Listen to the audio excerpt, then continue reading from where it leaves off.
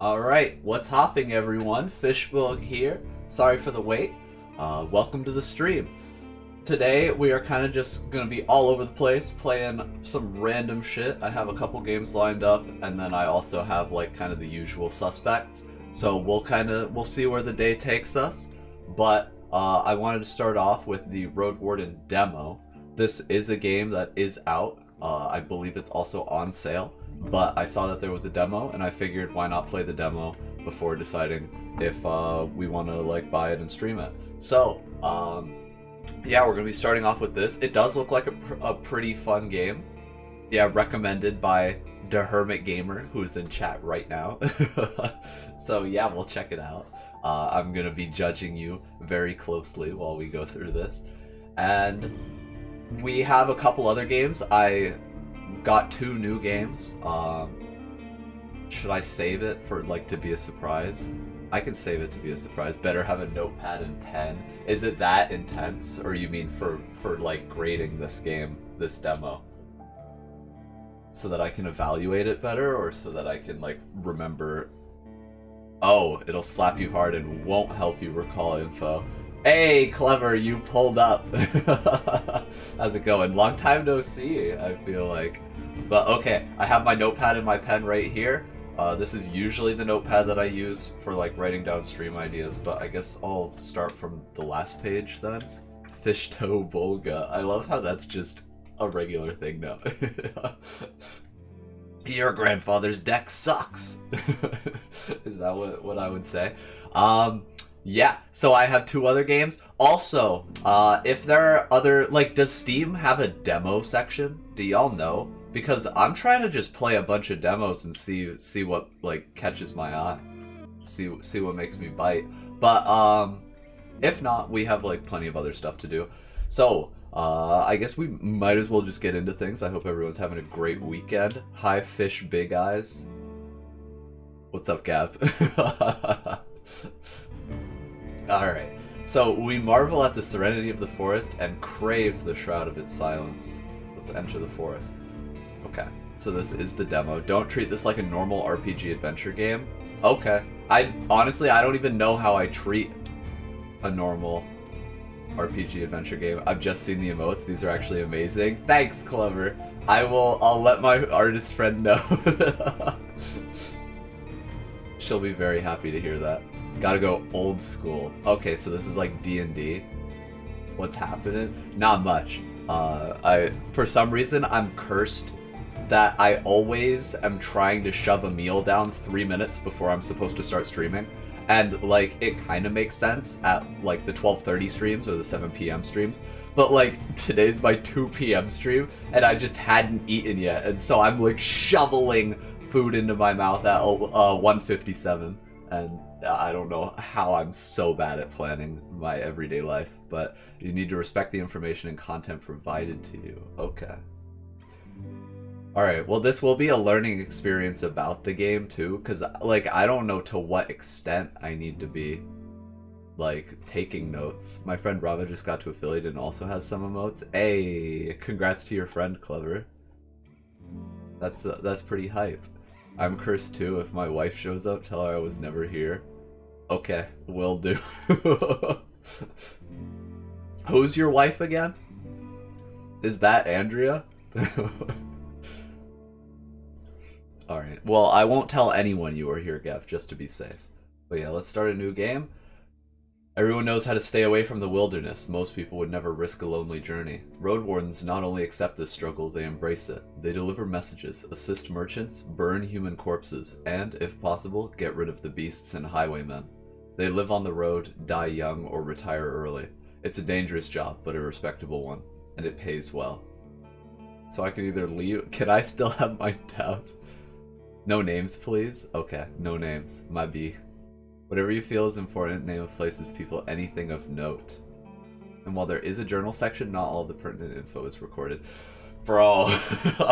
Okay, so this is like a super involved experience. With what Hermit is saying, this game sounds like it's about to be interesting. Honestly, I looked at the Steam screenshots and it looks really cool. But now you're scaring me.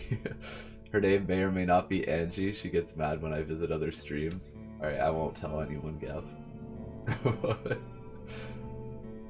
Alright, well, after everything Hermit's been... I still have my doubts. Oh. Okay, I see. So that's just... I better check my bundles. Well, you can't go out unprepared, right? I think my horse has a cold. We can't go out if our horse has a cold. How are we supposed to start? This is like a bad start if my horse has a cold right from the beginning. I'm still pulling the dagger out of my back when I visited the Dangler stream. The hell is a Dangler stream? I should practice with my axe? Nah, I don't need practice with my axe. I still... Oh my god. Difficulty mode. Can't be altered later on. Casual. Focused on the story. No time limit. More cash at the start. Some quests are more forgiving. Standard 40-day time limit. Regular rule set. And 30-day time limit. Increased nighttime damage. So I guess we can start off with standard. My cat is howling. The Dan Dangler? I don't know what that means. Are you making me say something bad? I don't know what that means. The wall is still standing. There are no wolves around, no stench of blood. Good signs. This should be the place you're looking for. You were supposed to meet with a group of soldiers, but you hear no voices, no sounds of labor. The gate is ajar, but the camp isn't safe. It may keep away the goblins and pebblers, but not beastfolk, nor trolls. And the night is near. Your palfrey breathes heavily. It had a long day. What the fuck is a palfrey? Does that mean my horse? And what's a pebbler? No, she's pretty popular. Really? I don't know what you're talking about, but okay. I'll take your word for it. Check it out in your own time. Will do. Should I take a note of that? Alright, Dan Dangler. Alright, we might need this for later. If you played the full version, there's actually a class system. Oh, that's really cool. Okay. Well, I'm gonna start with this. A class system does sound like it would add a lot, though. I could just look for another shelter. I need to look around cautiously. I dismount and sneak to the gate. Let's peek inside. I get off the horse and enter the camp briskly. It doesn't keep... Why don't we just... Let's chat it. Your heavy boots hit the ground and the pain of your long ride finally catches up with you. You stretch out, bringing your back and legs comfort. All you want now is a table, a decent chair, a nice mug of beer, and some warm stew. Wait, what? I took damage? I took damage from getting off my horse? With any luck, your axe won't be needed here. The weaker you are, the higher chance you'll die in combat. And we have 30 minutes before dusk. More like damage from the wear and tear of a long travel. Oh, so this, I would have automatically had 3 out of 4 vitality. If it's a military camp, it doesn't look the part. Plenty of wasted space, the fire pit is cold. 2 people are sitting at the table, tired and disheartened. They're looking in different directions, paying no attention to one another. One of them is holding a cup. Pack me up here on the Dangler. Alright. I walk towards them. It takes them a few breaths to glance in your direction. The first person greets you with a wave of his hand. There are bags under his eyes. His beard is messy. Despite his simple shirt, he's wearing durable, decent boots. I don't know why, I immediately pictured him in a t-shirt. I got my own preferences. There's a tag for everyone now. What does that mean? Like Steam game tags, right? Like, maybe you like the Souls-like tag. Or maybe you like the first-person tag, right? Anyway, a mace with a head covered in iron hangs at his side, but he doesn't reach for it. Take a look at the second guy. Just like you, she's wearing a gambeson. Well, I don't know what that is, but we'll assume it's clothes. Hers is a bit loose, as if she took it off a corpse. Her head is shaven, as if she's protecting herself from flesh-eating bugs. Her eyes are weary, yet kind. She smiles. Can we have some Japanese, please? You want just some Japanese out of nowhere? Here, I'll read you some of Make the Exorcist Fall in Love. It'll be like a bedtime story. Alright. So this manga is called Exorcisto Otosenai. Sit up straight, will do. Alright, so up until now, this is the story so far. We have the boy. His name is Shonen, which just means boy. Then we have Atsuki Imuri. Spoilers. I think Gambison is basically light armor. Okay, good to know. There seems to be like a lot of very specific terminology in this game. Alright, so Kami wa umi no oinaru kemono to mizu ni muragaru subete no goku ikimono to o shurui ni shitagatte souzou shi, mata tsubasa no aru subete no shima o shurui ni shitagatte souzou sareta. Kami wa mite yoshi to sareta. And that is from the Book of Creation, Chapter 1, the 21st passage. Not spotted, boy spotted. Say what, fish? Yeah, so that's that's from the Bible. It's translated into Japanese. Just read Make the Exorcist Fall in Love. Find a translation or something. Anyway, there you go. There's your Japanese. I never said I would translate it. Just like usually, okay. So, considering the squad was sent here half a year ago, these two surely look the part, though there should be more of them. 8, you believe. Okay. Let me ask them about their lieutenant. Good effort, thanks, Gav. You wonder how to phrase your question. Whenever you meet new people, you can influence how they perceive you by selecting one of the attitudes. Friendly, playful, distanced, intimidating, vulnerable. I think we should be friendly. I was hoping to meet with your lieutenant. Could we talk for... Oh, you can see previews. I'm sure you're busy, so if you could just introduce me to your lieutenant. Nope, fuck that one. I'm looking for your lieutenant. I'd rather speak with someone... That's so shitty. That's such a shitty thing to say to people with bags under their eyes. I had a long journey. I need to have a word with your lieutenant. Very divorced? What? Yeah, I'm very divorced. Let's be friendly. The woman lets out a loud sigh, dusts off her gambeson, and steps towards you. She pays little attention to the sword at her side. We most definitely can, you and I, though holding this rank is still somewhat new to me. Are you a messenger? Did you lose your mount? She observes you with curiosity. Or are you looking for help? I'm your new Roadwarden. My horse is waiting outside. Really? The soldier in the shirt leans forward. That explains how you got here in one piece all by yourself. Better bring your beast here, adds the lieutenant. We have no hay, but I bet it dreams of dropping its saddle. A long pause. I'm Tulia, by the way. She reaches out her hand. Why is this highlighted? Soldier in the shirt. Wait, there's an archive. There's an archive, and there's a journal, and it doesn't tell you anything about anyone. Havlavon, one of the greatest harbors in the Dragonwoods in the heart of the northwestern province of the 10 cities. Catch you later, fish, and remember you never saw me. Alright, see you, person who I never interacted with, I guess. Oh, I feel like there was someone here until a moment ago. It must be a trick of my mind.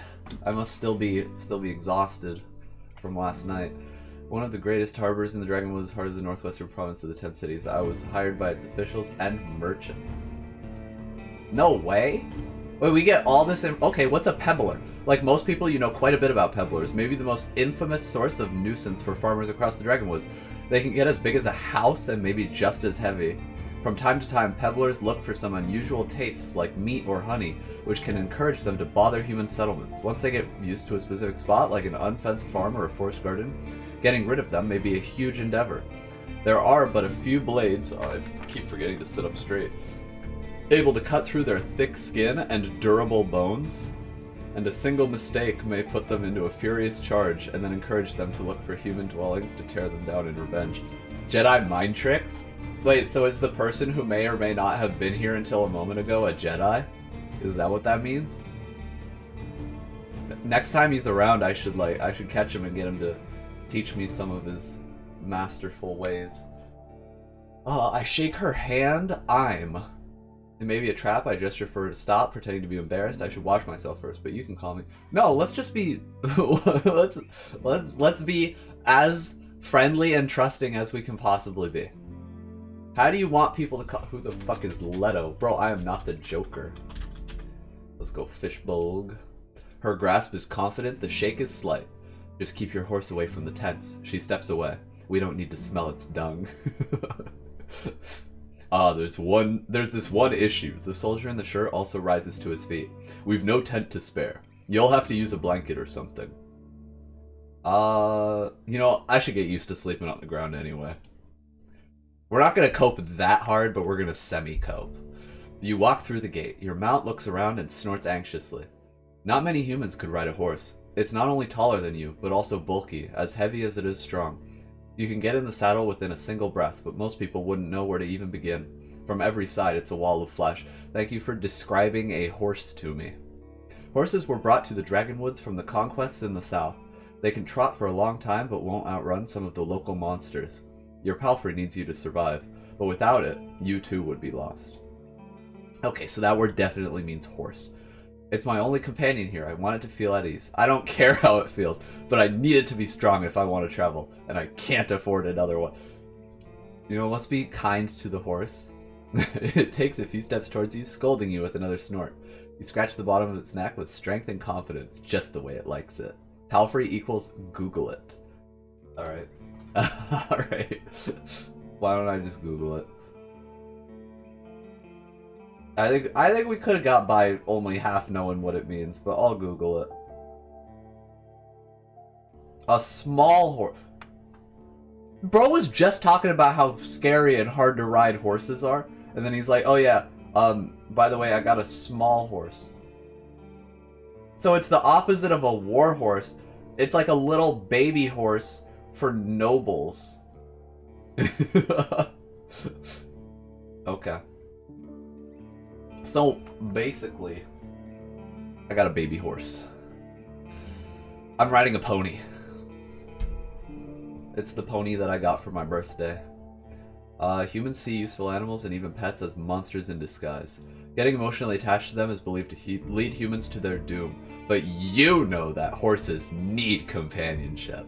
Yeah, especially palfreys. I speak to it gently and lead it to the camp. You end up next to the fire pit. Removing the saddle makes the horse nicker with relief.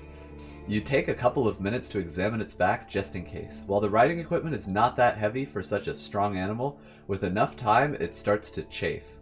You wish it had something better to eat than this shabby grass. You should look for an inn. Why would there be an inn here, bro? Hello? We can feed it rocks, I guess. Or like a barrel. It's not a donkey though. Oh, we do have classes! Hey! If you want another text adventure demo, check out Fabled Lands. Maybe I'll add that to the list. I'll take a note of that. I got my notepad out. The only notes I've been making are the ones from chat. Okay. You haven't brought that many things, and you lost one of the sacks while fleeing the Crimson Corpse Eaters. Worst of all, you have no rope left, but maybe the soldiers could share one. Shouldn't cost more than a dragon bone. Aside from the travel set, you own a few valuable possessions, essential for your trade. What? Wait, so I'd trade a bone for some rope? Fabled Lands is more sandbox than something like Roadwarden? Okay. Wait, so Roadwarden, is there like any RNG to it, or is it just always the same scenario? I spent my savings on decent combat equipment. I have a fine gambeson, an axe made of steel, and a reliable crossbow with quarrels. I have talismans that help me use my powers, as well as an iron axe and a worn gambeson. I carry writing instruments and alchemical ingredients, as well as an iron axe, a worn gambeson, and a healing potion. Well, so we always have an axe, and it's basically, do I have a quill? Or talismans? Or a crossbow? There's a little RNG to it, but it can be save scummed. Okay. I kind of want to go mage. You're a wizard, Harry. I'm a wizard, Harry. You unpack and inspect your belongings. Your water skin isn't pierced. Like, fucking get this shit out of my... Opens your inventory. Okay. The spare clothes are still here, just in case you take a look at your wooden bowl and mug, your cape, tinderbox, bandages, food rations, knife, nothing special or too cumbersome. From time to time, your routine helps you avoid mistakes, but this doesn't make it any more exciting. Okay, we got a tinderbox. Is that like how people dated in medieval eras? Taking hits will damage your armor. You can then fix it in various settlements. Okay. 2 out of 4 armors.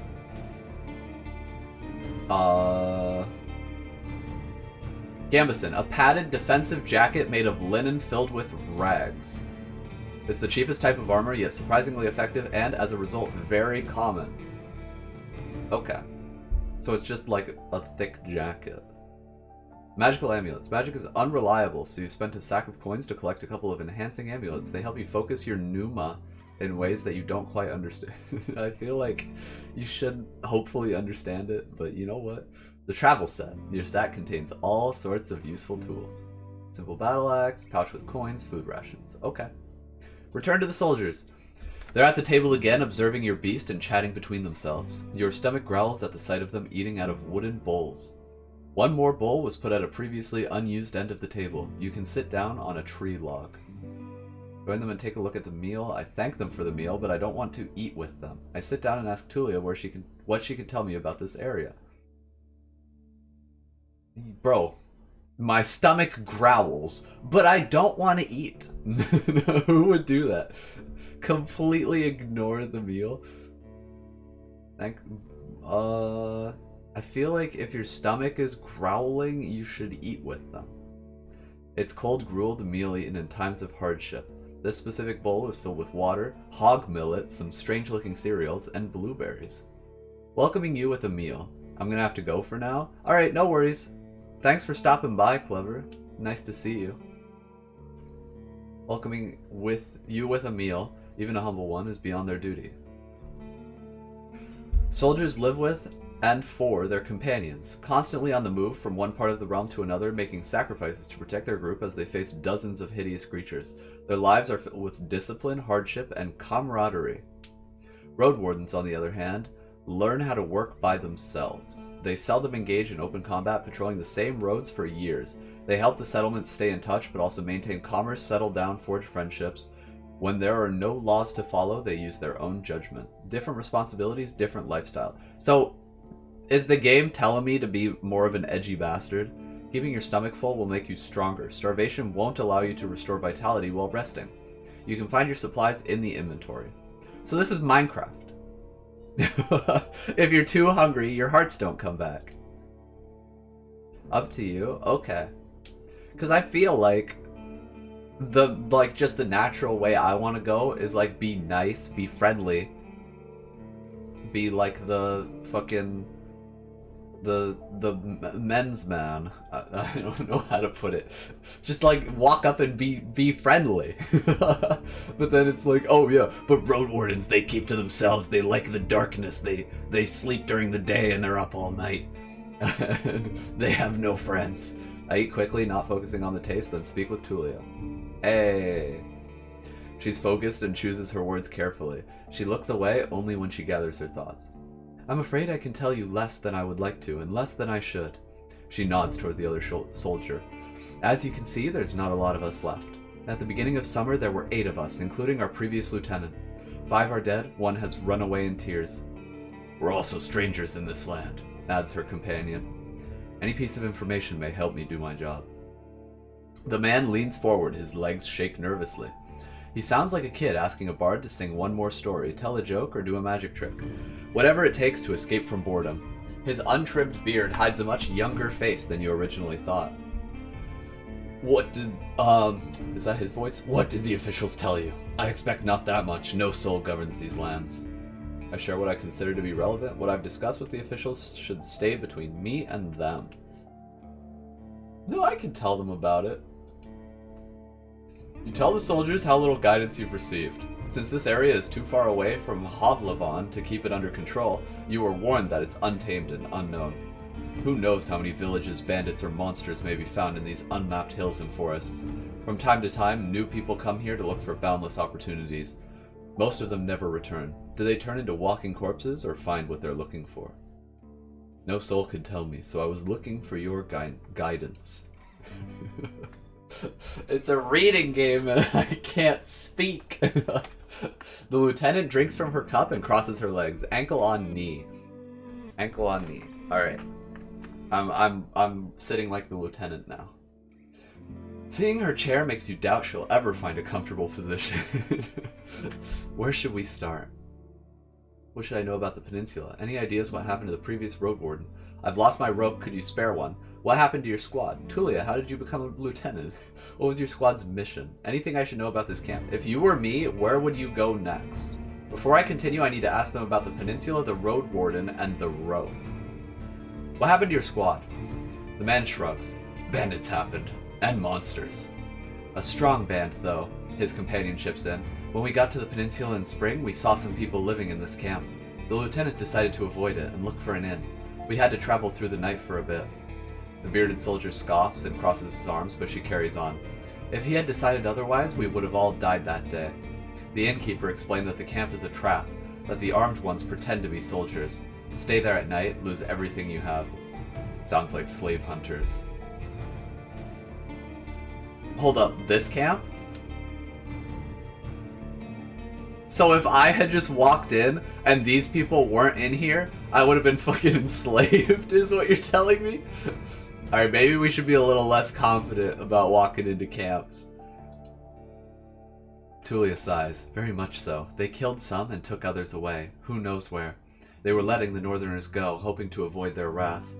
It kind of worked, adds the soldier. We asked them for help, but they refused. We had to clear the entire camp on our own, and that's why 3 of our people died.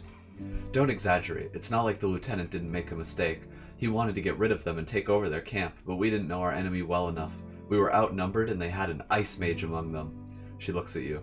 At least we cleared the road. Saved lives. You mentioned monsters as well. Hey Fish, how are you with top-down RTS games? I'm not a huge fan of them, full disclosure. I haven't played a lot of them, so I haven't played a lot of RTS games that I've enjoyed. But yeah, I don't know. I prefer stuff, I think, with like kind of a closer perspective. If it's a good game, I'd be willing to try it out though. You mentioned monsters as well. Nothing that would surprise you. Those of us who survived the skirmish were young. Too inexperienced to spend a summer in this place without a good leader, and they didn't trust me. One of them got caught by a treant. Another one ignored my orders to perform some sort of a ritual hunt, so a werebear tore her to pieces. Holy shit. Well, it's an indie title. It's Chromosome Evil. Chromosome Evil? Okay. Chromosome Evil. I'll look into it. That's one that I'll probably look into off stream, in case I don't like it. The last one tried to act tough, didn't tell us that he had cut his hand while cleaning his gambeson. She lets out a ghastly chuckle. We had to cut it off and he was so ashamed that he decided to walk north, find a new life, disappear. Idiot. What a colorful journey. The man tries to drink from his mug, but it's empty. Holy shit. Those of us who survived the skirmish, one of them got caught by a tree, one of them was torn to fucking pieces, and then the other one had to chop his hand off, and then left because he was embarrassed. What the fuck? Bro, you chop your hand off and then you're like, you know what, I'm just gonna walk north and just keep going. You've made this place safer. Barely. Tulia seems tired, and who knows if it was worth the lives and effort. Okay, let's just ask about the peninsula, the Roadwarden, and the rope. So what do I need to know about this peninsula? I'll tell you what I know, and you'll be the judge, says the lieutenant. How long did it take you to get here from the city? On a decent palfrey, I guess it would be 3-4 days? When you confirm, she continues. From here, you can reach the coast in about a day, as long as you don't make any stops. Do you know the situation? Why no ships can get here? You nod. The sea route allows Hovlevan officials to keep in touch with the coastal villages, collect taxes, move the soldiers, collect lumber, deliver tools, but maintaining order on a wild coast such as this one is like filling the ocean depths with coins. Because of the rocks, you can hardly stop a ship 5 miles from the shore, and boats can't get much closer. She nods. I don't know much about fishing, but there's not that many people living by the shore, and they don't crave to stay in touch with the city folk. As she pauses, her companion carries on. No soul from the north ever came to the camp, but when we travel to the roadside inn, Pelt of the North, they're happy to trade, and to play dice. No soul from the north ever came to the camp. Okay. Why not just stay at one of the settlements? The man clears his throat. I mean, you know, we're to guard this road. This camp is our post. And, well, he turns toward Tulia. She lowers her voice. Don't take it the wrong way, Fishbolg, but are you a devout soul? Like most city folk, I believe that people should unite their strength to overcome the threats of nature and dark magic. Everyone will be judged for both good and evil deeds. I'm part of the United Church. For many years, I've supported a monastery that does its best to advance mankind's spiritual growth, artistry, herbalism, and magical research. I follow the teachings of an Order of Truth. I'm from a small village. For me, the freedom of shell, pneuma, and soul are the main virtues of life.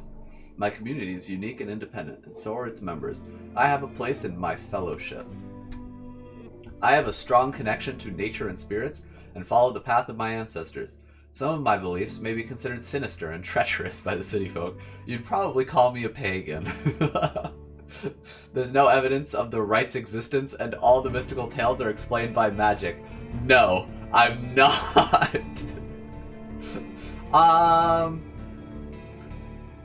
You know, I'll follow the teachings of an Order of Truth. Oh, I see. She hesitantly looks away. I don't know much about that river of faith, but I'm sure we're not that different. I'm a Unite myself, she says with a sort of pride in her voice. So she follows the United Church. Maybe just explain what you were thinking of. The people here are disquieting. Every few words, she taps the table with her finger. The traditions won't help them negotiate with the officials. Here. She starts to draw lines with her index finger as if she's pointing at an invisible map. The peninsula is connected with roads, like a big circle. In the northwest, you'll find a weird village at a bog. It's not exactly pagan. I don't think it even has a priest who claims to be an eremite. You nod. She means a fellowship. They do crazy shit, her companion chips in. They use the dead to cut down trees and dig in soil. Once I saw it, I begged to never return there. What, so they like turn dead people into shovels? What? They play Minecraft with corpses. So they pick them up and they're like, alright, I'm gonna craft this guy into an axe. I'm gonna craft this guy into a shovel. And this dude's a hoe. That's fucking weird. They do some crazy shit, bro. The peninsula's connected with roads like a big circle. Hang on. I have to actually process what I'm reading. The traditions won't help them negotiate. The peninsula's connected. In the northwest, you'll find a weird village. It's a fellowship. Okay. So if I was in a fellowship, she probably would've not told me this, right? I see. You've heard tales such as this one since you were a child. If an isolated settlement manages to survive without a city's influence, its customs and traditions grow more and more alien. Every generation learns how to adapt to the dangerous conditions they have to deal with, and the rustic pagan traditions muddy their river of faith. The United Church often warns its members about the crazy druids, necromancers and blood mages, the bringers of doom, the traitors to humankind. Holy shit. Okay, so if I told her I was pagan, if I just straight up said, you'd probably call me pagan, she would be like, get the fuck out. Were you able to speak with these necromancers? And how about the East? Any monster worth mentioning? Anything that could catch my mount? Yeah, any monsters worth mentioning? We saw all sorts of beasts, the man starts to count on his fingers. Goblins, treants, cats large and small, runners, howlers, wolves, spiked boars, mouflon eaters, griffins, but we managed to say, what the fuck is a mouflon eater? Large cats. Corpse eaters. Is a mouflon a corpse? Hairless, scaleless creatures can resemble constantly stooped apes. Their limbs and torsos are extremely thin. As if they are barely any... Okay, so it's just Gollum. Archive. What's in the archive? Oh, that's just the talking history. Tulia, one of the last soldiers left in the peninsula. She's stationed at the military camp in the south. Most of the members of her squad are already dead. Well, that sucks. There's so much info here. Soul Shell Numa. People of the land see a correlation between magic and breath. So I hope they brush their teeth. They describe all living creatures as empty shells filled with Numa, the life force sustained by breathing. They believe that creatures who use magic to do so because of their souls, a unique identity held in their shells which turns Numa into something greater. That's why almost the entirety of magic is used through speech and breathing. Thus, all living creatures use Numa, but only a few are the soul carriers. Humans and spirits such as the deities living in the forest, demons, or ghosts. All of these ideas are in some way lacking when they are confronted with reality. Some believe that dragons, goblins, beastfolk, and howlers do possess a soul, while others distinguish between souls of a higher and lower rank. It's not clear why some humans can cast spells by gestures alone, or why animals don't rise as the undead, or why a small number of humans can't use magic at all, while the others have unusual talents. The various views and interpretations are not just part of an advanced theological debate, but also shape stories and laws. Rites churches don't consider magic to be different from any other human activity, while minor religions believe that it's either an essential part of nature or a divine domain. Okay. Holy shit, that's so much lore about my religion. Wait, there's one about atheism.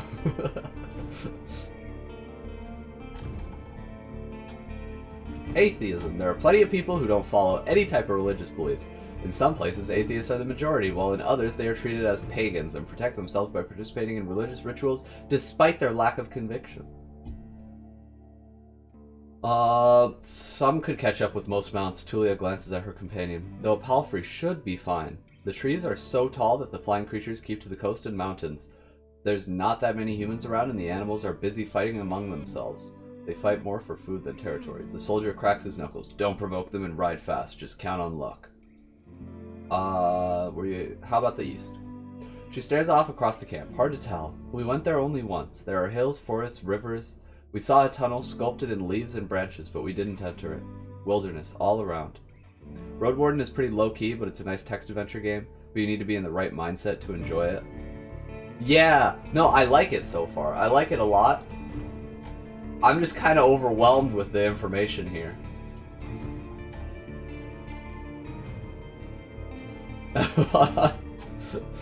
I feel like even off stream, I don't think I could make it through all that text, but I'm gonna continue and assume that hopefully we don't need to read everything in the archive to be able to enjoy it.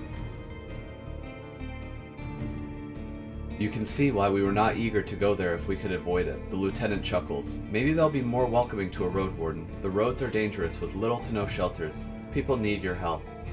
The man in the shirt turns a bit and points a finger to the northwest. If you're heading to the undead village, you'll get to an inn first and soon. Tulia nods. Pulse of the North is a safe place. You can talk with the innkeeper or the guards, ask them about the road. Okay. So now I need to ask about the road warden and the rope. What happened to the last guy? Tulia takes a deep breath. Aren't you a bit late for a rescue mission? We haven't heard from him for almost half a year. The soldiers speak for a bit between themselves, trying to get their story straight. They confirm that he had stopped by their camp a few times, but stopped showing up at all in early summer. The archive is more of if-needed situations. Nice to read if you'd like, but best suited to use for the situation at hand. Okay. Good to know. So yeah, if there's like information that I am lacking that I need, and it seems like I need it, then I'll check that. The bearded soldier starts to scratch the table with the tip of his knife without looking at you. I don't remember his voice. Always busy, drowning in things to take care of. He would sit somewhere, sharpen his sword, fix his loud mail, clean clothes, write notes on that wax tablet of his. Yep, and leave at dawn. Unlike us, Asterion never gets bored.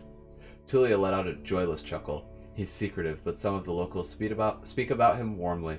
Maybe he just doesn't like us. Sounds like you're not sure if he's dead or not. If anyone knows, they won't tell us.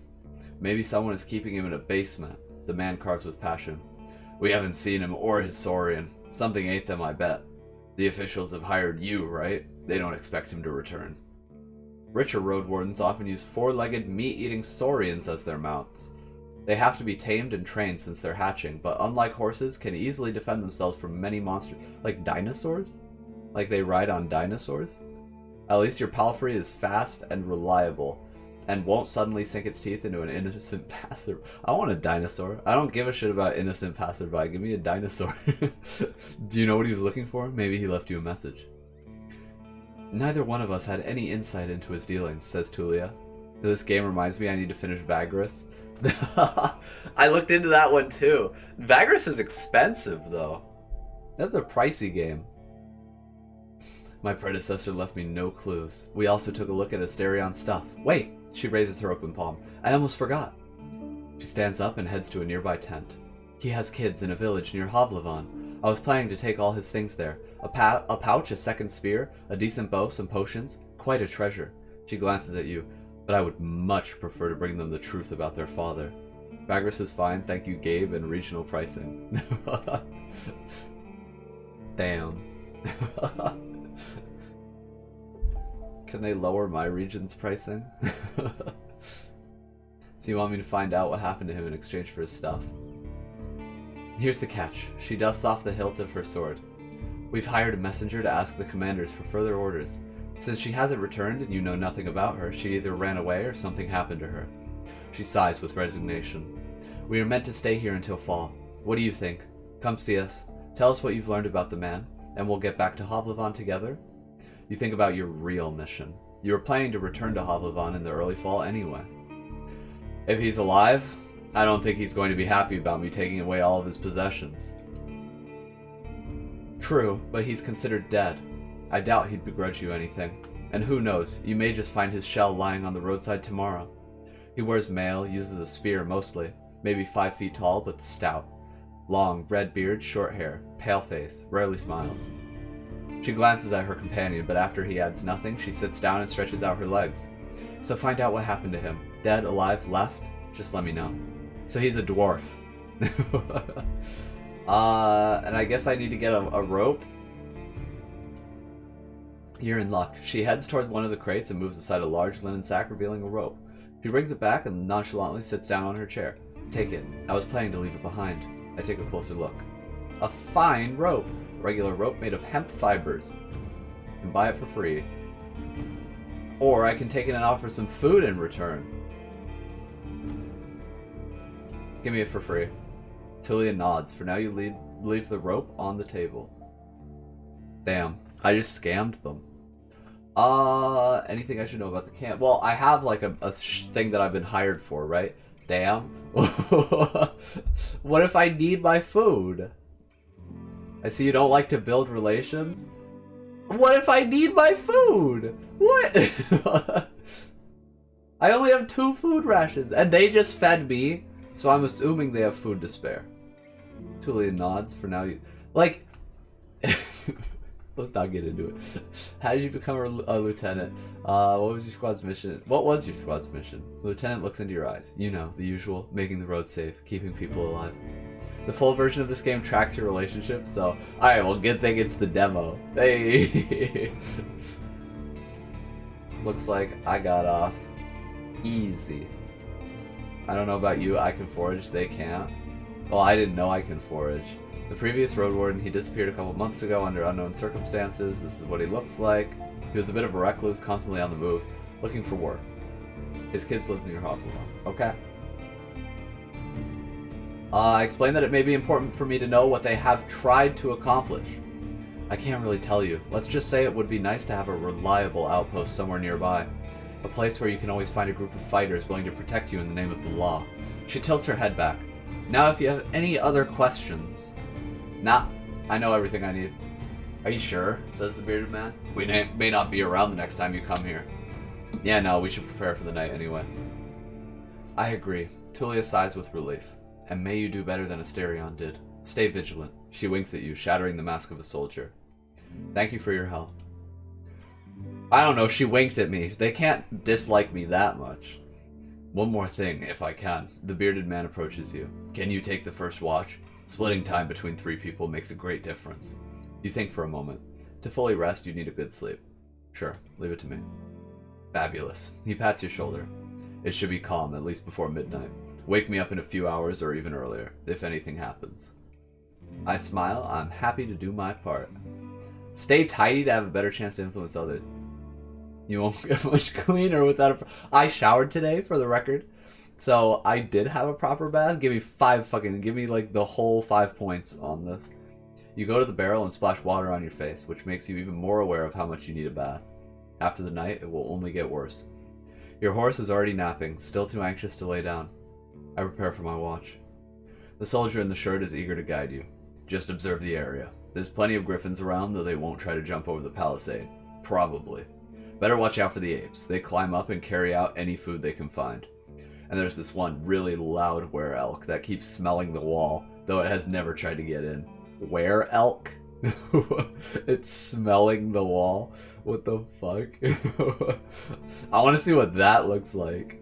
He points at a gate. The lieutenant and I will block the entrances. They're quite heavy, so if anyone comes here looking for shelter, better call us to help you out. And if this someone is being chased by wolves or anything, better throw them the rope instead. He scratches his head. If it gets cold, feel free to make a fire. And the best place is on the watchtower. You may want to put a blanket there or something. The watchtower? He gives you a long, puzzled look. Oh, here. He points at the pile of crates. Just climb up to the tallest one.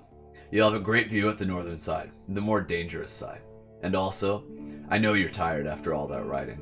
He points at the tent on the other side of the camp. I can handle a couple of hours sleeping on the ground. If you wish, go there after me and rest just this once. At least I have a pallet inside. I smile. Thanks a lot. Wow! I'm making so many friends, you guys. You put your blanket on the tallest crate and sit down. The night is warm, but the sporadic summer breeze brings gentle refreshment. From time to time, your back aches, and you have to force yourself to keep your eyes open. The light of the moon helps you focus on the tall grasses. For most of the time, you spot smaller critters and birds, but there are exceptions. At one point, you see 3-horned deer, trying to challenge one another. Before they clash their antlers, a 2-legged dragonling appears, leading its much smaller offspring. The furry beasts try to intimidate the predators with roars and aggressive head movements.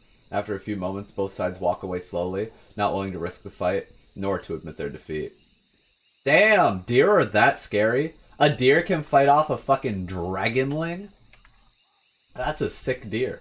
I don't let it distract me. I keep looking around. You hear the death screams of distant prey and the mating calls of monkeys.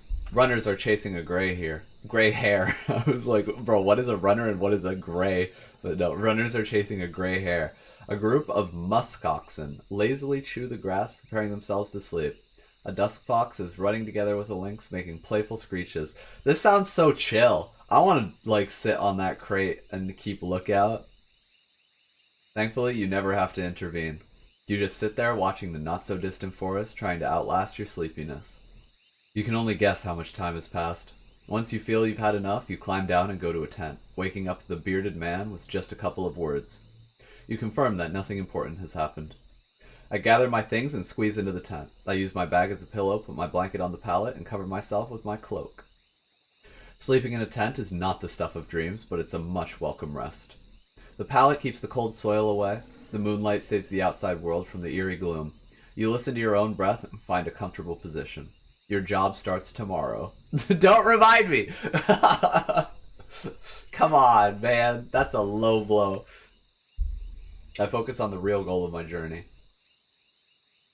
The Merchant Guild wants to take control of this realm. Your wardening duties are secondary. First and foremost, you need to explore the peninsula, learn about the territory, resources, and threats. Get to know the locals, and if you can, convince them to consider negotiations with Havlavon officials and traders. Could the tribes resist the soldiers, or be a threat to the priests of the United Church? Are there any forbidden practices that need to be eradicated, such as blood magic, necromancy, robbery, or slavery? At least I have time. 40 days, to be exact. I need to be as thorough as I can. Once you finish your reconnaissance, you should speak with Tulia and head to Havlavon. There, you'll report back to your employers and get your reward. In the meantime, you have your own goal to pursue. I need to gather some extra coins so I can help a person Oh, so now I pick my goal? I need to gather some extra coins so I can retire early and live in prosperity and safety. If I gather enough connections among the local leaders, I'll use them to become a major player in the Merchant Guild. I want to be remembered as the soul who brought peace and order to this realm, a hero. I just want to help people, make this region safer for the locals and the newcomers alike. I need to find a new life for myself. I have a difficult past and I want it to be forgotten. Do we want to retire early? The most fucking selfish possible.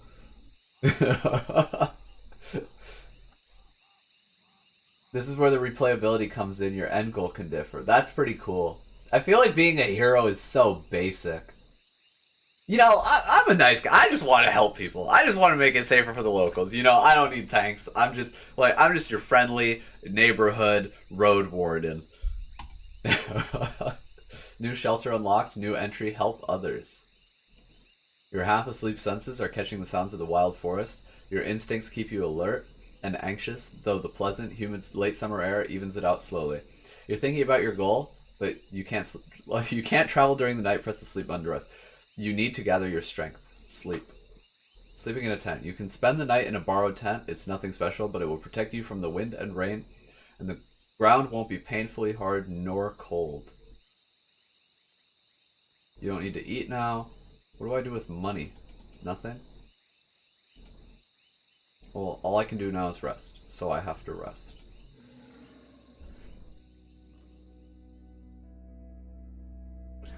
You take a look at your amulets. For most people, they would be nothing more than trash, but you wouldn't sell them for a pouch of dragon bones. You use them to shape Numa to your will. With these little mementos, the few spells you're familiar with are far more reliable. Who knows, maybe there's already some power held in them. You look at the old, though clean bandages that remember dozens of herbal balms and wounds. You can put them on your hurting muscles, bruises, and scratches, then hum an old song about time which either heals all wounds or kills us too soon to let us bother with our problems. After a few hours or so, the linen will warm up, confirming that it did its job. What? Wait, what? Oh, it's time, which I was like, the song kills you? I completely misread that shit. I was like, you hum an old song and the song kills you too soon to let you bother with your problems. But no, they're talking about time. Okay. After a few hours or so, the linen will warm up, confirming it did its job. This tent may not be much, but your spell would make you feel as good as new, though you'd lose some of your energy. Cost 2 Numa. I don't need to restore my Numa tonight. I performed the ritual. I'd rather keep my soul stronger than my shell. Yeah, I want magic powers. I don't need to use magic to sleep better.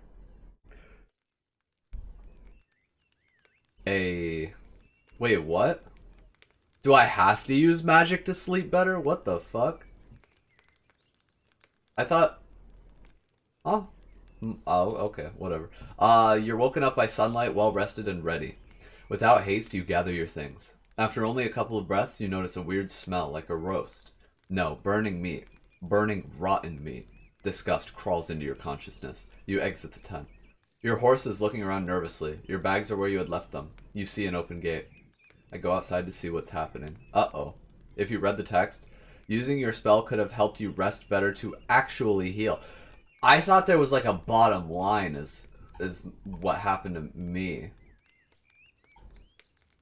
I thought that even sleeping normally heals you a little bit, but I guess that wasn't the case. Okay, so I have to use fucking magic to heal myself? Fringe.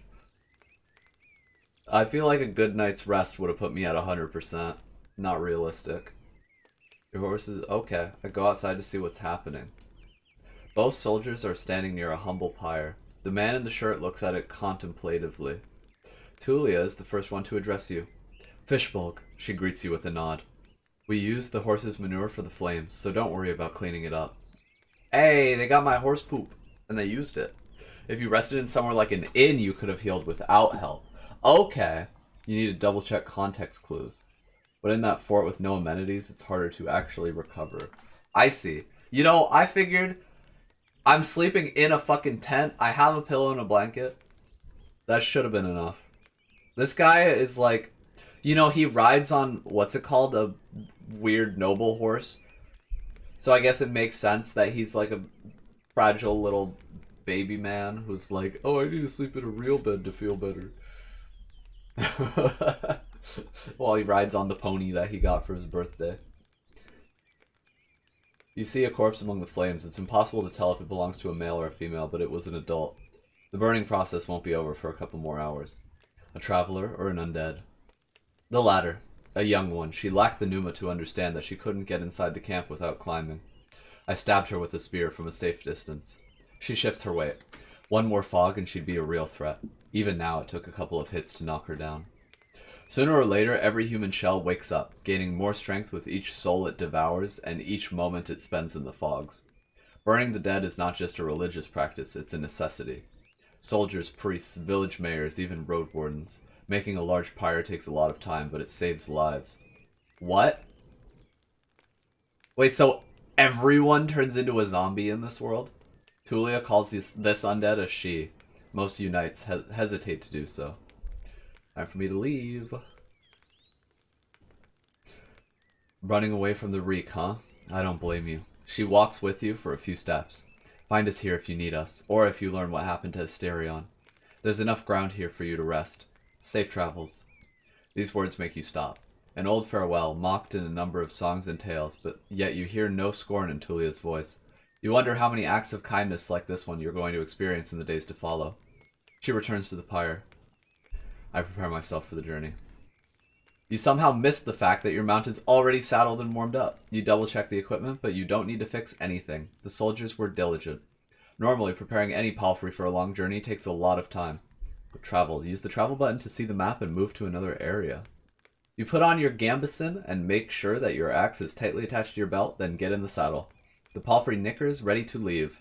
It's time for you to get to the crossroads north from here. Let's go! Travel forward to continue your journey. Once you're done with the north, speak with Tulia and to return to Havavon. Okay. I guess I just click the arrow. North! Even at a later hour, you wouldn't expect to meet any travelers in the valley. The warm summer breeze lures your mount forward, but the serene chirping of birds is quickly replaced by the distracting screeches and gurgles coming from further down the path. You soon find the pack of four-legged griffins. They're larger than foxes and merge the features of birds and furred beasts. Each one is of a different size, coat, and colors, and their temperaments are just as varied. Their fronts are covered with vivid feathers, while their rears have darker fur. Their wings are massive, making them impressive jumpers, but they're too heavy to fly. About 24 beasts are yelling, brawling, and chasing each other around, blocking your path. I consider my options. You can't enter the forest blindly. If these or other creatures were to chase after you, the thicket would be disastrous for your horse. There are reasons why travelers stay as close to the main roads as possible, and why adventurers move in groups. Usually the safest approach would be to stay where you are and just wait for the pack to get hungry. It may, however, take up to a couple hours. You're thinking about your conversation with Tulia. You've got a lot to do, and time may be of the essence. If you have enough pneuma, you can cast spells to access unique interactions. Oh shit. The dice icon marks the actions that involve a random chance. Take my axe and hurry the horse. If we ride fast enough, we should be fine. I should stay here, better safe than sorry. What if I use magic? I grab an amulet and shape a missile of light. A harmless flare will frighten them off. Oh shit! I mean, I did rest. I am at full pneuma. Let's do it. You can learn more about your abilities in the character sheet. Holy shit, there's a D&D character sheet? Spells. You can spend pneuma to overcome challenges with wands and amulets. Healing ritual. Whenever you go to sleep, you can spend pneuma to restore your vitality. Okay.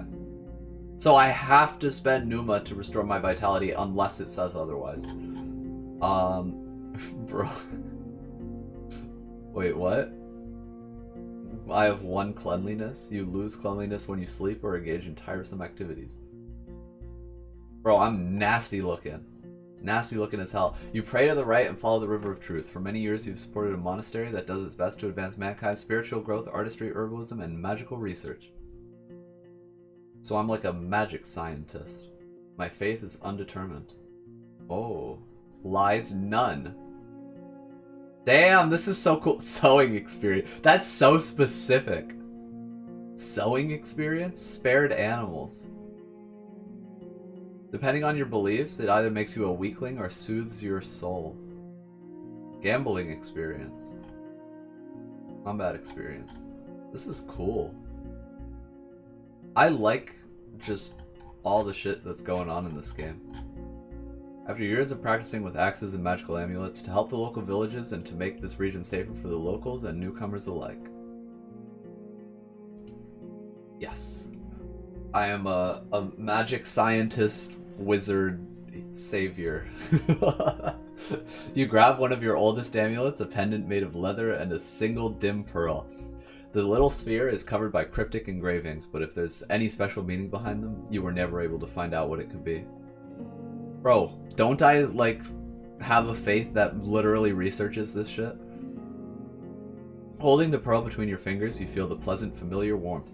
The spell you're about to cast is not much more than a mere illusion, but you take a couple of breaths trying to minimize any risk of failure.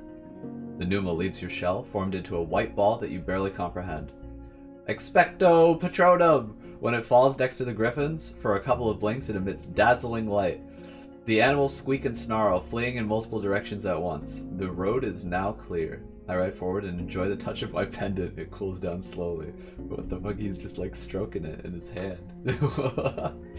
Wait, I got one of those. Alright, we're role-playing.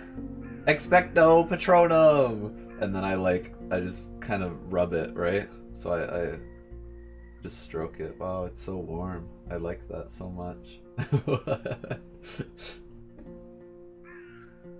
Keep track of your achievements as the journey unfolds? What? Where do I do that? My name is Fishbowl. I used to be a mage. Thanks. Where are my achievements? Or are they telling me to, like, write it?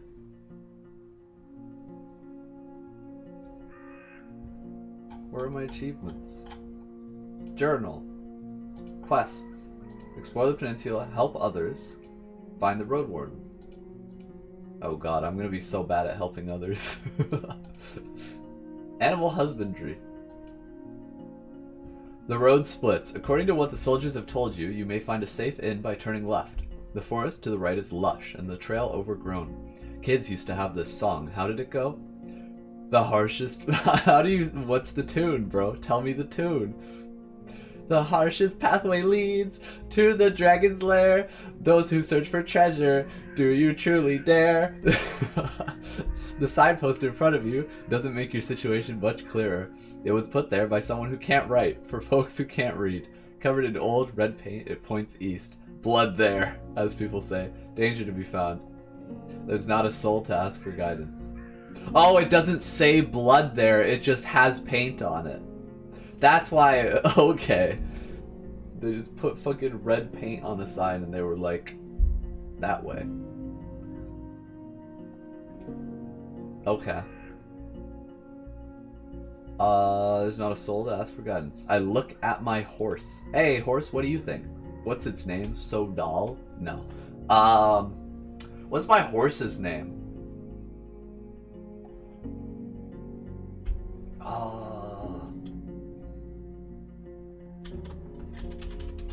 Crimothy.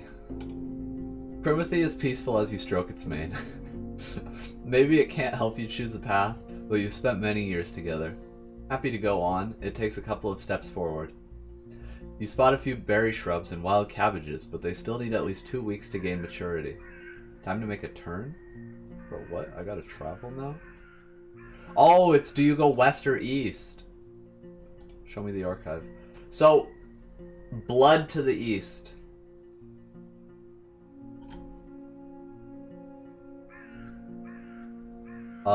So Crimothy, you want to go die? I kind of want to go die. Let's go die. You know, we can't save anyone going west. The curvy road east is overgrown. Crimothy trots when it has a chance, but more often it walks, forced to jump over larger branches blocking the path. The nearby lake is surrounded by thirsty wildlife. I observe the dark forest, ready to react if something jumps at me.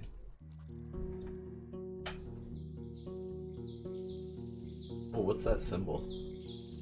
A couple of stone slabs were turned into a hut-like shape, one of the ancient chapels raised by the priests of the United Church in the days of few soldiers and even fewer shelters.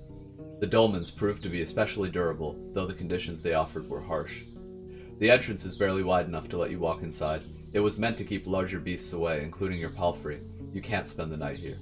You dismount and look around. I want to look at whatever the fuck that is. It's the most common religious sign of the city folk, adapted by the United Church, Orders of Truth, and the majority of fellowships. It's used in temples and during the funeral rites, but also to decorate codices or jewelry.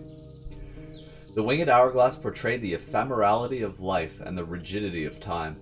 When possible, they're made of steel, signifying the strength of humankind's determination and innovation. As a member of an Order of Truth, I should bow before the hourglass to honor the brave builders of the past. Sure. You know, we gotta prove our faith, right? Since it's undetermined so far. You stay in front of the symbol, lowering your head and gathering your thoughts. You try to imagine the struggles of the valiant builders who put their time, sweat, and blood into gathering, shaping, and transporting these huge rocks.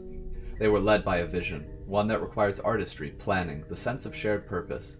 They did it for the sake of the future generations, and even if their names are forgotten, they saved many lives. The orders teach to be thankful for such sacrifices. In your silent prayer, nature seems both distant and complementary. It doesn't shape itself around your thoughts, but you feel like nothing is going to hurt you. Not while you're here. For a while, you balance between chaos and order. So be it, you say at the end of your prayer, as the tradition has taught you. The birds are singing delightfully. After my prayer, I step away. Crimothy is leaning against the wall, napping.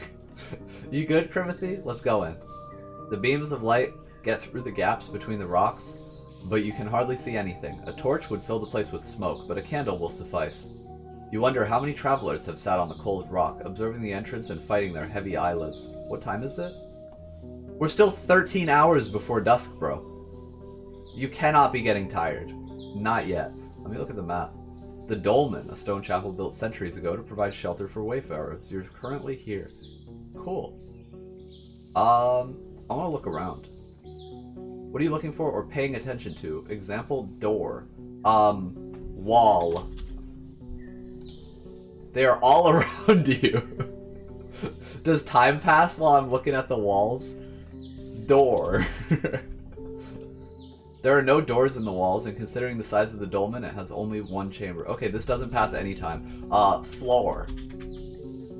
Even though a part of the ground is covered with a single massive slab, there are parts free of any flooring. You see soil, small rocks, sand. In one spot, you find the remains of charred wood. Wood. A part of the floor is littered with the remains of an old campfire, not more than a couple of months old. You see dust, burnt bones, and wood. The wall above this spot is covered with soot. Bones. No? Okay. Soot. You notice sticky soot on the walls.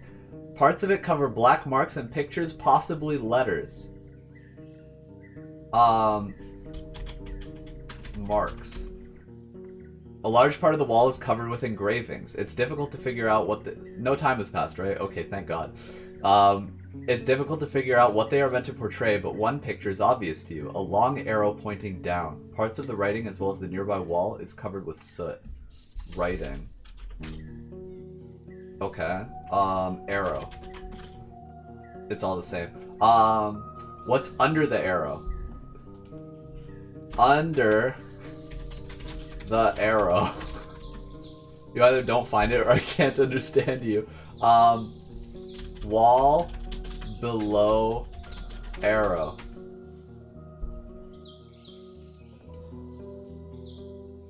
Hold on. So where were we?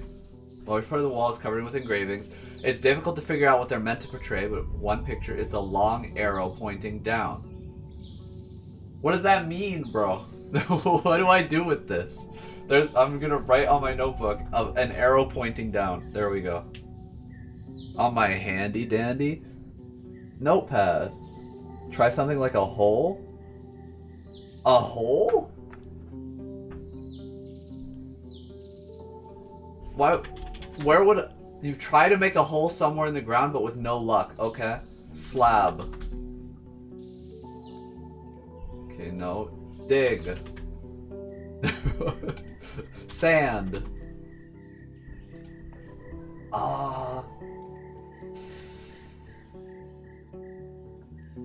What would be there? So hole, what does it say? You try to make a hole somewhere, but with no luck. Well, so we found an arrow. Parts of the writing, as well as the nearby wall, is covered with soot. Can I not wipe the soot off the wall? Large part of the wall is covered with engravings. Long arrow pointing down. Trap door? Really? What the fuck? Or under arrow? Bro, I tried under arrow. You make a couple of small holes in various spots, but the most interesting area turns out to be hidden beneath the remains of an old campfire. What the fuck? You move all the ash and pieces of wood until you find a well-preserved plank. You dig around finding a solid trapdoor locked with a steel padlock. Wait, so it was under the campfire. Oh, so okay, I see. But I deadass, I typed under arrow and it was like, I don't understand you. You dig around, find, okay, break the trapdoor. You take your axe, but realize that the padlock may be much easier to break through. The wooden planks, even if a bit moist, are in great shape. You look for the right angle and make 3 strong swings. After an encouraging clang, the padlock falls off. I look inside. You lift the hatch and the heavy, humid air suggests an abandoned farm cellar. Your candle allows you to estimate that the tunnel is roughly 15 feet deep, but there's no ladder that you can use. Thanks for the help, Hermit. You think about lowering the rope, but you realize that one of the brick walls is covered with large holes meant to be used as sort of vertical stairs. Or, like, ladder? Were ladders invented at this point? You hear no sound coming from the tunnel, but the moldy walls and old cobwebs are not very welcoming. I climb down. There's no point in walking away after everything we did. You have to move slowly, learning the new route. You hug the cold, moist wall, seeking the support for your boots. It doesn't take long before you feel comfortable enough to jump down, then light up another candle. It's been 30 minutes. Both the wall and the floor are made of stone slabs. You see no movement, no other sources of light. The short tunnel leads you to a small room. The room smells of rotten wood and fungi. Abandoned junk is scattered on the ground in shelves, earthenware jars, rotting scraps of linen or leather, wooden plates, bones for carving, and rusty iron tools. While these odds and ends may be years or decades old, the basement could be just as ancient as the main floor of the chapel. What? Hang on. It smells like fungus, there's a bunch of trash, there's jars, scraps, bones, tools. The basement could be just as ancient as the main floor of the chapel. Was the main floor that ancient? I'll take your word for it. The one thing that seems to be uniquely fresh and durable is a small wooden box held together by a few fiber cords. I take the box. It doesn't feel empty, but it's light. You shake it for a bit, trying to guess what's inside. Ooh, it's like Christmas. What's in the box? Shake it, try to figure out what the basement dwellers got me. You shake it for a bit, trying to guess what's inside. You can't open the box without cutting the cords. I want to open the box. The box turns out to be filled with rags covering a fragile bottle. It's small and closed with a tall wax seal, inside of which you see a thin stick. It should be easy to instantly open if needed. You can't look inside, and if you open it, you may not be able to seal it again. Nevertheless, you recognize a magical potion when you see one. Watch as you bump into the owner on the way out. Not my fault. I open the bottle and smell its contents. Wait, it's got a wax seal though.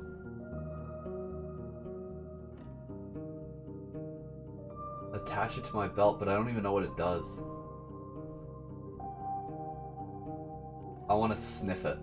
It smells tasty, like fruits cooked in honey syrup. You don't sense any hard drinks. Probably a healing potion. If so, it must be valuable. You know that you can safely seal the bottle again. The potion shouldn't spoil anytime soon. Fishbook, not my fault. Cue Dark Souls, you died screen. I'm gonna save it. It's a healing potion. I might need this later on. Using the light of your candle, you memorize the holes. You climb up quickly. I climb down. Imagine we just climb up and down over and over. I go outside. Crimothy is listening to the leaves carefully. There's nothing else for me to do here. Okay. Let's keep going. I didn't run into the owner. The neglected path barely finds any space among all the hills, trees, and streams. There's a deer on the ground, lying in a red puddle, surrounded by a small pack of creatures which notice your presence quickly. There's about 8 of them, with thick furs in shades of brown, gray, and black, and hairless faces with small eyes and large mouths, currently stained by the blood of their prey. Some of them move on all fours, while others comfortably stand on 2 feet. They are 2 to 3 heads shorter than you, but it's your mount which truly towers over them, and you can see how a couple of the beasts take a few steps back, grunting and glancing at one another. Are these the pebblers? Oh, they're goblins. The one with gray fur shouts, and the others move toward the rocks and sticks which are piled on the road. They hold them awkwardly, and some struggle to maintain a straight posture, leaning on their new weapons for support. Then almost all of them spread to your left and right, blending with the shrubs loudly. Only 2 of the apes are standing still. I ain't turning around. Crimothy tries to turn around, but loyally follows your directions. I scream at the pack, shaking my weapon. I try to scare them away.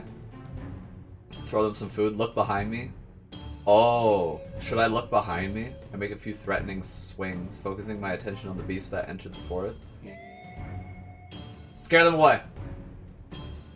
You do your best, raising your voice in a fierce shout and showing that you're ready to take them down. The gray goblin seems unmoved, showing its long tusks and swinging its arms. But its younger companion looks around, grunting, then jumps on into the bushes. The gray one looks after it, but then focuses its attention on you, or rather, something that's just behind you. Then you get— I should have turned around, bro. You get stabbed in the back, literally. You turn around seeing a goblin that, as far as you can tell, was not a part of the group surrounding the carcass. It's holding a wooden spear, or rather a pointed stick, longer than the creature is tall. Your armor was able to reduce the impact, but you feel the pain from the hit, and you can tell that the linen was torn. You'll need to find someone able to fix it. You wonder how many of them are still hiding among the trees. As soon as they offered the option to look behind me, I knew I should have done that shit.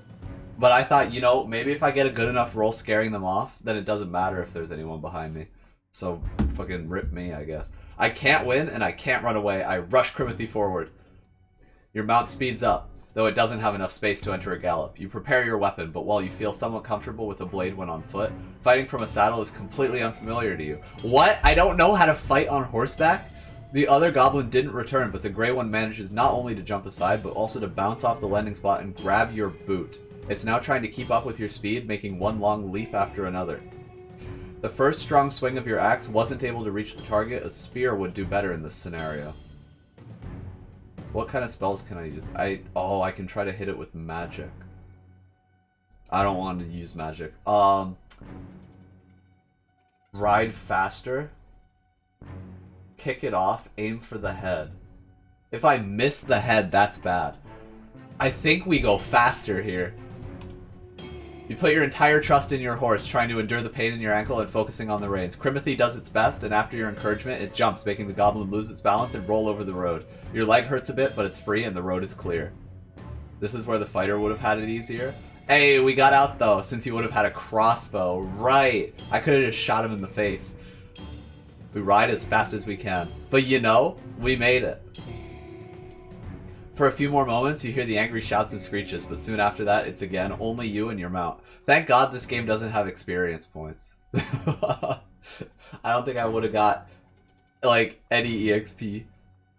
As long as you have ammunition, sure. Oh, right. Time to see what we're going to find down the road.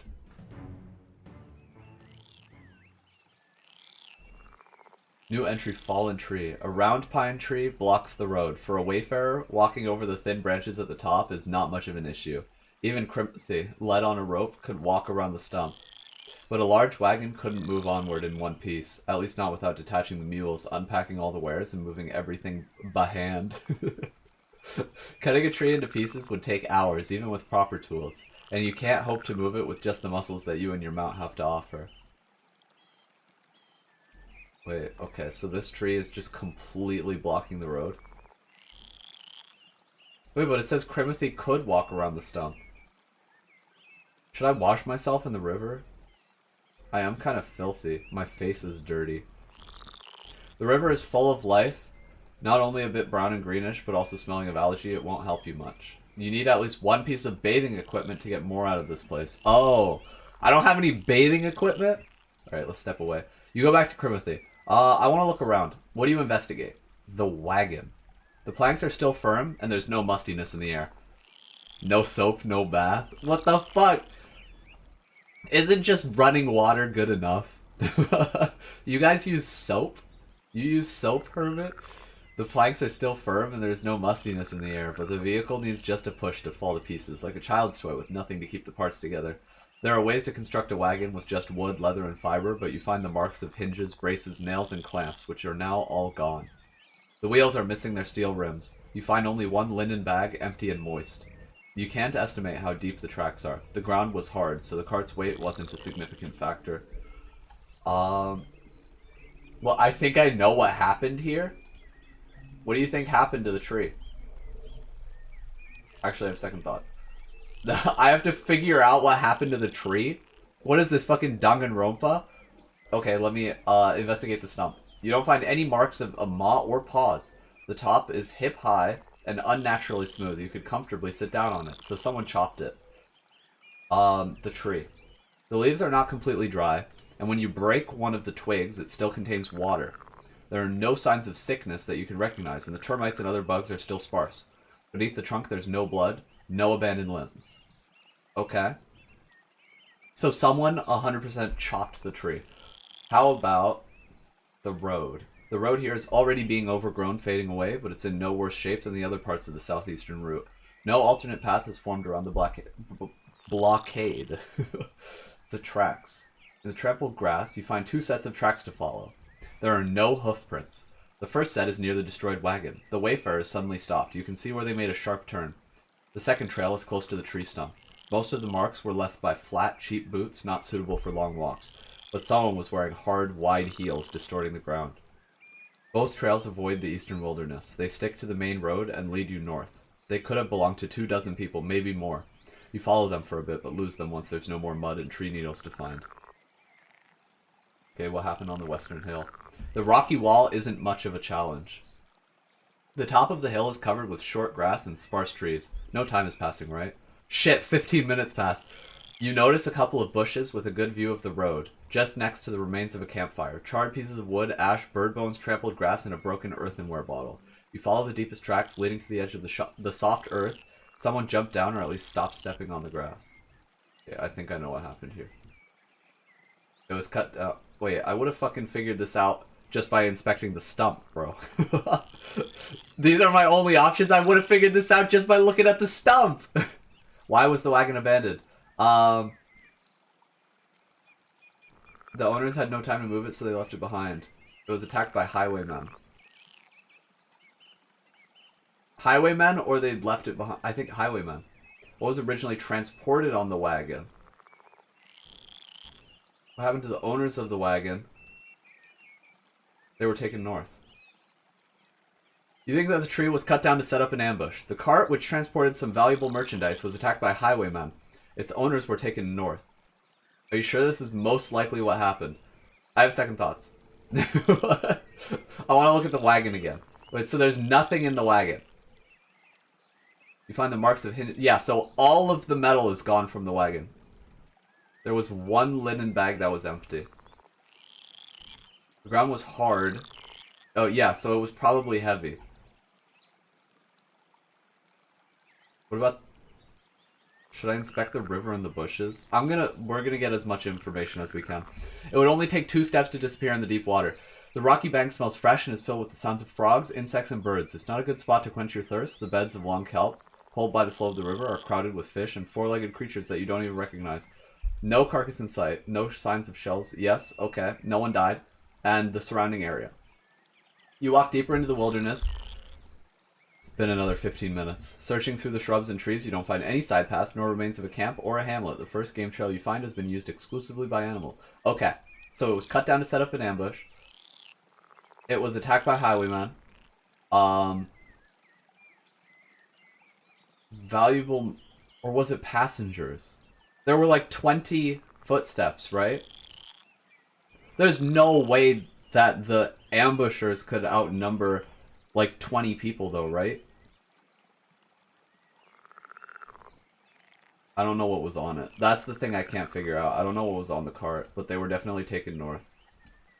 Perhaps. While you can't be sure of what really happened here, you don't think there's much left for you to find. Let's hope you haven't missed anything. Okay. I'm gonna like say it's valuable shit because I'm hoping it's valuable shit. Journal. Quests. Fallen tree. I think that the tree, yeah, we're just gonna hope it had valuable merchandise on it. As long as you ride uphill, the forest is sparse. Soon after, the tree roots tear the path apart. The road is coated with branches, acorns, leaves, and chestnuts, and some seedlings have already broken through the pitted surface of the road. If left undisturbed for another year or two, the forest will reclaim this place. Finally, you ride upward again. The plants are getting smaller, the road more rocky.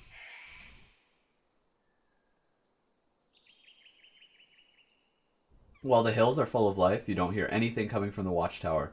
Its upper level lacks a wooden platform from which the guards could fire their crossbows or drop stones on the opponents below, so this place was not meant to be used in combat, but rather as a shelter from claws and fangs. There's no wooden platform up here? Okay. Such structures can be found in especially untamed parts of the Dragonwoods, used occasionally by travelers or patrolling squads. Since the end of the war, the cities can't find enough people and dragon bones to keep them in good shape. You see no footsteps, no lights, no fresh trash, or a latrine. The birds are preening their feathers on the top of the tower, while the branches of nearby trees are swaying in the fierce cold wind. I look for the tracks I saw near the fallen tree. The tracks lead here, through the narrow gate, then west. The hard heels are especially noticeable. I approach the entrance. I take a look at the signpost. There's a lot of stuff we could inspect. Maybe there's something... A human-made copse? Oh, I thought it said corpse. Only the smallest of the spruces are out of order, born of wild seeds. The largest trees are as tall as the tower itself, which surely doesn't help those who are meant to observe their surroundings. There are also some stumps, most of which used to belong to young saplings. These trees were likely meant to be sold to carpenters and coopers, but they were left alone many years ago. In the copse you find wild fennel and lettuce thriving in shadows, and there are pears and berries growing among nearby trees and shrubs. Okay. You see a shattered bowl, the remains of a meal from many years ago. However, the firewood and the lonely stool are not too old.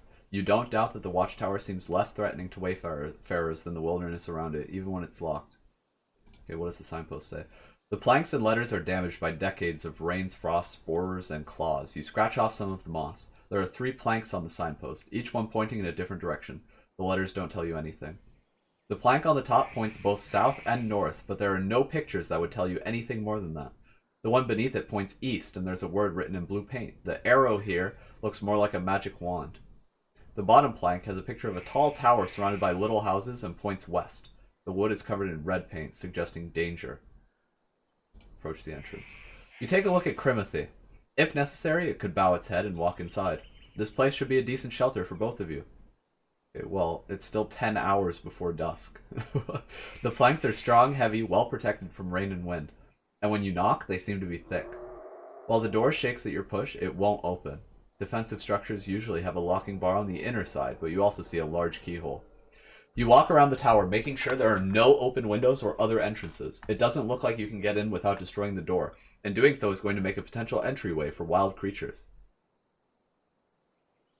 You kneel down and take a peek. There's nothing in the hole, but the room is dark, with tiny bits of light passing through the crevices of the windows.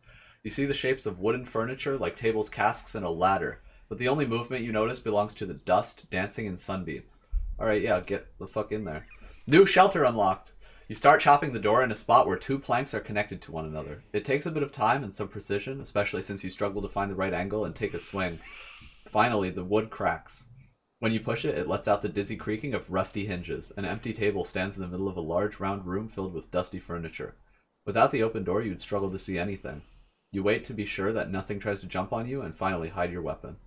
You need to remember to sharpen it later on. The first thing you notice is that the room isn't high, and just like the window suggested, there's a second floor above it.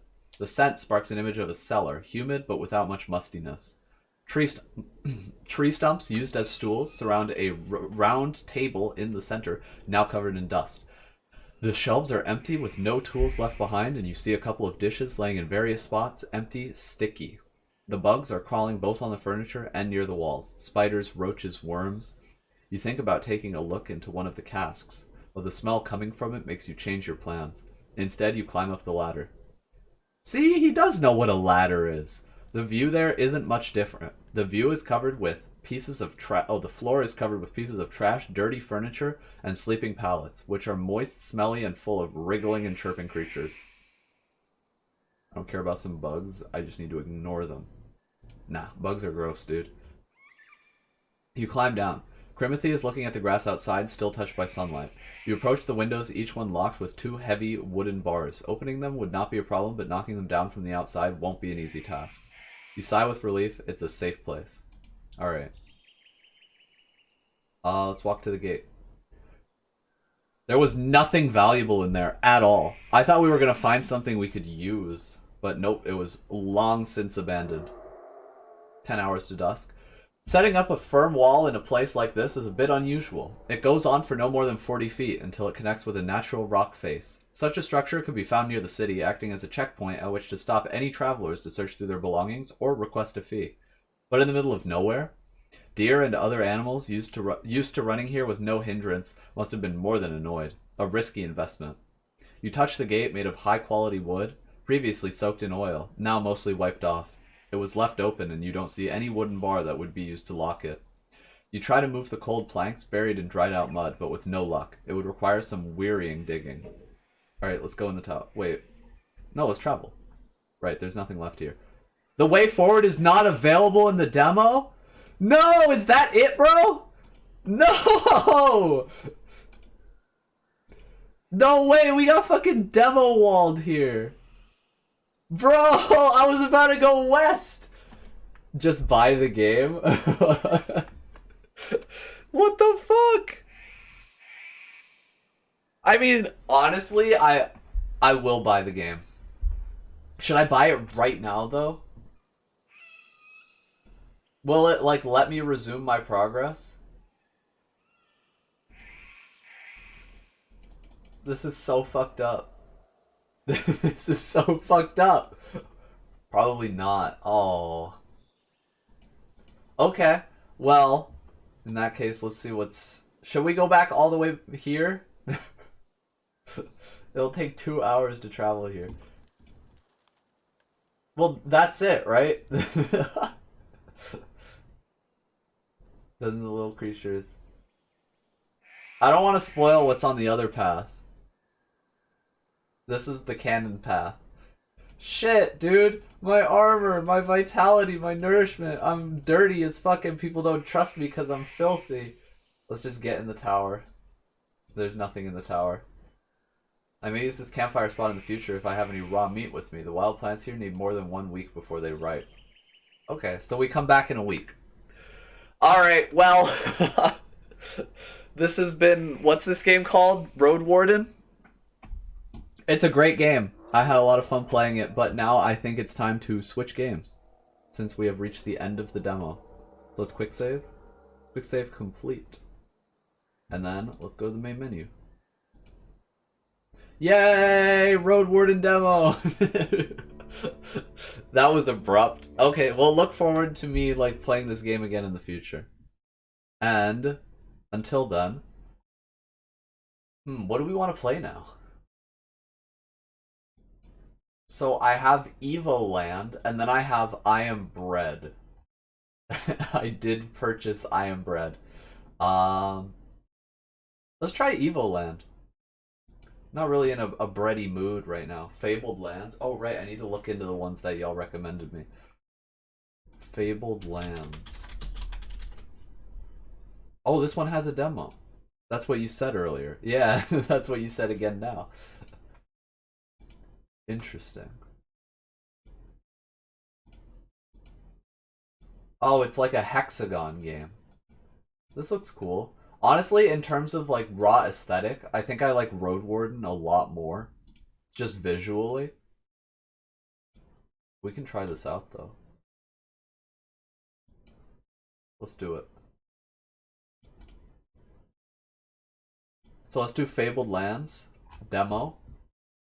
And then after that, maybe Evoland. No. What is chromosome evil? Let me actually just look this up right now. Oh, it's based on books? Interesting. That's kind of cool. What the fuck? Where each book represented a different part of the world you can jump to. Wait, is Chromosome Evil just Darkwood? Oh no, it's like RimWorld. I've been meaning to try a RimWorld. Maybe I should get into RTS games.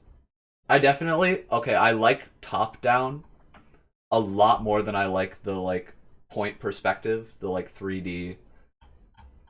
What do you call that? It's like 2-point perspective, 3-point perspective, something like that. Isometric, those kind of games.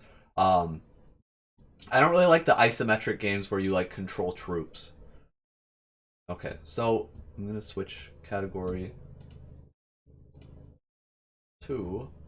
Where is this game? There it is, Fabled Lands demo.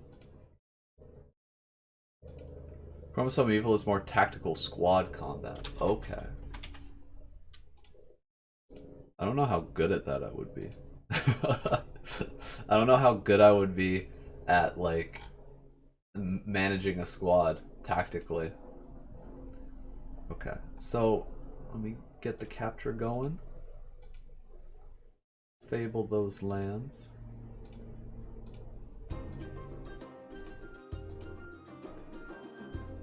It's also a roguelike. Ooh.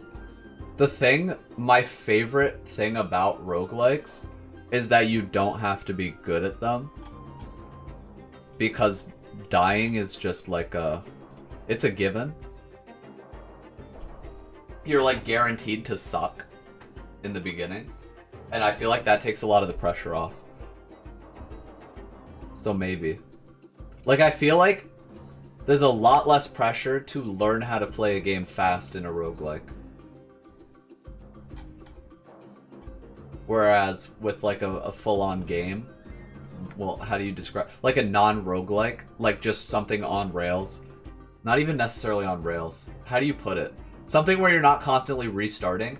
It's like, I feel like there is a curve where they expect you to like learn the mechanics. Anyway, new game. Holy shit, this is involved. Okay. This is pretty cool. Give your hero a name, change their appearance, and select one of the 6 professions. Is that your horse? Where? That horse? It is now. Troubadour, Wayfarer, Rogue, Priest, Mage. Alright, well, we just played a mage. I kind of want to play a Troubadour. Wayfarer is also interesting. I would play Wayfarer or Troubadour.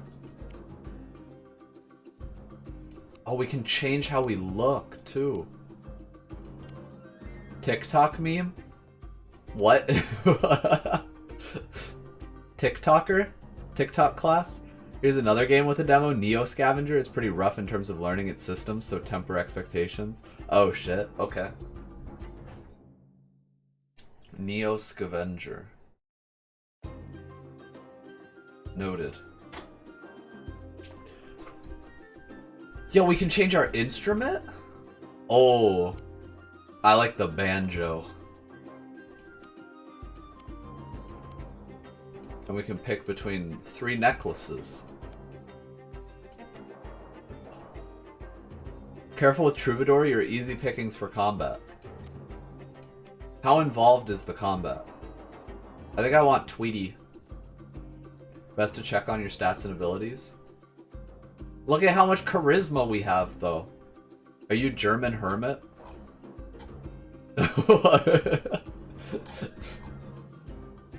I immediately processed that you were asking Hermit if he's German. I was like, bro, what's German Hermit?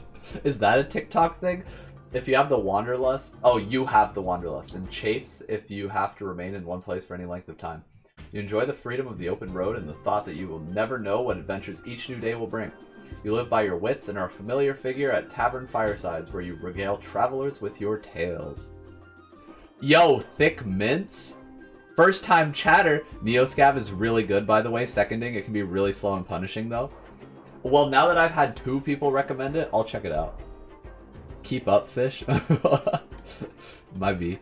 How much combat depends will you be looking for fights? Well, I think as a troubadour, I'll be not looking for fights, right? Is there an EXP system? There probably is, right? Considering there's actual stats. Song of Swiftness emboldens you and your clones? 3 clones? Action point costs 2. Do I get EXP from running from battles, though? I can Yo, he got the fucking shadow clone jutsu, though. Create an illusory clone of yourself in an unoccupied adjacent tile. The clone has the same stats as you, but only 1 stamina. Stamina's HP, I'm assuming? Yo, what's going on, Mitsubi? When I first played Fabled Lands, I ended up becoming a merchant mogul. Is that a class? Oh, I can pick a difficulty too. Sit up, bro. I'm not trying to sit up straight here. You're a veteran. You start with +2 in all abilities. Okay, well, that's sick, but not very gamer of us if we pick that one. More money in your pouch and a free resurrection deal. Less of a class and more of how my story unfolded. Oh, okay. That's really cool, though. I like that. Nothing much going on besides you sitting up straight. Right foot creep. What is right foot creep? Is that a TikTok thing? Are you asking to see my feet? Because that's a little weird, bro. Because you can buy a ship and start trading goods to sell and invest money. Oh, shit. So can you just completely break the like economy of this game? You're a seasoned adventurer. You start with +1 in all abilities, +3 stamina, some money, and a free resurrection deal. You will not lose your equipment when resurrected. Provides for a balanced playing experience that can still be challenging. Oh, this one's classic. You can't call the hard one the classic game mode. You start as a nobody in a harsh world. Champion is a hardcore experience. You can't tell me that the hardcore experience is classic. I'm gonna go with adventurer because it's in the middle.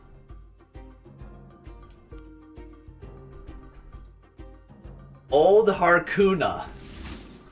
Death is just a flesh wound. What? I didn't die though. Unless I like... Oh, never mind. Welcome to the Fabled Lands. Read carefully within the text. There could be hints of what perils lie ahead. You are alone in an open boat waiting for death. How your life has changed since that day when you set out from your homeland across the unbounded ocean. You had signed on board a ship with the hope of visiting a dozen ports and seeing 1,000 wonders. But calamity overtook your voyage in the first week when pirates swooped down upon the vessel.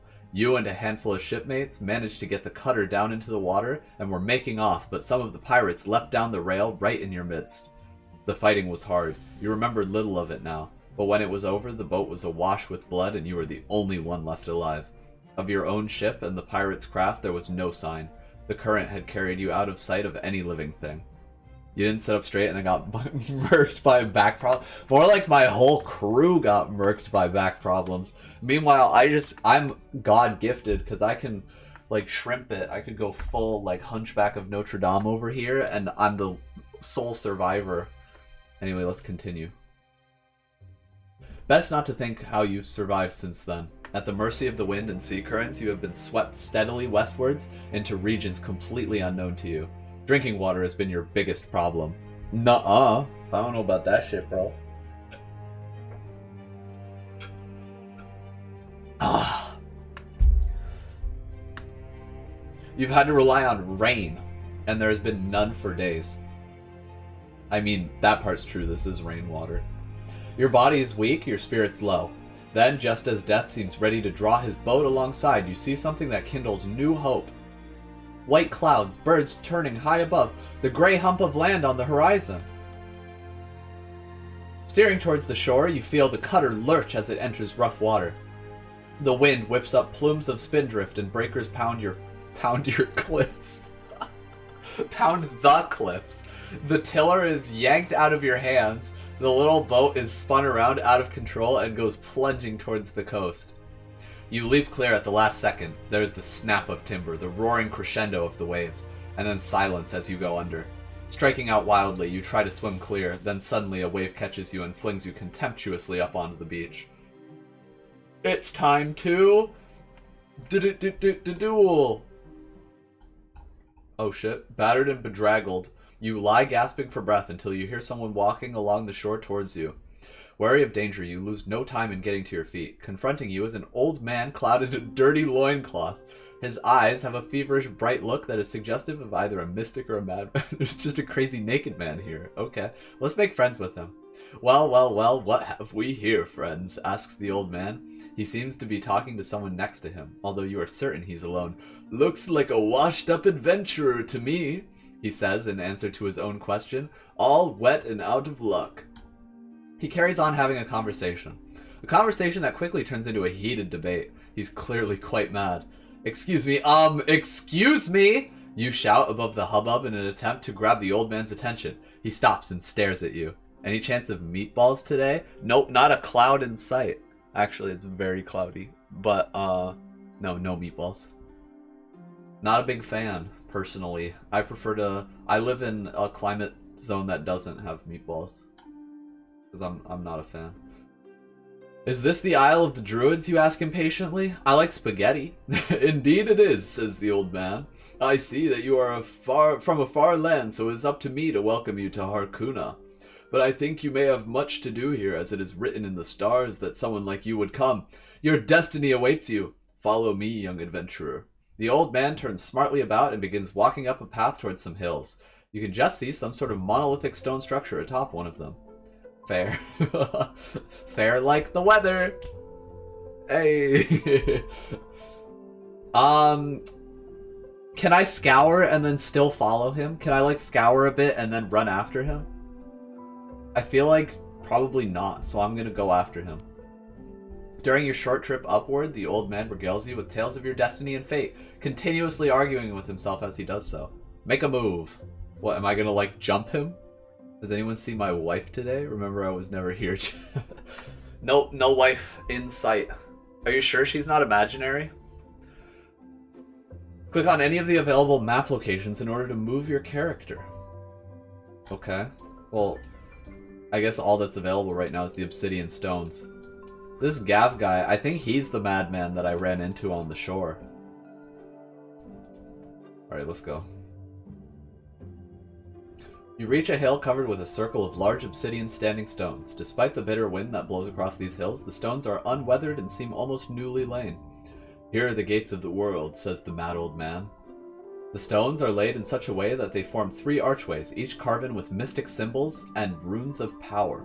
Each gate will take you to a part of the world of Harkuna, though I know not where, explains the old man. Abruptly, he turns around and sets off down the hill, babbling to himself. His voice fades as he descends the hill, leaving you alone with the rooting stones and the howling wind. So he doesn't want to be friends anyway. Map looks like Scotland. Does it really? There are 3 stones engraved with ancient... Don't worry, we'll be out soon. Engraved with ancient runes. Each gate is marked with a name. Yellowport, Marlock City, and Wishport. From here, you can see the coast and the whole island, which is heavily forested. Explore the island further. You decide to explore the island further and ponder where to go next. You have a clear view from the top of the hill of the northern parts of the island, and you notice a previously unknown to you road that snakes along the cliff tops. It is the Isle of Druid. The mainland is pretty big. Wait, so are there druids in Scotland? You can drag the camera with your left mouse button or zoom in or out with your mouse wheel to look around. Druids in Scotland? Let's go here. You are on the coastal road that snakes along the windswept cliff tops in the north of Isle of Druids. Wait, what? Wait, was I trying to get attacked by a wereboar? Was that the goal? Wait, I don't... What was I rolling for? Did I have to roll? You can view the story... Nope, you're just unlucky. You can view the story text again at any time by clicking on your hero or the show text button at the bottom left of the screen.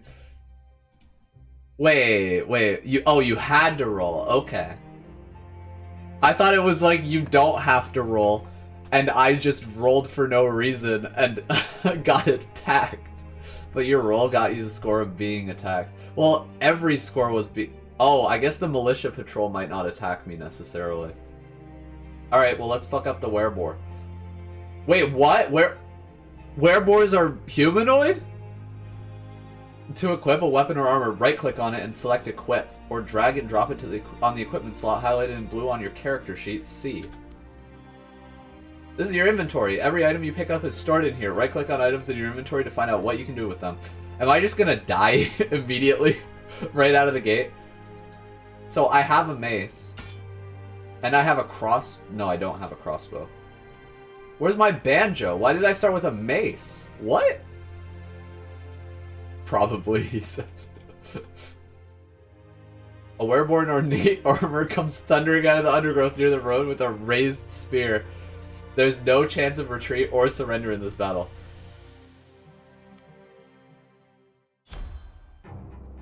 Holy shit. Combat plays out in rounds with each combatant taking their own turn. Everything you do costs action points. The order of portraits at the top of the screen from left to right determines in what order combatants take turns. Left click on a ground hex to move. Once an enemy is in range indicated in red, left click on it to attack. Remember to keep an eye on your action points in the bar at the top left. Troubadour usually has a hard early game. Uh-oh. What if I just summon a shit ton of clones? End your turn by pressing N or clicking the end turn button at the top. So he's unreachable. Clone. Let's fucking go. And then we end turn. You can also use special actions from the action bar. Click on a skill icon to start casting. If the skill is not instantly casted, you can cancel it by right-clicking. Attack, defend, disengage. But can I not do my other illusion spell? Oh, this is my illusion. Wait, does he have 3 range or he's at 3 range? How do I check his information? Can I not? Werebore. Okay, range 2, total action points 5. Offense 8 to 18. Defense 9, damage 2. Okay. Focus on your defenses, gaining 2 points to defense. Movement doesn't provoke opportunity attack. Defend. End turn. Clone plus having a ranged weapon with enough ammo, you can end up making your own firing squad. That would be so cool.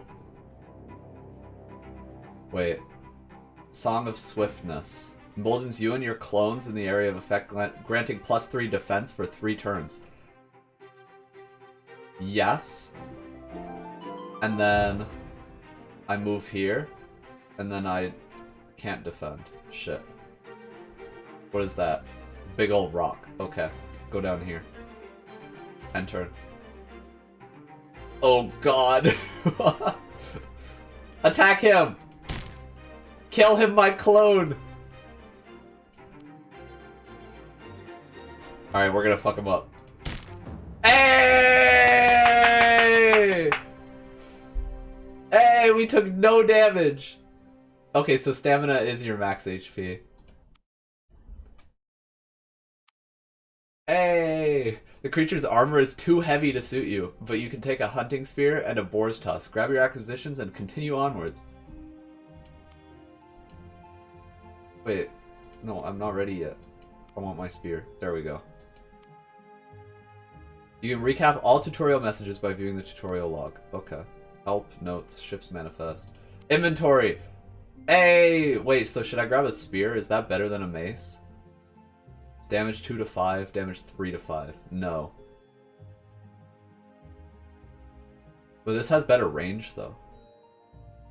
Highly sought after ingredient in a druidic recipe for potions of potency.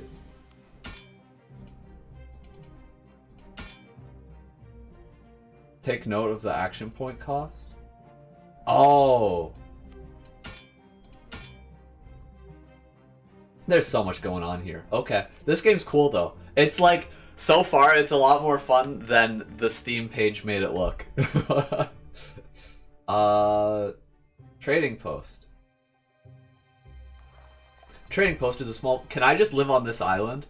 Is a small village set up here by enterprising settlers from the mainland. Its main export appears to be furs from the forest. The mayor, a fat, genial fellow, who greets you personally, insists that one day the trading post will be a thriving town. There's not a lot here yet, however. A small market, a quay, the settlers' houses, and a shrine to Lacuna the Huntress, goddess of nature. While in town, you can click on the icons to visit different locations, such as temples, the local inn, the harbor, etc. Click on the chest icon to buy a house, or access your personal storage once you own a house. I can buy a house? Temple. The shrine is set in a wooden grove, birds twitter in the trees, and a deer darts away into the forest as you approach. A priestess is tending a low altar where food and drink has been laid out in honor to Lacuna, the goddess of the wilderness. She is the patron of hunters, trappers, woodsmen, and all those who seek oneness with nature. It's basically free rest and storage. That's really cool. Let's talk to the priestess. The priestess, dressed in silken robes and wearing a wreath of oak leaves, says, I have a need of an adventurer like yourself. For arcane reasons involving the secret mysteries of Lacuna, I need the tusk of a boar. A wereboar, in fact. Hunt down one and bring me its tusk. In return, I will teach you how to be a better scout. No way! Yo. Hey, do you want the boar tusk? I already had one. Here you go. Oh, you gain 1 scouting permanently? The priestess, who is wearing the skin of a wolf and is covered in red paint, welcomes you gleefully. Alas, the tusk of a wereboar. Now the ceremony can go ahead. The priestess rewards you with knowledge. Leave the temple. What's the other? Temple of Nagil? Nagil is the lord of the lands of the dead, and his temple in the trading post is covered in friezes and gargoyles of ornate design, depicting the souls of the dead on their journey to the underworld. Inside it is cool and dark, hung with black velvet drapes. Wait, so you said a house is useful but can hurt your wallet? Oh, so you become a merchant in order to afford a house? What if you just are homeless? Can't you just be homeless?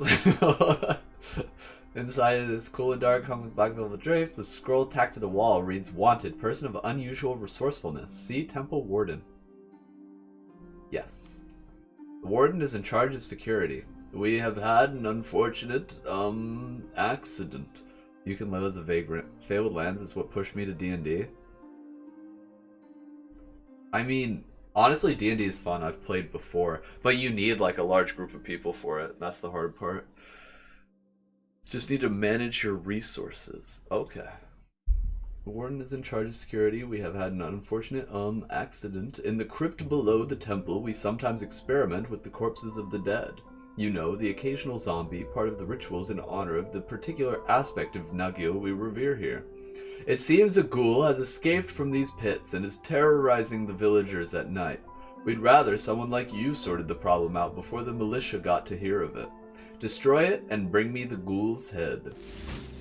Okay. I specialize in running adventures for 1 player. Oh shit. That's pretty cool. I don't know. I feel like it's more of a shared experience with other people, personally. Right now I'm building a Resident Evil adventure. I'm tossing my player into the Raccoon City outbreak. I have no idea what any of that means. I've never played Resident Evil. Raccoon City? Is that the real name? What?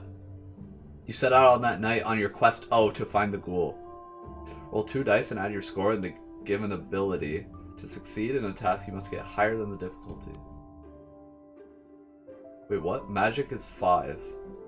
So I have to roll a successful magic roll. Wait, what? I failed the magic roll. What does that mean? You are not sure where to start looking for the ghoul, so you wander around looking for stories, strange murders, anything that might put you on its trail. Scouting roll. Hey! Successful scouting roll. Don't worry about it, I'm just tossing a vampire player character into a zombie apocalypse setting. That sounds kind of fun. Sucks to be a vampire in a zombie apocalypse, though. Like, they're just constantly trying to bite each other. The trail of gruesome murders and tales of terror leads you to an old cemetery in a near-deserted part of the old quarter. It is early morning, a few hours before dawn, so you haven't much time before the ghoul goes into hiding. At the gates of the cemetery, you find a small girl hunched over sobbing. When she sees you, she backs away terrified. Please, charisma! Hey! You convince her that you mean no harm. The little girl tells you that she was placing flowers at the grave of her father when a horrible monster came for her. Fortunately, she was able to run away. She points to a large tomb behind which the thing was hiding. My player's gonna have to manage his blood stock. That's an ammunition. How the fuck? Can you suck a zombie's blood? Like, I've never like heard of that interaction happening before. Do vampires like, are they chill with drinking from zombies? That sounds like a question that will be answered by Twilight. You tell the girl to go home, and then you set out warily for the tomb. Suddenly, a foul stench fills your nostrils, and a figure rises up out of the shadows. Yellow eyes glow with feral bloodlust, and the creature's talons, encrusted with dried blood, reach for you hungrily. You've found the ghoul. Invoke the power of the gods! You call on the power of the gods to banish this foul, blasphemous travesty of life. The ghoul shrinks back for a moment, snarling. In my adventure, I'd rule that he could, but only A, if it was recently turned, and B, there's going to be some consequences for doing that. I would imagine, yeah, that sounds pretty fair. Alright. Yes! We wiped him out without combat! The ghoul staggers back, howling at the night sky and gnashing its teeth. Suddenly, brownish ichor spills from its eyes, and the flesh begins to shrivel on its bones. It collapses in on itself, leaving only a mound of putrescent matter, atop of which rests its head, now lifeless, empty eye sockets staring at the moon. Ghoul's head! That was easy. Alright. Here's your head. You can see how this game could be fun for a kid back in the day. It's fun for me now, what do you mean? You did it! Exclaims the warden happily, taking the ghoul's head and placing it in a jar. It is time for a reward. You can choose only one of these 3 rewards. An amber wand or 500 shards. The fuck is a shard? Oh, their currency. I don't need magic, do I? Do I? Does a bard use magic? Oh, right, the book series. I forgot about that. Yeah, I can see how this would be fun. Although I think it's a lot more fun as an interactive game than I think a choose-your-own-adventure book would be. That's just personal bias. I don't have a whole lot of nostalgia for that kind of thing. It rivaled the Lone Wolf series in terms of being a choose-your-own-adventure. I don't know that series. See, I never had that aspect of my childhood. I was just Pokemon. Pokemon every day. Money or magic? I'll take magic. Trinket. Money's just like, it's not very interesting. Yay, I got more magic. It was published in a time where video games weren't even a thing yet. Well, there you go. Yeah, see, no, I just played Pokemon.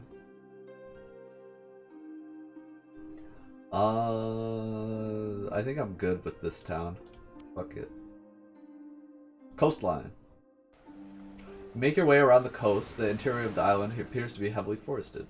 Scour the remnants. A healing potion for free? After a while, however, you come to a bay in which a couple of ships are anchored. A small settlement nestles on the beach. Make a move.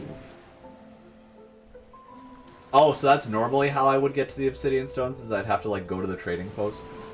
Money is not that interesting, my guy. You will eat those words later. I probably will, to be fair. I don't know, I just have this bias where I will always pick the unique reward over large amount of in-game gold or whatever. The trees are closely packed, leaning together as if in conference, whispering quietly among themselves. Birds twitter in the distance. Wait, I already read that shit, didn't I? Slivers of sunlight lance down through the musty gloom. As you proceed along the forest track, you think you hear a rustling in the bushes. Later, you spot a shadowy figure darting through the trees. Or was it your imagination? An animal snuffling sound right behind you makes you spin round, but there's nothing there. Go! Hey! You struggle deeper into the forest until you come to a thick wall of impenetrable thorn bushes. Circling it, you find there's a break in the hedge, but it's filled by a large tree. There's a reason why becoming a merchant is viable for this game. Reminds me back in Outward, you actually want to turn your money into ingots for easy packaging, since money is actually heavier than ingots. What's Outward? That's weird though. What? So like coins? I guess that kind of, it's like exchanging your bills for larger bills. But still, carrying like a sack of ingots is exhausting. Outward is a game? Check on Steam. Okay. Outward is another game. There's so many games. When did that happen? Since when were there like this many games? You struggle deeper into the forest. To your surprise, a face forms in the trunk and speaks in a woody voice. None can pass. Begone, human. Let me pass. You explain what a tree lover you are, and that your heart has always been at home in forests. You portray yourself as the greenest adventurer ever. Let's go, charisma! Hey. Easy. You were born in a time when making video games became an industry? I guess, yeah. I guess from the way you're talking, you weren't, Hermit. Well, I suppose I could let one such as you through, says the tree thoughtfully. Then it uproots itself with a great tearing sound and shuffles out of the way. There you go, says the tree. You may pass. You walk through the thorn bush gate. Beyond, you find several huge oak trees whose branches are so big that they are able to support the homes of many people. The City of Trees! Yo, secret area! Hey, what's going on, Mac? Not exactly. Video games were still trying to find their feet and the industry was more niche. Wait, so what games did you play when you were like growing up, Hermit, if you don't mind me asking? Cause I think my first like game console was the Game Boy Advance SP, the like folding one. That's probably gonna date me, but that was the first console I ever owned, personally. Welcome to the City of the Trees, says a passing woman dressed in the garb of a druid. The city has been built amid the branches of several mighty oaks. Ladders run up and down the trees to houses that perch like nests in the branches. You are not allowed into any houses, but the druids allow you to barter at the market. OG Mario and Zelda, then I gravitated to the older PC games like Fallout. Oh, so like the Mario game for the NES? Like the first one? I've played that one before, but it was not when I was a kid. Like, that was not the only option. The Druid's leader? Yeah, let's talk to the Druid's leader. You are brought before the Druid's leader, the Oak Druid, a bearded fellow with earth and leaves all tangled up in his hair. He asks you to perform a service for them. Some weeks ago, the willow staff was stolen from us. He croaks. Oh, he croaked it. Some weeks ago, the willow staff was stolen from us. Is that a croak? News suggests that brigands... I can't do this, dude. Brigands rampaging the northern coast of the island are in possession of it. That's the crutch. I need a young adventurer like yourself to travel north of the trading post and return the staff to me. When you return with it, I will make your techniques of tracking and your wilderness lore better. Yo, we're gonna get lore from him. Brigands rampaging... Okay, so I gotta go fight the brigands. What can I buy from the market? Oh, they got a lot of shit. Ringmail armor. Dagger weapon, staff weapon, shortbow weapon, crossbow weapon. Wait, is it firing squad time? So, oh, but you need ammunition. I'll buy a crossbow. Holy shit, wait, there's better weapons if I scroll down more. Is this every item? Is that how it works? Silver holy... Oh, I could have fucking bought an Amber 1 for 500 anyway. I should have just gotten the money. I didn't realize it would be for sale. Silver nugget? Why do I have this? Resilient companion books and scrolls? It makes your animal companion stronger? There's animal companions in this shit? Rope, adventuring gear. Lantern, adventuring gear. Okay, well, I kind of forced myself into a position where I have to buy bolts now. Give me 20 bolts. Well, I bought 20. Hello? Whatever. Okay. So now how do I... Coastal Road. Okay, give me like a 2 to 5, right? 7. You meet a militia patrol. Okay, what does that do? These militiamen are employed by the mercantile guilds of Marlock City and Yellowport to keep the roads safe. Make sure your weapon is equipped. Oh, right. There we go. Where's the other bolts I bought? Are they like in storage somewhere? Backpack. No, they would be here, right? So I guess I only bought 10 bolts. If you're worried about thieves, you should invest in a townhouse and leave some of your money at home, advises the militia sergeant. You can only carry so much. Oh, okay. Come on, everyone. Only 87 more followers before face reveal. We can do it. You can do it, guys. Push to 100. Just 87 more. Thanks, P-dubs. See, I was looking for a good opportunity to plug the stream. Yeah, follow on Twitchbulg. Fish.tv/Twitchbulg.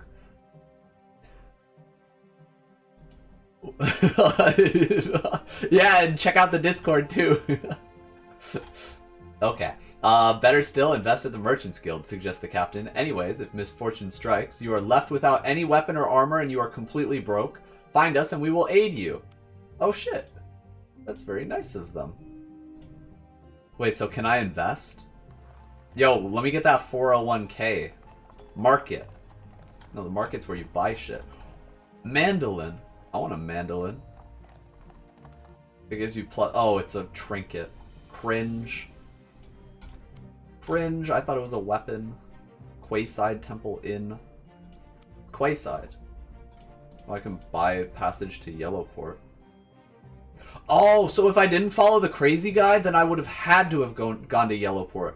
But since I did, I can teleport wherever I want. Okay, we're just gonna have to keep spamming this shit. Hey, we got the highwaymen. 2 brigands leap out of hiding and menace you with their swords. One is behind you, one in front. Give it up, they advise. Money's not worth getting killed over. Fight them. What? They have an accomplice in hiding who shot me.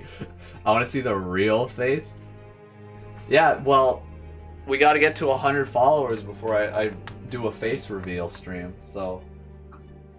We know you're in there, Billy Bongborgers.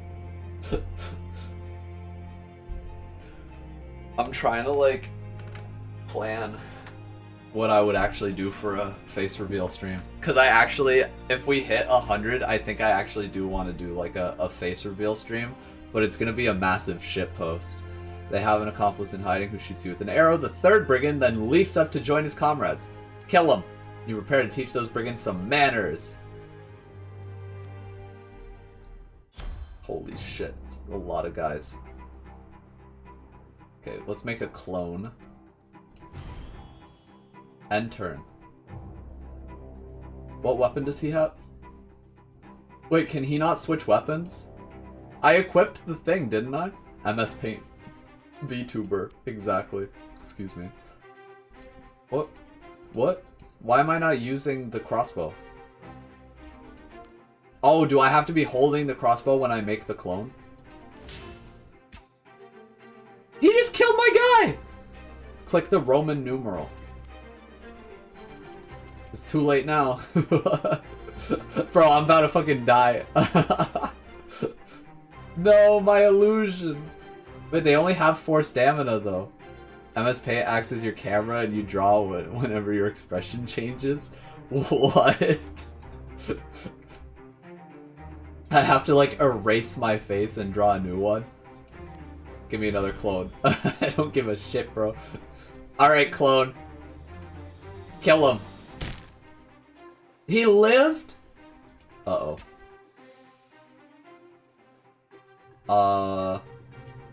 Oh, right, I can only have up to 2 clones. Well, that's shitty.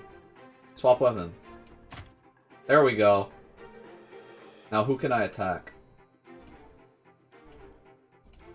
No one, because it costs 6 action points. Well, I'm gonna get shot in the face. No, my clone! This is bad. This is pretty bad. End turn. Swap weapons. Kill the bald one. And then I can't move, can I? Oh, but I have a healing potion. Hey! Alright, you fucking dead now. Hey! That was so scuffed. We did it though. Searching the bodies of the brigands, you find a suit of a willow staff, leather armor, 1 suit of ring mail, couple of bolts, a sword, and a purse containing 37 shards! Artifact. Leather armor, ring mail, short sword, bolts. Hey, I got bolts too. Okay, so if I click this, it changes what I start with. More bolts. Do I want a short sword? Give me the fucking ring mail, dude. So, mace or short sword. That's 1 to 6. This one's 3 to 5. The action points are the same. The range is the same. This seems way more reliable, though. Okay, take me back to the forest village. Well, I have to do this again to get back there? No way. Roll dice. I lost stamina? You realize you're completely lost in this strange magical... I've been here before! I don't know how to come back? I don't know how to get back to the fucking forest that gave me a mission, bro. Go. Why? I'm gonna die doing this. They gave me the mission.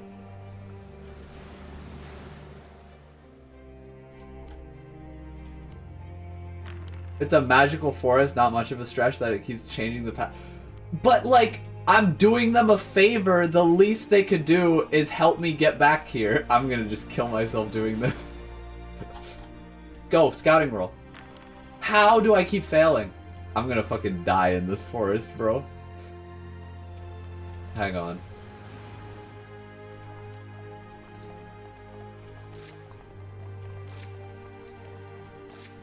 RNG. RNG sucks. Wait, they don't sell healing potions here? Oh no. Oh no. Bruh. They only sold healing potions in the forest. They don't sell them here. What the hell? In. Wait, in will heal me, right? Rest until fully healed. Thank you. Okay. Again. Please. Thank you. Holy shit. Oh, it's you again, he said. I, like, completely skipped the flavor text. Whoops. It's the tree. Oh, it's you again. Alright, off you go. The tree uproots itself and shuffles out of your way, leaving you free to visit the city of trees once more. What do you expect? It can be a merchant. If you can be a merchant, that means that economics, supply, and demand are at work. Yeah. But I kind of just assumed that every, like, shop would sell potions. You know? Maybe that was my mistake. They don't even offer, like, good prices for things, though. Like, didn't that other shop want to buy the potions for 10? But I have to buy it for 50. Remember, old school game design. Assumptions get you killed. Rip. Rip. Should I sell this too? If I do, I can afford a better weapon. Chris, 2 to 3 damage, +1 to combat. 4 to 6 for a flail. That's kind of good. Great axe, great sword. Holy shit, great sword. Wait, flail is way more reliable though. Okay, I'm selling you. I'm gonna buy a flail. And then I'm gonna equip the flail. And I'm gonna sell the mace. Buy my mace. Hey. Alright, I did your quest. Cross-pollination. You gain 1 rank? Holy shit. You give the willow staff to the oak druid of the City of Trees. Thank you, the druid intones, going on. A willow staff, eh? I see. As a reward, the druid lets you train with the City of Trees' best hunters and trackers. Maximum stamina points are increased permanently by 2. You have gained a new skill. Choose one of the following items. Pay attention to the requirements of the spells or skills. You must meet them in order to use them. Defense +1. Swords and daggers +2 offense. Maces and axes +40% crit chance. Polearms +1 damage. That's so cool. Or archery. Bow +30% crit chance. Crossbow +2 offense. Shit, which do I want? Archery seems like we're gonna run out of money if we use that a lot. So I'm gonna focus on weapon mastery. Your gain in rank has taught you much. You feel tougher, luckier, and generally better able to deal with trouble. When you are ready, you leave. Alright. Now let's go to the stones. Step through one of the archways. What? Oh, I can't. I'm guessing the demo ends there.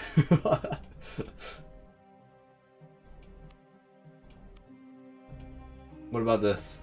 Can I take a boat? There are no traders at this market willing to sell you this item. No one's willing to sell me passage? Okay, well, that's it for the demo. Well, this was also quite a fun game. I'm a fan. This was an insta-buy for me due to the adventure I had as a kid. Yeah, like, I had a lot of fun playing this, and I imagine if it's like a nostalgia thing, it's even better. But, okay. Back to the main screen. Oh shit, I didn't save. But did I save? Resume. Did it save? Don't tell me it didn't save, bro. Okay, it saved. Save campaign. Bold. Rank 2 Troubadour. Alright, we basically beat the game. That menu looks just like Divinity 2. I've never played Divinity 2. This one? It looks like a lot of things. Doesn't it look like Warcraft 2? Autumn sales coming up. Most of the titles I'm pointing to you are indie titles. Yeah, what's it? The game that I can never remember the fucking name of is on sale. The one I literally just streamed. Roadwarden. Is that what it's called? Yeah, Roadwarden's on sale. So I'm probably gonna get that after today's stream. Civilization. Oh, word? I played Civ 5, I think. Yeah. Okay. So next up, let's see. Neo Scavenger. That's the one that got like a lot of support from chat, right? Neo Scavenger. What is this?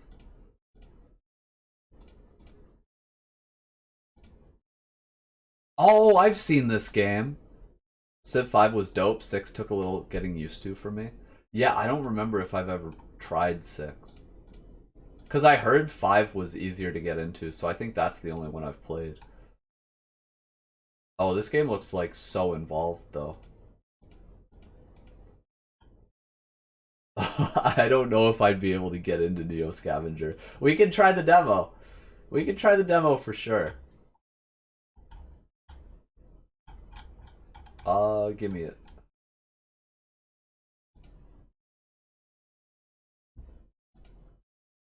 Civilization is one more turn. Those games do go on for hours.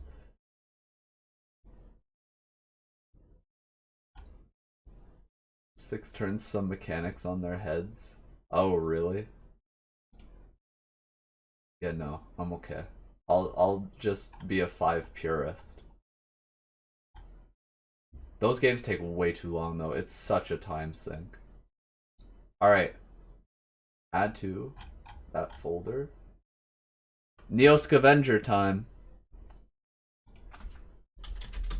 I love how we're only playing demos so far. I have other games that we could play, like new games. Like the one that Mac recommended, Evoland, I think it was called. I did download that. But we're just playing demos.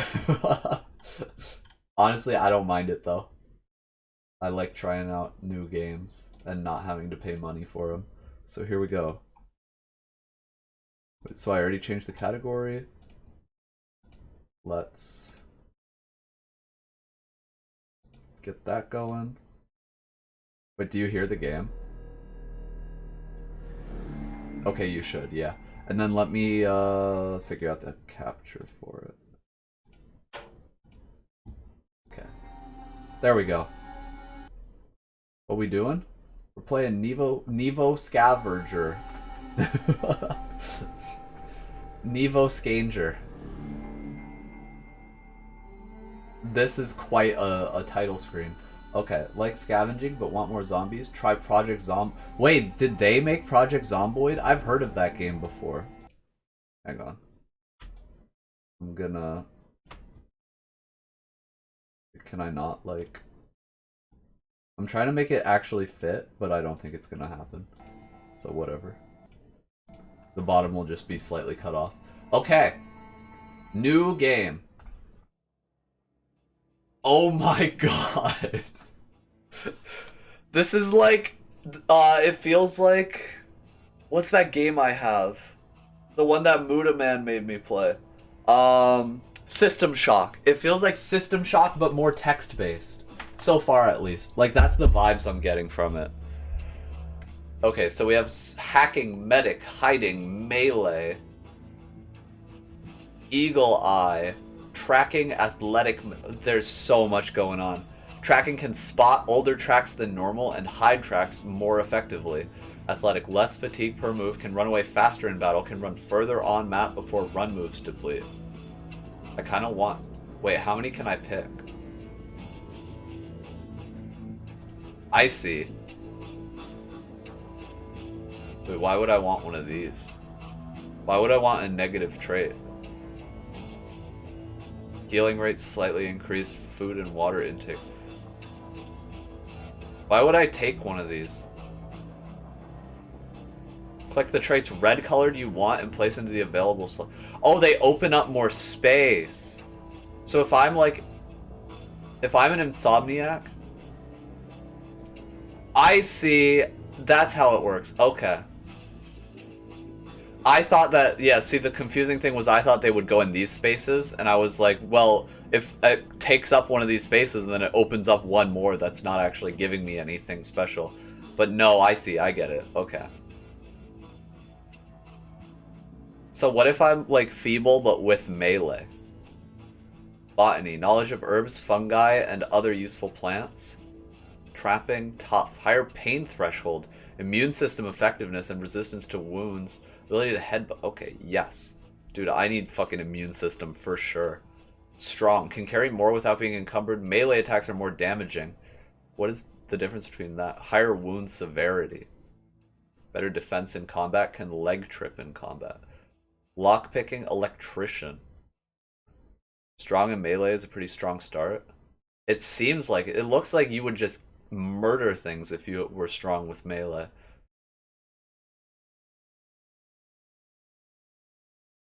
Tough is good. I also like athletic. Ranged, mechanic, electrician. I kind of want lockpicking. I feel like that's going to be something I wish I had. Strong is basic body strength. Melee is you are good at hand-to-hand combat.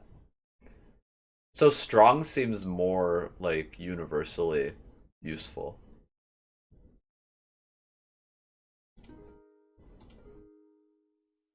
Healing rate slightly increased. Oh, so yeah, strong immediately makes you unable to be feeble or fragile. Myopia. Detecting hidden creatures is harder. What if I had myopia and then and tracking? If I had myopia and tracking, would the tracking like make up for the myopia like debuff? Melee, metabolism, botany, ranged. Maybe we start with no debuffs. You can be strong, but without being a melee expert, it'll be harder for you to get out of situations unscathed. Well, I'm tough. So I think I'd be okay, right? If I'm tough and strong and athletic and a lockpicker. I'm not picking these like off of flavor at all. I'm just picking the ones that look the strongest. uh Tough, athletic, lockpicking, strong. What if I have myopia and medic? You can be good at melee, but if you're not strong, it'll be harder for you to pull off certain maneuvers. I want to try this. Change attack mode? What is this? I'm trying this. It's just the demo anyway. Medic, athletic, strong.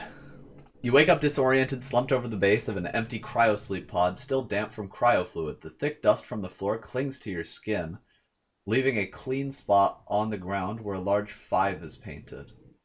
Outside, across the room, there's an open door to the hallway and a broken window leading outside. Wait, I think I figured out how to... There we go. Okay. Now it fits.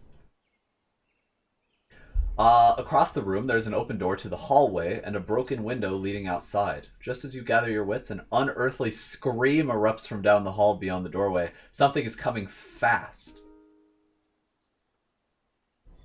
Emergency dump over another stasis tank? Oh shit. Dump over the tank. Yes. What? Wait, why are... Dump the CEO or the reality show star? What? From the control panel, you could call up the emergency station's evacuation code. Doing this will override the normal thawing procedure and dump an entire tank's contents onto the floor instantly. The rush of sub-freezing fluid might scare off the monster, and maybe the monster will go for the sleeper instead of you. Oh, this is an awful thing for me to do. CEO. Wait, what if I... what if I dump them both? Can I do both? Punching in the... Oh, I only dumped the celebrity. No! I wanted to dump at least the CEO. Punching in the code for the celebrity, you rush back to your own tube and reseal it. Tank number 1 starts to hum, and the seal breaks with a roaring rush of fluid. The room squeals and flexes with the chilling cold of the liquid nitrogen covering the floor. Within moments, the nitrogen has boiled off at room temperature, leaving a frozen mansicle on the floor. Initially, the dogman backs off. What, it's a dogman? Okay. Unsure of the commotion that just occurred. However, hunger quickly replaces concern as the smell of thawing flesh catches his attention. He starts dragging the body off, probably to his lair, and his career was just warming up. I'm so sorry! I'm a terrible person. Just for context, melee and strong, you basically suplex the dog man. That's kind of sick. That's really cool. You're standing in a cryostasis room, though it looks like you might have been the only survivor. What about the CEO? There's the console for records. You check the console for any patient info and come across 3 records. Tank number 1, Anton Blubber, committed in 2012. His emergency contact is Angela Blubber. She lives in Detroit, Michigan. Billing info, Angela Blubber, 45 Campbell Street, Detroit, Michigan. I wonder if that's a real address. I hope not. Tag number 5, Philip Kindred, committed in 2019. No data. His billing info is a Detroit savings bank. By the way, Neo Scavenger is a roguelike, so get ready to die a lot. Oh, I forgot you meant... Wait, it is? What? Wait, no. I thought Chromosome Evil was the roguelike one. Wait, so what do I unlock then from dying in this game? Or is it like a traditional roguelike where you just die and restart a lot? Okay, Philip Kindred. Yes, and Lloyd Blank Check. So is Chromosome Eve. Okay, so they both are. Committed in 2008. Both are traditional. Okay. Well, emergency contact Meyer and Meyer LLP, 304 South Broadway, Detroit, Michigan. So I'm just in Michigan right now? So I guess Blank Check is the CEO. And what was Philip the actor that I fed to the dog? You're saying okay. I'll climb out the window, I guess. You decide to go outside and see if you can figure out where you are.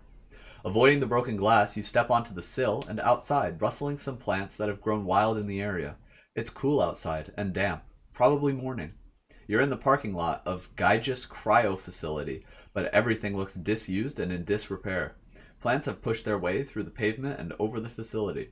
Worst of all, nothing looks familiar. You don't remember this place, or even who you are. Your frustration mounts, but you catch it and put it in check. Might as well take a look around. Okay. Well, so it's past 2019, is what we know. And this game came out in 2014, so imagine it's set in like 2020. Hex can be scavenged. While standing in such a hex, click Scavenge to start scavenging it. Hex has items in it. While standing in such a hex, click to see the items in it. Okay. When traveling in the world of Neo Scavenger, you will notice some hexes with boxes or magnifying glasses on them. Boxes mean that they have items to pick up. A gold outline means there are new items since you've last been here. Magnifying glasses mean that the hex can be scavenged for items. Most of the really useful stuff must be found by scavenging. However, scavenging takes time and energy, and you risk danger every time you do. Can I scavenge this one? Oh, is that me? Bro, what? I have drip? Bronze talisman on a braided leather string. Hospital gown. Can I get naked? No. Oh wait, I can. Okay, I don't think I should take this stuff off though. How do I get back to the map? There we go. Holy shit. Okay, so there's a zoomed out minimap, open close skills and abilities screen. Crafting screen. No way, it's Minecraft? I can craft a hospital gown. Let's combine that with lockpicking. Nope. Combine it with medic. Nope. Okay. What is this stuff? Oh, I'm Philip Kindred. Okay.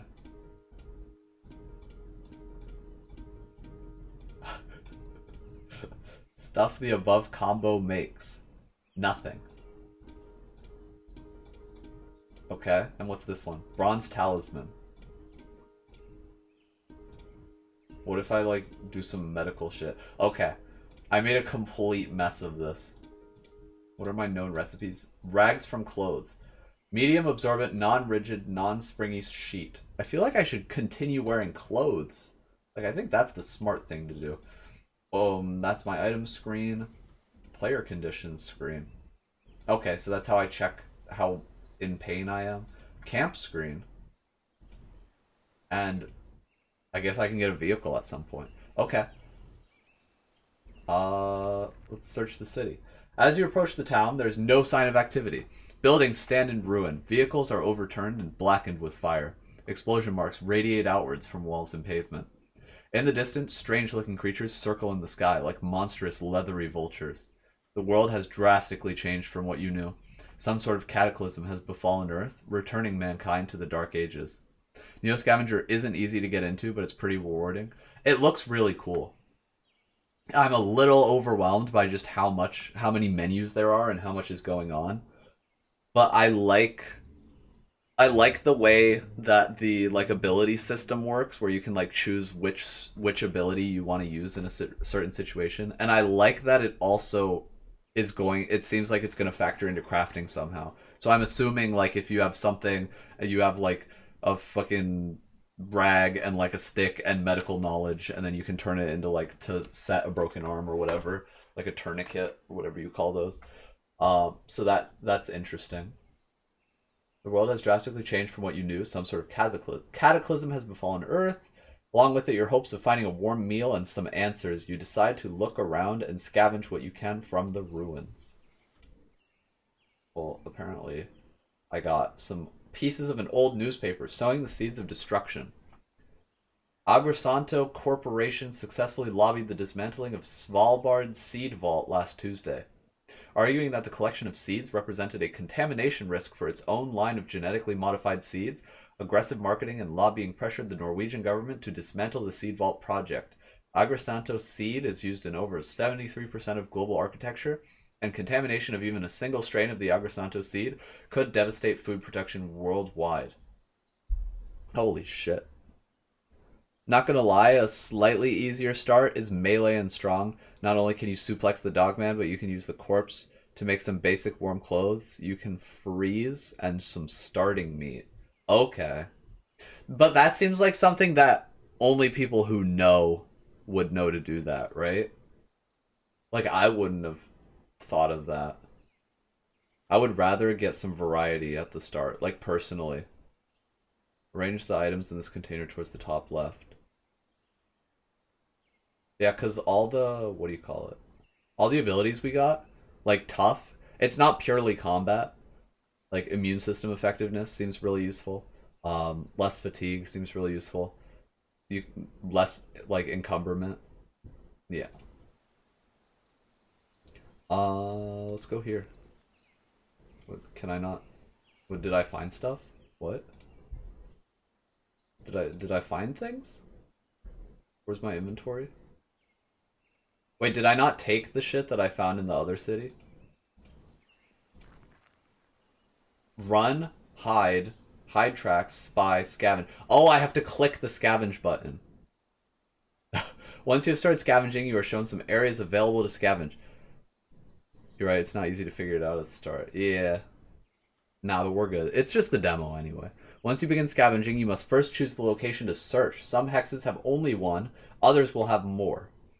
Then you will be shown the relative success chance and safety levels of the scavenging process. You are also shown tools and skills you can use to adjust the results. My first run was Big Dumb Brute. So, so that run must have gotten far, right? Green full bars are good, red empty bars are bad. Loot, chance of finding loot or campsite. Safety, chance of avoiding an accident. Sneak, chance of scavenging without attracting attention. Choose your options carefully. Okay, so there's pretty high safety with the destroyed office building. Let's search it. Scavenge brutishly? The office building is in ruins. It's unlikely much survived its collapse. The creaking walls and ceilings are no boost to your confidence either. Still, that may mean no one was brave enough or perhaps desperate enough to go in there. Oh, so this lowers the safety, but increases the loot. Scavenging a hex. Scavenge destroyed office building. Huh. To a degree, I could fight, but I had to be careful since fists and melee versus guns ain't exactly a good call. Oh, I imagine. I hadn't even thought of guns. Like, imagine someone just pulls a gun and you charge at them. Okay. I'm gonna do a strong scavenge because we can. You found something. Go to the item screen to see what it is. Your activity likely alerted nearby creatures. Uh-oh. Holy shit, I got a shopping cart? Race to the bottom. 17 more lives, including those of the 3 Coast Guard crew members, were claimed by smallpox Sunday night. The guardsmen were crew aboard the Edward Rose, the Coast Guard vessel responsible for scuttling the derelict ship, labeled only with D-32 off the coast of South Carolina 2 weeks ago. In addition, 2 of the deaths were of crewmen of the salvage ship, which failed to tow the D-32 to shore. The recent connection between these deaths and the derelict ship has caused investigators to consider D-32 as a possible source of the outbreak. In a race against time, officials are assembling a diving research team to return to the scuttle site, hoping to find any information to explain the sudden outbreak. We got rags, we got a branch from a tree, we got a shopping bag, cornucola, more rags, a tarp, shopping bag. First aid kit? Cardboard box. Can I put stuff in the box? Can I wear the box? No. Wait, oh, these are the items on the ground. How do I take them? Take it. I see. Cannot run in combat. Has a cart.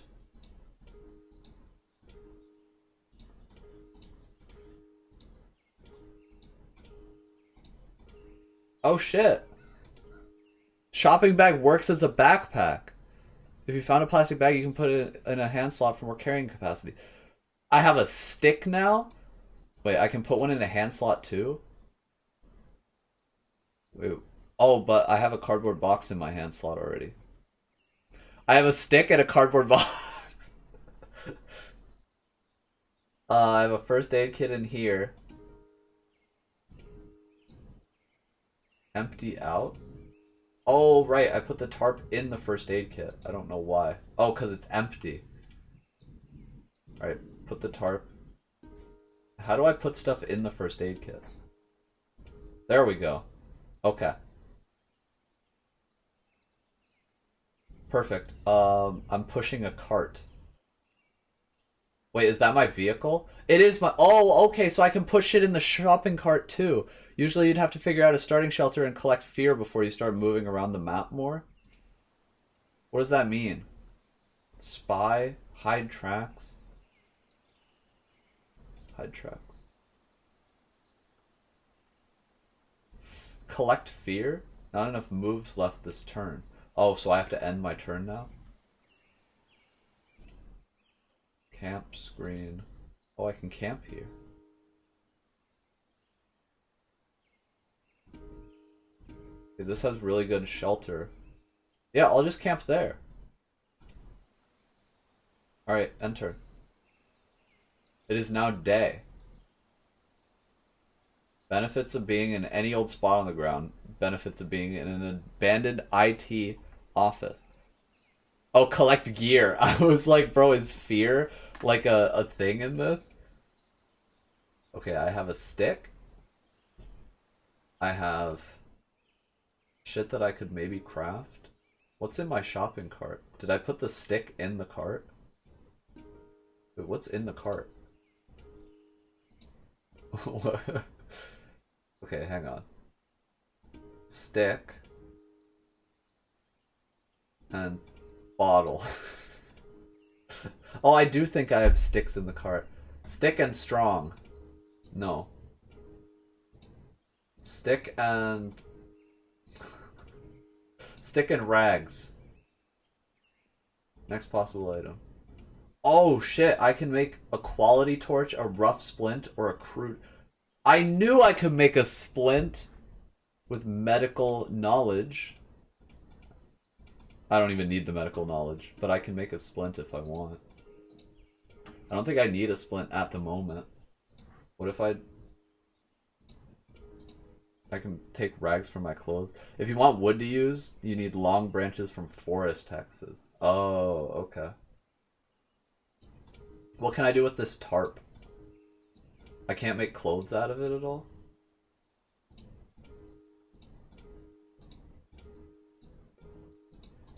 The crafting system seems like it'll take some getting used to. Bro, I just want to wear a tarp. What the fuck? Okay. Well, I'm carrying a bunch of shit now. Okay. So should I camp now? Do I need to? You said I need to establish shelter and collect gear. So I should just use this as my shelter then, right? Scavenge. Scavenge the field. Very safe. Not really much to find. Actually, don't scavenge it then. Fuck it. The cryo facility is good starting. Oh, is it? Wait, there's items here though. Scavenge. Shack in the forest. Strong. You found something. Go to the item screen to see what it is. Your activity likely alerted nearby creatures. I got a crude torch unlit. A meat cleaver. Hell yeah. Water. Is it stored in anything? Trees? Use. Holy shit. I can't take it. I have nowhere to put it. I got the biggest fucking stick you ever seen. What do I do with small twigs? Blends fancy saltine. Crackers. Wait, am I hungry? No, I'm not. Okay. Just because you found water doesn't mean it's potable. Oh. Jelly bears?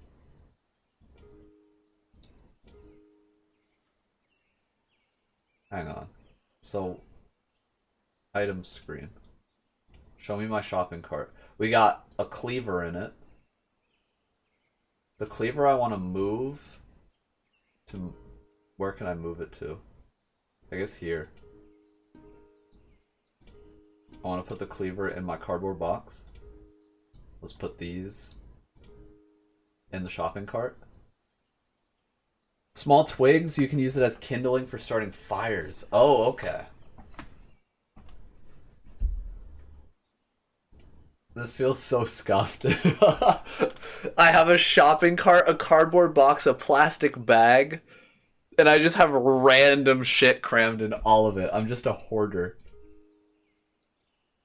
Oh, I put the water in the bottle. I'm barefoot, recently moved. I recently moved. Okay. And then what are we using for shelter right now? Yeah, that's fine. End turn. What? A stranger? He has a hunting rifle? What, is he here to kill me? Am I in danger? Cover none. Visible, yes. Weapon, large branch from a tree. Barefoot, tough, strong, pushing a cart, unable to run. What? Who knows? Oh, so he could be nice? Take cover. Threaten. Demand target surrender. Advance. Offer to talk. Offer ceasefire. If any combatants still want to fight,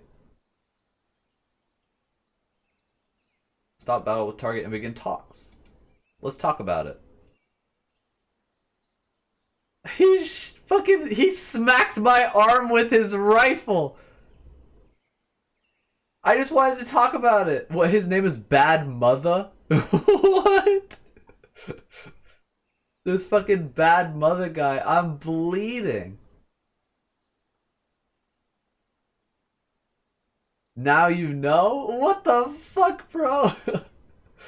I just wanted to be friends. Wait, I died? Dude, a cardiac arrest? What? How old was I? How did I have cardiac arrest? What happened? What was that? What? I had a fucking heart attack. He smacked me in the arm once and I had a heart attack. I want to suplex the dog.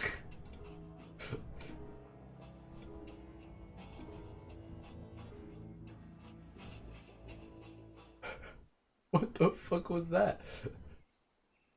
Melee. Strong. Athletic. I know both of those. Go. You drop to a defensive stance as it bursts into the room. The beast stands on its hind legs like a man, but has the appearance of a ragged, predatory dog. The combination of your stance and build must look really imposing because the dogman actually looks a bit confused when it sees you and hesitates. You both lunge at each other, colliding with great force. The dogman realizes its error too late as you slam it against the door jamb repeatedly. Its corpse crumpled at your feet. You let loose with an unbridled roar that echoes down the facility's hall. This guy's fucking insane. You decide that that was so awesome that you fish through the console for the security footage of it and take it. What? Dogman corpse. Well, I'll take that shit, bro. And then the security footage of you kicking a dogman's ass with your bare hands. How do I watch this back? I want to watch it. I'll just take it in my hand for now. Maybe I can give it to someone later on down the line. I'll be like, hey, check out this security cam footage. Okay. I guess we might as well. So I'm Philip, right? Anton is the famous guy, and Lloyd is the CEO. Let's go. Alright, we avoid the broken glass. We are in the parking lot. And here we are. Crafting. So you said I can craft this into shit? No, I can't. Unless I combine it with the hospital. No.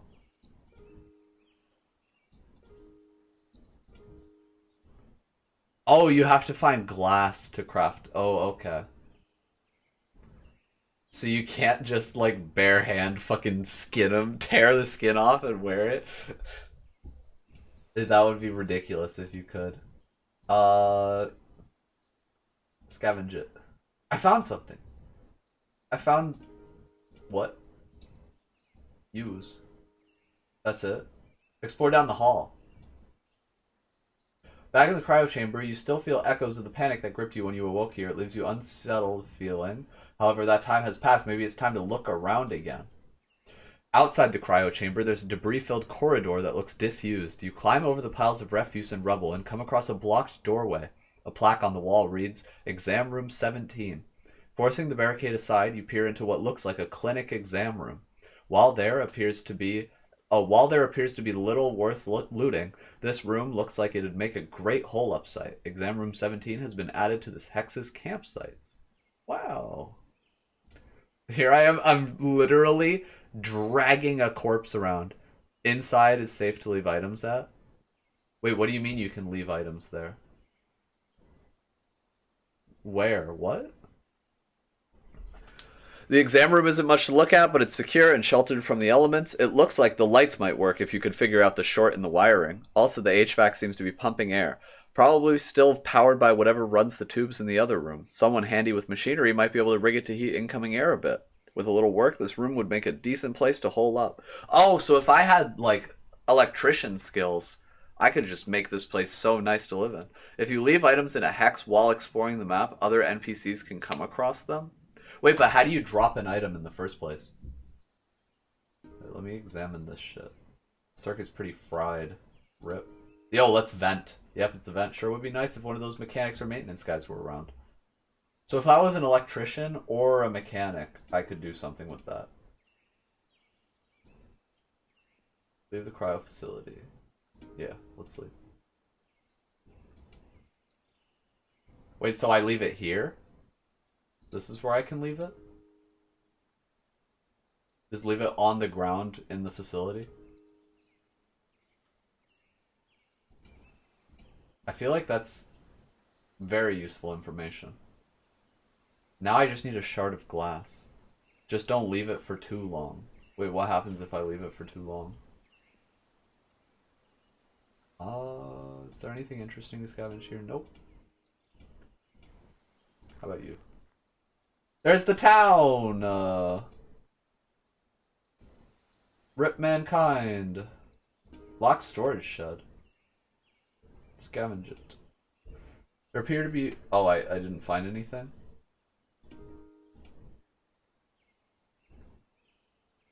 Nobody else has been able to remove it yet. Can you get past the lock? No, because I don't have lockpicking. My last character would have been way better in this situation. Items can degrade over time. Okay. Enter. Handful of small twigs, scrap of paper, extinguished medium campfire.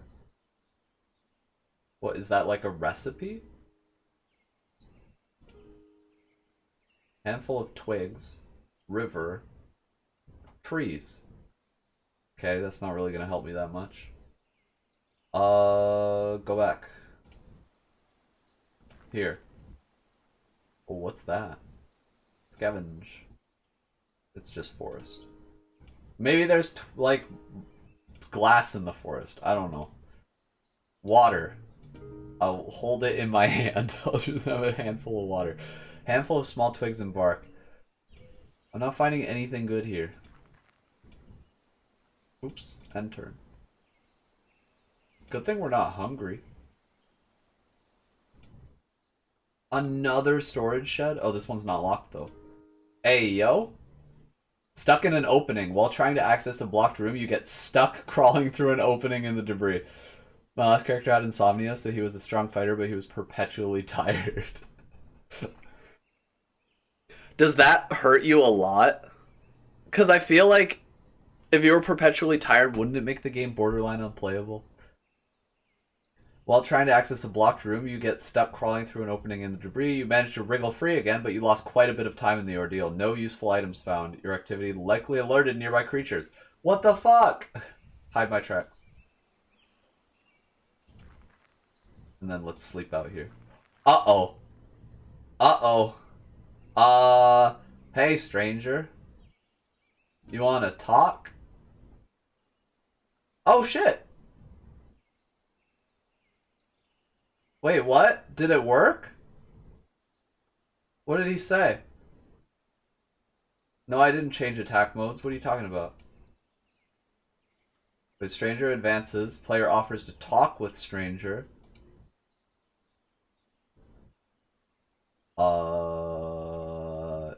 Oh, he advanced. Chance of being detected if hidden. Okay, let's talk again. Hey, buddy. Stranger charges? Wait, why did he charge at me? I'm gonna fuck him up. Must see target. Removes cover. Makes you vulnerable. High chance of tripping. High chance of being detected. Target must see you. Take cover.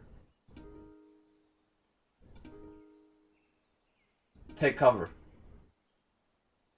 It's Bad Mother again! What the fuck is this guy doing?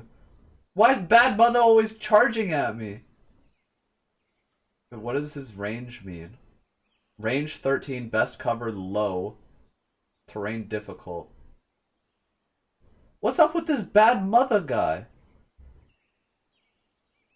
Advance undercover. Does he just keep charging at me? Range is how far he is from you. Oh, okay. We can talk about this, Bad Mother.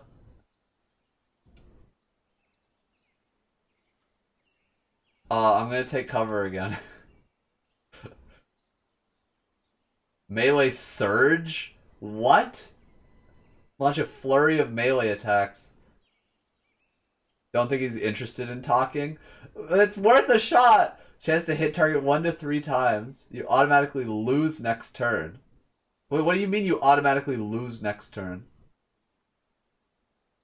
Okay, melee surge. I missed? They parried it? He fucking parried me?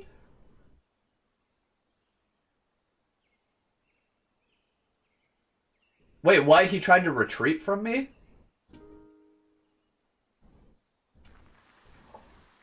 Hey! I scared him with my fucking ninja moves. Storage shed. Fuck it up. Rifle scope. Cornicola with P in it? Oh, it's Cornicola. I unironically thought that was P. Dirty rags? I can't hold it.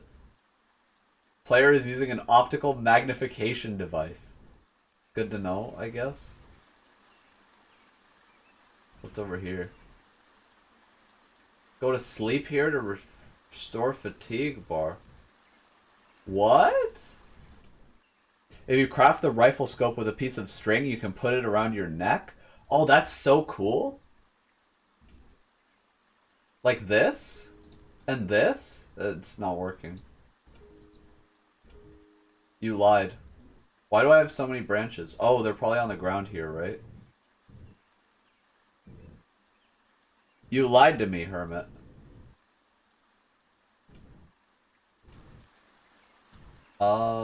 Wait, so my cover is this campsite.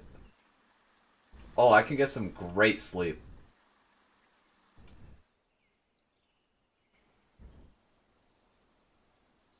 Oh, I'm shivering. I got no clothes. I got no clothes. It's been a while.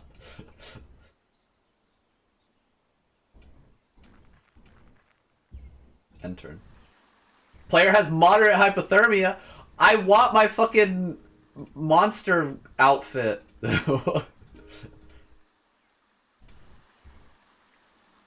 How do I get my beast suit? Give me glass.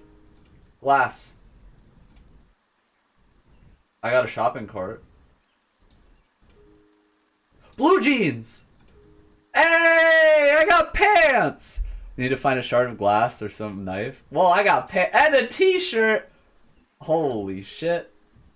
Pill bottle! Plastic shopping bag. I'll put that on your back. Hey! Piece of an old newspaper. The rise of Xinhua. Last week's insurrection in China has left the world reeling as the Xinhua government wrests control with surgical precision and frightening speed. In a statement to the global community, Xinhua representatives have stated that the new government is only a natural evolution of the civilization state, and Xinhua are simply custodians of the Han people as they enter a new age of enlightenment. Good for you. Assorted small parts.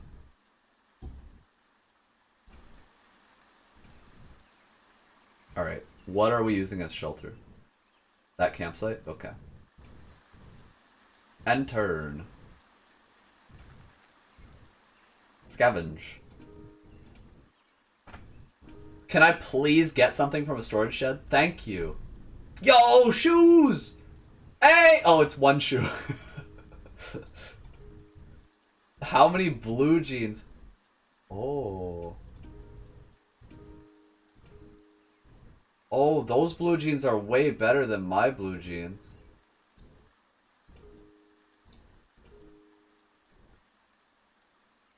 Yo, wait, let me take an extra pair too.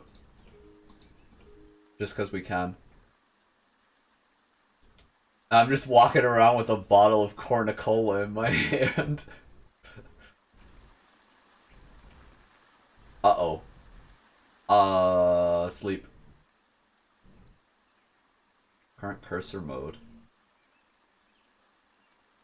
Sleep. As night falls, you notice there's a bright glow coming from the east, easily visible through the treetops. It's no guarantee, but it could be a sign of civilization, maybe even a lead on where you are, or who. And if nothing else, it's as good a landmark to strike towards as any. Press the minimap or the M key to see its location on the map. I have severe hypothermia. There's the glowing shit. That is far. Huh? Up ahead, it looks like there's some sort of abandoned car. It's covered in filth. What glass remains is almost opaque with grime, so it's been here a while. Hard to tell if anything's inside from here. The door on this side is open, though, and it looks like a tattered sleeping bag spills through the opening. Throw something at the car. You pick up something you can toss and lob it at the metal husk, ducking out of sight. There's a hollow bang and rattle as it hits the roof and rolls off. Things seem to get quieter for a few moments after, but soon the ambient critter noise level resumes. No sign of movement. Alright. How many times can I throw shit at the car? Okay, there's definitely no one in there, because they would have got pissed if I hit that car 3 times with a rock. Not gonna lie, especially on a good run, it's gonna be hard to leave your initial base. Really? But, like, how do you ever get anything done then? If you can't come back to the base.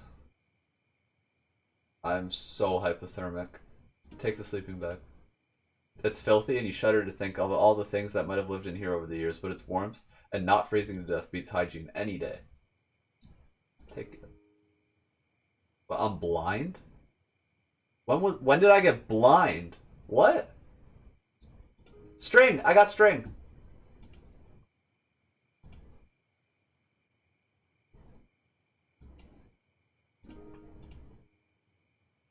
You leave the husk of a car behind. Nothing stops you from coming back, but crossing large distances can be tough, isn't it, night? Yeah, but I already slept twice today. Do I need to sleep again?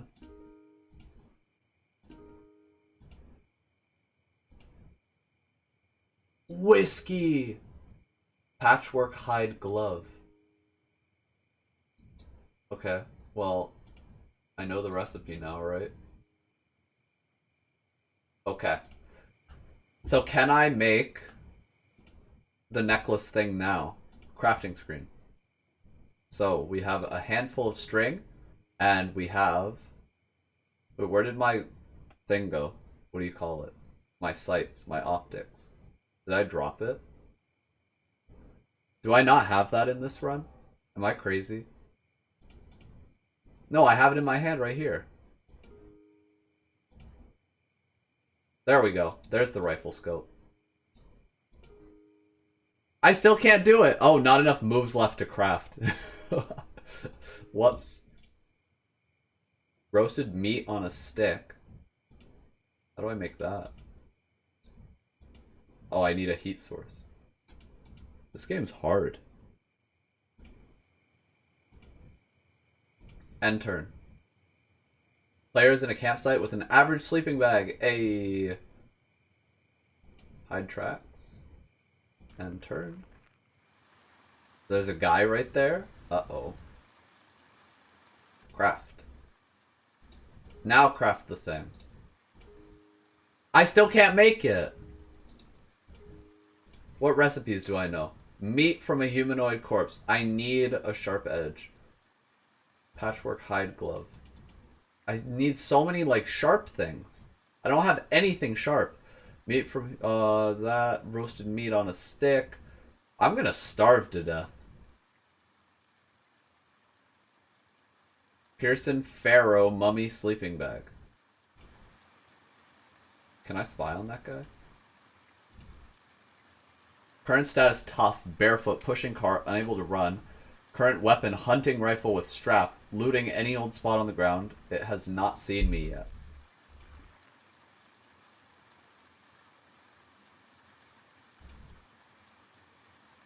End turn. Scavenge. Strong. What did we find? Blue jeans. Blue jeans. Wait. Hey, I got another shoe! Let's go. You need medium string or long string? Oh, I see. We got a lot of painkiller. A lot of painkiller. And yet it moves. A year after uprising, militias hold sway in Galilean Confederacy. One militia controls Europa's spaceport. Others... What? Is this some space shit? Carve up colonies on Ganymede into fiefdoms. They clash both on the surface and in orbit, terrifying colonists and holding detainees in makeshift prisons where torture is said to be rampant. Okay, so this is like some, like, very far off future. Hey, I got a lighter! Let's get as many pill bottles as we can. Forest resources, you need a forest. Good, thank you. Community college t-shirt? What if I wear that? Am I wearing like 3 shirts right now? Did I just stack all of my shirts on top of each other? Uh-oh. He's got a crowbar. He doesn't see me. Sneak out of battle without being seen. Hide tracks. Should I sleep? I don't really think I need to sleep. Okay.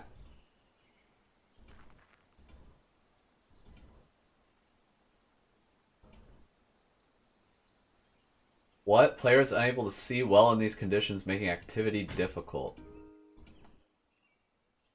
Oh, I can scavenge with a light source. Do it. Berries! Eat them. Mushrooms, eat them. Water, drink it. Do I need wood? This is why time management can be a thing here. You normally want to find a safe place to sleep at, like the inside of the cryo facility. Yeah, I didn't really like process the fact that the turns and the days are like two different things. Hydrex. And turn. I froze to death. I survived 20 hours, y'all. I'm so good at the video game. Are you sure the berries aren't the poisonous kind or the mushroom? It was worth it. You know, we died of hypothermia before we even found out if they were poisoned. So I think my guy had like he had a happy end. He had a full stomach when he passed, and that's just how it be. That's the game. Yeah, it's a cool game. It's like very involved from my understanding of it. If you can master it, it's really engaging. Yeah, but I imagine it takes like a pretty high degree of mastery as well. Definitely, it seems like a cool game though. I may play it again in the future. We'll have to see. It has growing pains. What is Outward? Oh, this is a big game. $40. Oh, and it's 3D. Wait, this is like a completely different game from the type we've been playing up until now. Excuse me. There's no demo either. Like a lot of growing pains. It does seem like the kind of thing that would benefit from having a tutorial or something. Just wait for a sale if you're really interested. Well, I had no idea what it even was, so I'm checking out the Steam page right now. Okay, so it's like a 3D, like medieval. Oh, it has co-op too. So it might be more fun if you have friends to play it with. Cool. Okay. In that case, what's next on the list? We can try Evoland, since that's also a game that's currently free. Alright, so we're Evo landing. Let me take demo out of the tags because this one is not a demo. And let's see, this is through Epic Games. Okay. And I think this is gonna be the last game of the day for me. Thanks for checking out the titles I shot at you. No problem. No, thanks for recommending stuff. Honestly, I do appreciate whenever people recommend titles to me. And I'm always happy to check them out. So yes, everyone is welcome to recommend games if you want to see them. Okay, let me...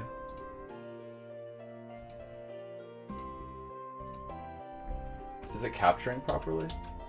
Okay, yes. Beautiful. You know my recommendation? Bloons, right? That's a game I've played before, P-dubs. I mean for, like, fresh games. New content. Evoland Legendary Edition. Let's play Evoland 1. You got right direction. There seems to be some chest to open this way. Oh, so I can't go left. You got left direction. Hey! You got 2D movement. Wow! Look at that. How about Gemcraft? I have no idea what that is. I'll add it to the list, though. But yeah, this is going to be the last game that I play tonight. So we'll see how long we end up going for. Hopefully, like, at least a decent amount of time. Okay. Let's go. What is happening here, bro? What is this? Rocks? Okay. Very cute so far. You got sounds. Oh my god, there were no sounds before? That's why it felt so unsettling. Smoother scrolling will save you some headache. Hey! Is this what actual game design is like? See, so you start off with a very pixely game and you can only move right, and you have to program in walking left and all that stuff. I say, even though I've, like, taken comp sci classes. You got a sword! Now you can kill the evil monsters and cut down bushes. Okay, that's the sword button. He does a little poke with it. It's very quiet. How do I get my my treasure chest here? I want this one. Give me it. Give me it! Give me the treasure! Bastards. Bastards. Okay, I'll get this chest then. You got monsters? Oh, that seems like a chest I didn't want to unlock. Okay, so if you touch them, you take damage. Nice. Got him. Hey, we got music! Top of the charts since 2012. What kind of game is Gemcraft? I've honestly never heard of it. Save points. Game saved! Woo! So far, this kind of has the, like, there is only one level game vibes. It's a tower defense. Oh, wait, I might have played it before. You got a star? You got the card Bat, a new card to play Double Twin? What does that mean? What? What is card to play Bat? Uh-oh, did I break the game? I think I broke the game. Oh, there we go. I think you have to go back to spawn to get that other chest. Oh, you might be right. Okay, let's save. I wish I knew what a bat did.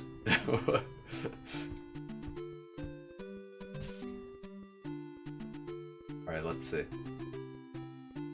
You might be right. I don't remember seeing any bushes. Oh. Oh, this is a completely different chest, but it has a star.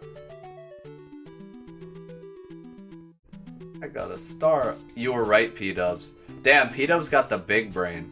Here I was too lazy to go back to spawn to check. You got Octorack. New card to play Double Twin. I still don't know what Double Twin is. But, you know, Octorack. Coolest Octo on the block. Alright. I want to check the cards. If they're like actual trading cards, that would be so cool. Like visually, I mean. Not like actually existing. I'm not that invested that I would buy Evoland cards yet, you know? Even if I could open them on stream.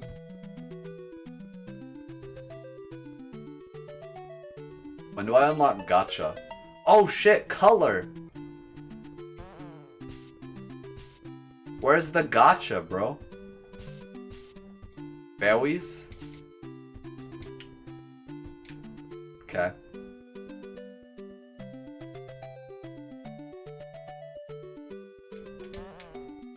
I love how he like moves. Can I push this? No. I haven't unlocked that yet. I'm waiting for the 16 to 32-bit upgrade. You and me both, P-Dubs. You and me both. What? I unlocked the title card! Or wait, did I beat the game? After centuries of peace, an ancient evil has finally resurfaced to threaten the world of Evolandia. You are one of the few remaining members of the Order of the Dragon Knights, whose purpose is to travel the world and help the needy and fight evil. Those centuries of peace clearly mean you haven't had a whole lot to do recently, but it looks like business is picking up again. Unlocked voice acting would be dope. Y'all have had voice acting unlocked from the start. Oh, I got a storyline. Joke's on you, this is actually a horror game. I wish. That would be so cool. If this was a horror game, I would be so fucking into that. Like the ads, like the fake game from the mobile game ads. I really want to play that fake game. Where it's like the Pikachus eat people. Oh shit, we got 256 colors. That's almost real graphics, you're right. I don't know what happens if I get hit. Sign panel. This path is reserved for agile adventurers. Oh, so there's like a jump button probably. How about World of Horror then? What's World of Horror? The games just keep... Hermit, you really are a gamer. You know so many titles. Okay, I'm adding this to the list too. An 8-bit horror game though? I would fuck with that hardcore. We booling. We really do be. Oh. What's this? The access has been blocked by the dimensional stone. Try the path to the east. What does free movement mean?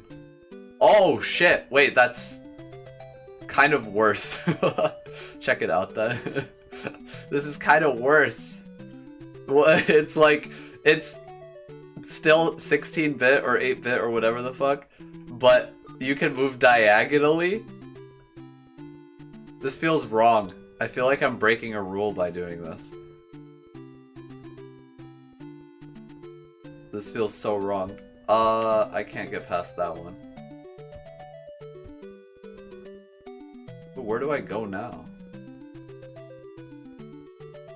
I feel like there's something I missed for sure. Wait, I've been that way. Most of the games on my radar are indie games. Honestly, indie games are pretty sick. I rarely look at AAA titles nowadays. I feel that though. Just like the price point alone for AAA titles, the only ones I can really like justify spending that amount of money is the From Software games. So like Elden Ring, when that came out, I bought instantly. No regrets. Same with Sekiro when that one came out.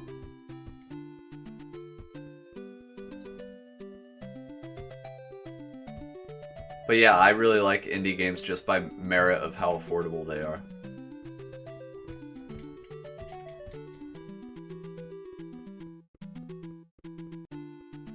Plus, I don't really play crazy 3D shooter games a lot.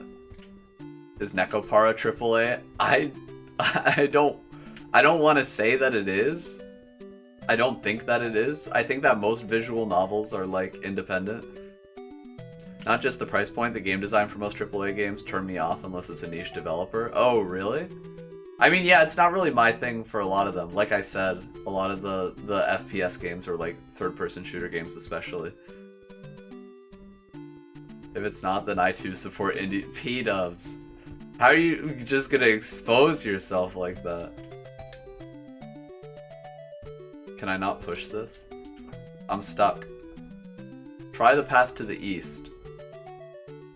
My tastes in vans. What? Wait, what does this mean? Oh, you walk between the rocks! Oh, VNs. It's pretty high. What? What is that? I died. Well, game over. For the meme, I can only say these jokes to fellow gamers. To be fair, I have never played Nekopara. You know, I just want to put that out there. Wasn't me. I didn't do it. Never happened. Holy shit, how strong is this guy?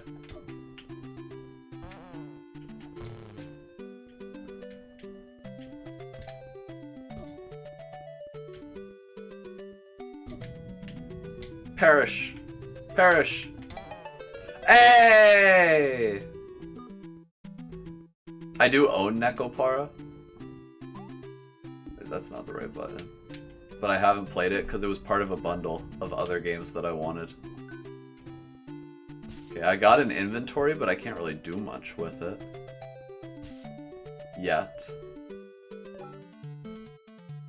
Overworld? Beware of random encounters. What is happening right now? Give me the box. You got turn-based battle. Oh shit, now it's a completely different game. I shouldn't have picked that up, bro. Attack. How did he not get one shot?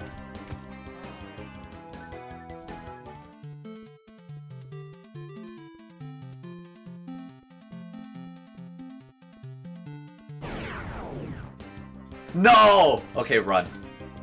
Run! Get away from the slimes! Okay. There was this VN I read before I forgot its title where you're a detective investigating a grisly murder in a sleepy mountain town. The game doesn't tell you if your deductions are wrong or right. That sounds fun, except for the grisly murder part. I can't wait for this to become Doom. Same. Yo, Doom for free? Mode 7, it looked really gorgeous when it was introduced back in 1990. I disagree, personally. The flat background kind of fucks with me. It does look like an old DS game, though. It had a gore warning. It wasn't shy about showing out. Yeah, I can't handle shit like that. Mode 7 is Pokemon. Is it? Is it really? Pokemon doesn't look like that, though. You got Place's name. Okay. Uh-oh. We got more statues. Wait, don't I have random encounters, though? It actually is? Oh, shit. I think it looks way better on Pokemon, though.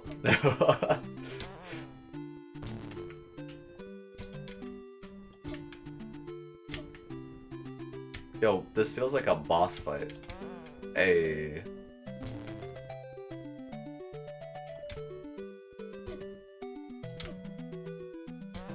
Hey, here's another one. Reciteer? What does that even mean? What? Hey, chest unlocked. Hang on. Reciteer. Pokemon also didn't have free movement. It did not. And I liked that about it. Check Steam. Okay. These ones I'll check after stream. I have like 3 titles on here. Well, one of them is Gemcraft, which I don't think I'm going to be streaming. I should just play Arknights, to be honest. What? I got a village? I can't stab people in the village. This sucks. I can't take my sword out. I just gotta walk. You unlocked villages. Gemcraft is more of a joke, but it can be fun. Yeah, no, I figured it was more of a joke. Yo, I unlocked the ability to invade people's privacy. I still have to do chapter 10 for Arknights. I still haven't even finished chapter 8. I don't read any of the story. I just like the character design and the gameplay. 1001 monsters to kill in one shot by Chuck N for the hardcore. Is that a fucking Chuck Norris joke? In the current year? I got an innkeeper.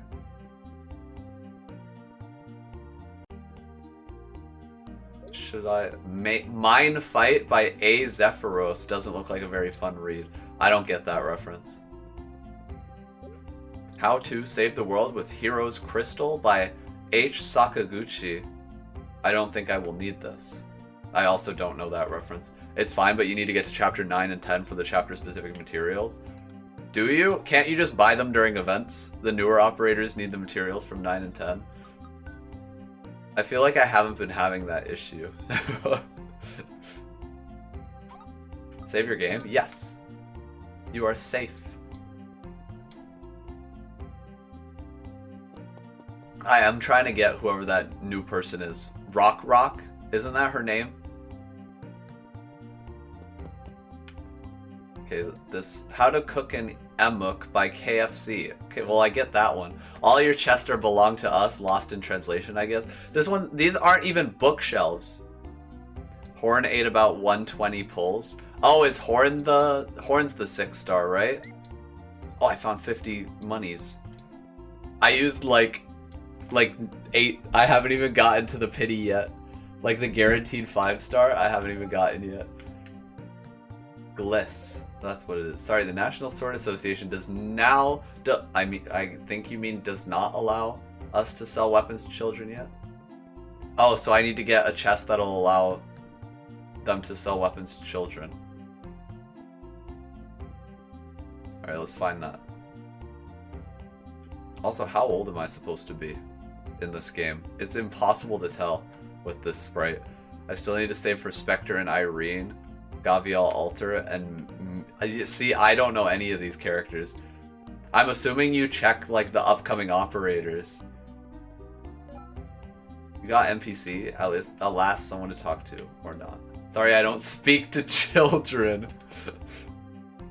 All I want is just the one copy. We got a torque card. Yeah, I usually don't aim for more than one copy of an operator, because I'm not a whale. The medium is the massage by M. McLuhan. Very fitting. The Ultimate Guide to Everything by S. Miyamoto. What a genius. Wait, that's Sakurai, right? Or am I crazy? I think I'm crazy. You have found a potion.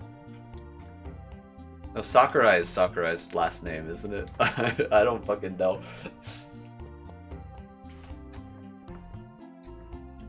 Alright, what else you got for us, town? Hey, there's another guy. Stop bothering me. Go play with other children. These people don't even look like adults. They just look like giant babies. Enter the well? No. What are you doing here? Children should go to bed. It's daytime. What the fuck? If you're not a nice boy, the evil Kefka's ghost will come and eat you. This door is locked. Maybe there's something in there. You got secret place. Oh.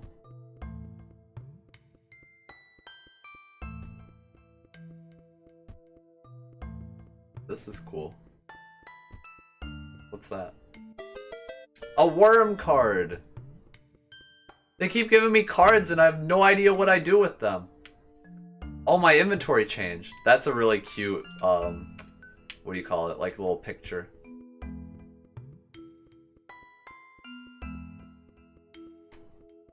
What's this? Yes. Uh-oh. Oh, I'm an adult now! I knew I was gonna fucking age up. You still got a free friend slot? Wait, on what? Oh, on Arknights? Probably. Let me check. I can just post it in the Discord, honestly. Now will you talk to me? A girl has visited us earlier. Is she a friend of yours? What? I heard a lot of strange sounds coming out of the North Caves. Okay, well, can't get in there. The Crystal Caves to the north are a dangerous place. It is said Kefka's ghost lives there, but no adventurer has ever come back to tell us. Well, then how do you know?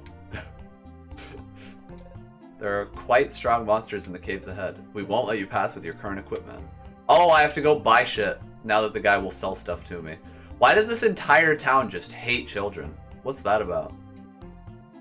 Oh, bald guy. Welcome to the Papunika village. Please enjoy your stay with us. Are you a child? Adults are not funny. They always complain about us children. If only I could eat the growth seed, I would no longer be a child. But the seed I found has fallen down the well.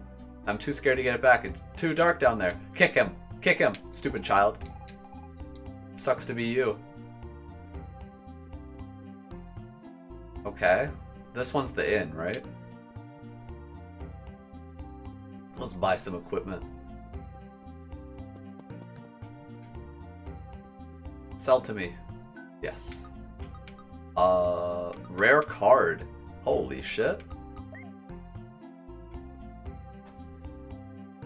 Wait, there's no, like, way to equip shit?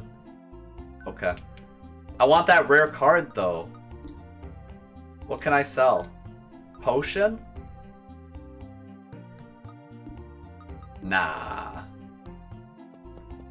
I want that card, man. I don't know what it does, but I know that it's a collectible, and that's enough for me. Alright, let me through. What? Oh, they're really gonna make me go fucking farm slimes, dude?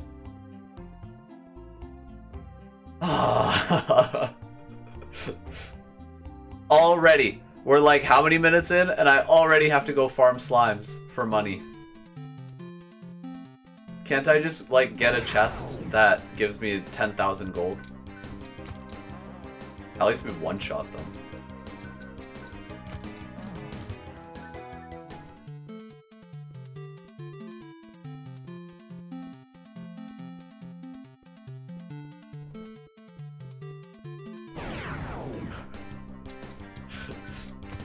Wipe them out. I got 50 gliss. At least they give us a shit ton of gliss from killing them.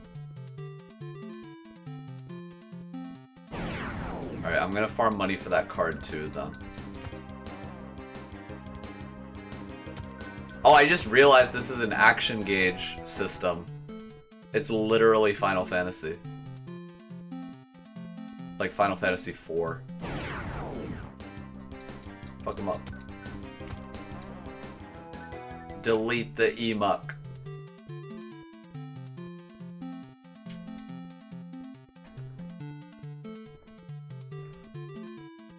Honestly, I could just play a game with this kind of combat. I don't need it to evolve. I'm good where we are now. We can just chill in this zone.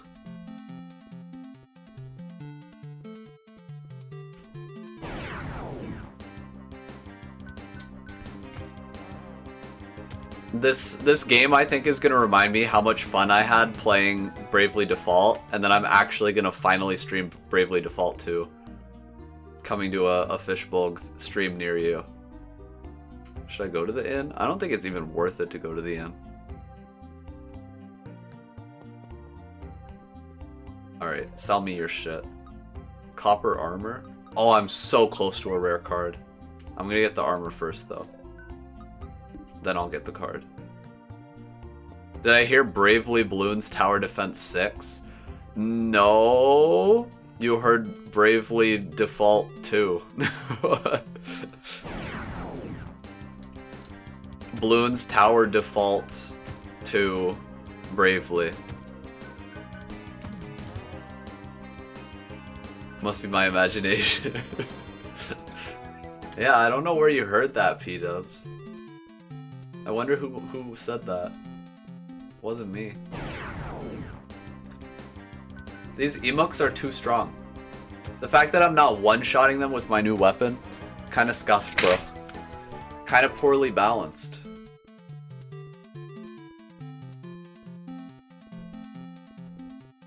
Boom, boom, boom, boom, boom. Fucking grind slimes in the beginning of the game. Oh shit, we dodged that one. Alright, do I have enough money now? Papunika.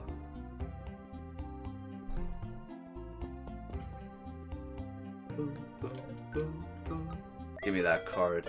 Hey, we got the Emuk card. I have no idea what it means, but I bought it. And then you. 10 gliss. Yes. Wow. I feel like a bucket of beans now. Game saved. Kind of forgot that saving was a mechanic in this game. Oh, there's 23 cards to collect and 30 stars.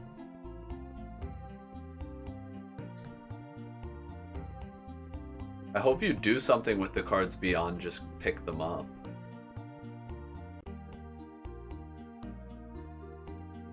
Freedom at last. Let's go. Alright, what's this? Forced fight? Uh-oh. I heard someone calling for help. Yo, a party member? Looks like she got attacked by these monsters. New party member? Oh, if I had bought Phoenix down, I could have rezzed her right now. Oops. And instead I wasted a potion by accident.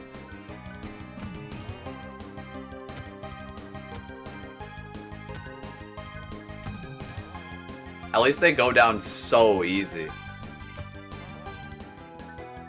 Alright, I'm gonna have to dip here. I have errands to run, catch you if I do. Alright, no worries.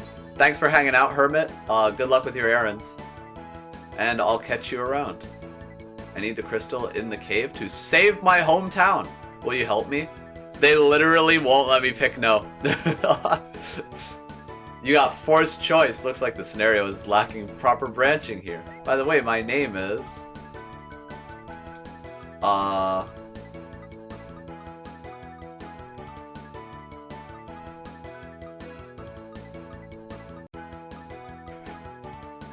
Don't forget to check out the other titles. Trust me, I won't. Her name's Kim.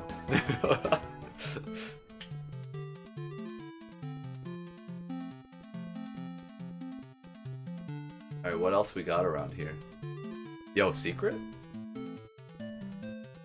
Yo, secret? Of course, there's fucking nothing. Wait, there wasn't nothing. It was an actual secret. And now we get a fight.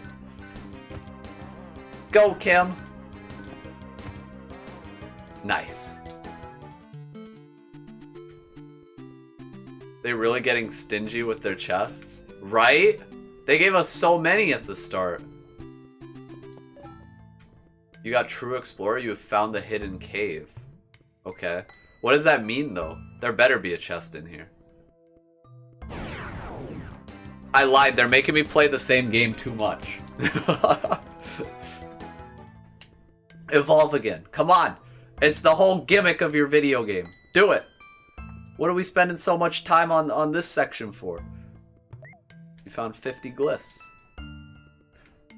I don't just want to see the evolution of gaming, but I want the future too. What does the future entail? I'm gonna put on like a VR headset and it's gonna be full dive. It's gonna like plug into my spinal cord. Like SAO. Wait, what? Invasion of the Undead Cats by E. Schrodinger, an Amazon bestseller. Why? Imagine a VR headset being required. I could imagine it. You know how older games, they used to have like multiple discs and you'd have to like insert the second disc to play the rest of the game? What if it was like that but headsets? Hey, we got a star. Like, you can't play the rest of the game until you hook up a headset, and if you don't have one, then you're just fucked. Then you just don't get to see the rest of it.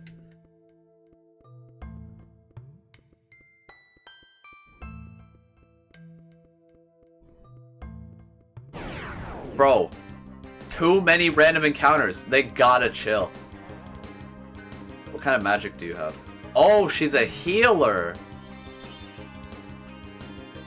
You know? The fact that there's no MP system and she's got a heal spell is pretty sick. I hope we don't, like, unlock an MP system later down the line. This cave is way bigger than I remember it being. What the hell? Thanks, Kim. We just have, like, no danger. There's no threats to us. Oh my god. At least we're getting rich off this.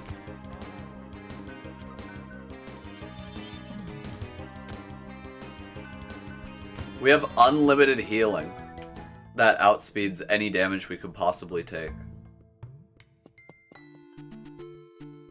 Anything else in the hidden meadow?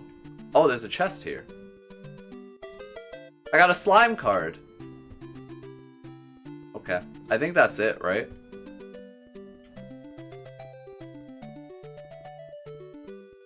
I'm so good at video games. What is this, Slime Rancher? Yeah, I'm gonna start farming it. I'm gonna sell its shits for money based on the stock market.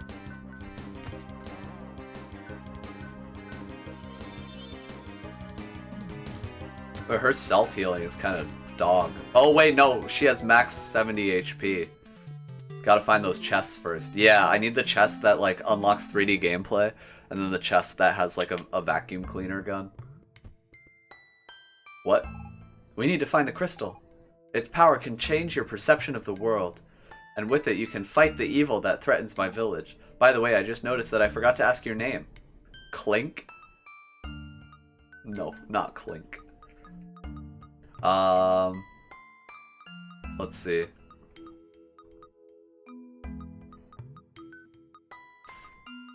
I'm gonna call him Flat Bulk. I like the premise of this game, but I think it would be cool if they kept the game moving a bit faster. That, I 100% agree with. I almost was gonna call myself Flatworm, and I don't know why.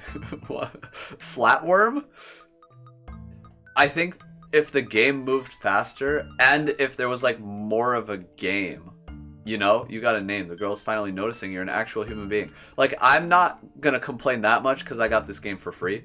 And it is fun. I do enjoy it. But, like, there's zero challenge. It feels basically like a walkthrough of the history of video games, which is interesting. But there's no actual challenge. I say, and I bet there's challenge now. I bet this fight's gonna be hard as hell now. I bet I jinxed it.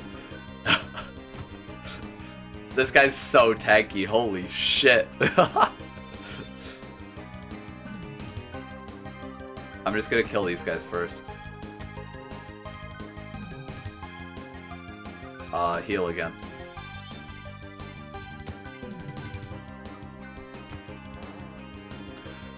I guess if they keep it moving too fast, we run into the issue of, like, there's no game. Like, you finish the game in an hour. But you know, I'd be down to finish this game in an hour. If not, just so that we have, like, a nice place to leave off. Cobra Zero? Is that a reference to something? She does no damage. Kim, you suck. She's just an HP battery.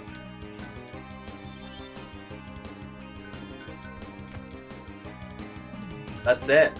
She's just an infinite healing machine. We got so much money though. I wish I didn't unlock cave monsters. You found a potion. The game would also probably move faster if I wasn't looking for secrets. I kind of like that there's secrets though. Honestly, actually, I don't know where I stand on secrets. Because sometimes I feel like it does take away from my enjoyment of a game when I'm like constantly like, oh, did I miss something? Like, I need to search every single nook and cranny. It does like get a little tiring. Oh shit, we got experience points. But on the other hand, it's like, it's cool that there's some kind of reward for exploration.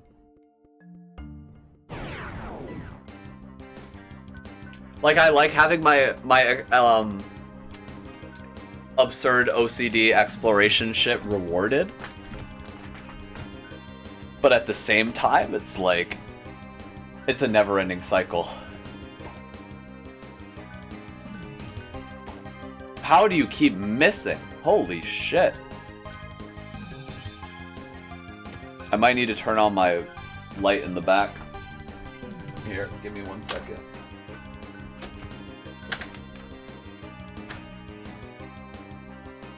There we go.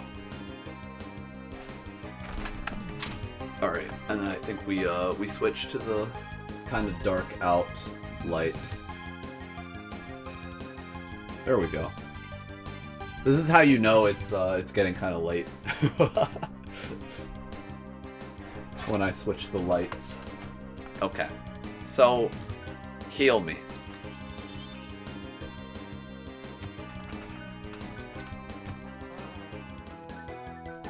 Fishbowl reached level 2, his attack increased. Hey. Are you serious? I'm so fucking mad. Are you serious? Now I gotta go all the way around. All the way around. All the way around. All the way around. Okay. Am I gonna have enough attack to actually kill these giant worm dudes now?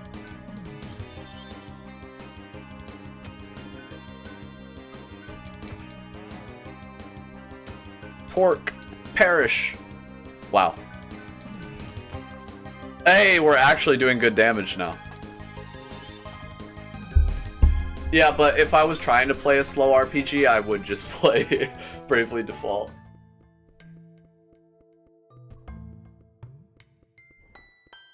Since that has like a very expansive job system and all that. And the combat's really cool in that game. I don't know how it is for the sequel, but I enjoyed it in the first game. Life Fountain. Oh! We just got infinite healing for free? We already have infinite healing for free. How much healing does one guy need?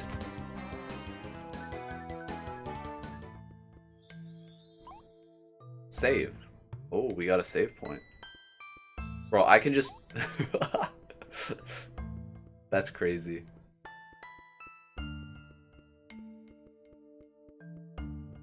What's down here? It better be worth my time. Damn, we're doing big damage now, though. Not to that guy. Did I crit or something? How did I... What? What is this? Flat bulk? Yeah. Well, you didn't see that? We got a Skaven. Yeah, I named him Flat Bulk because the game's flat, and I understand. Yeah, no. It's not gonna make any fucking sense once the game becomes 3D. You had to step... Oh, yeah, no worries. But yeah, no, once the game goes to 3D, it's not gonna make any sense.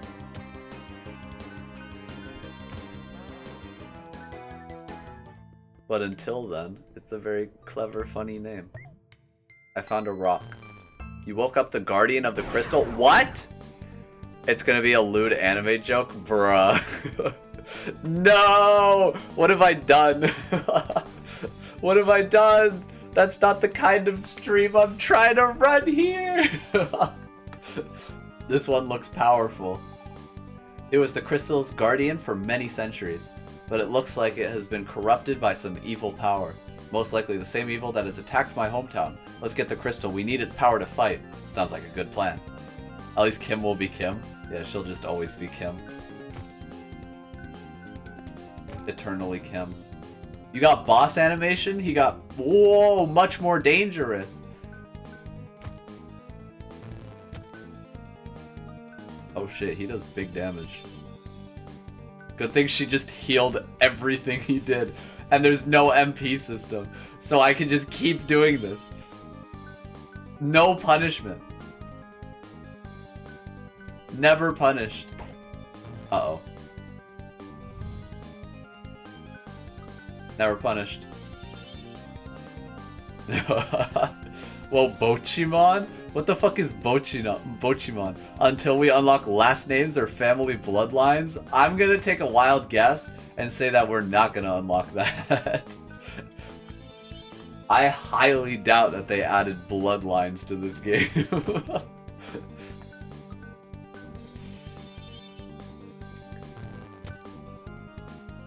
Sit up straight. Bro, I was so comfy. Really?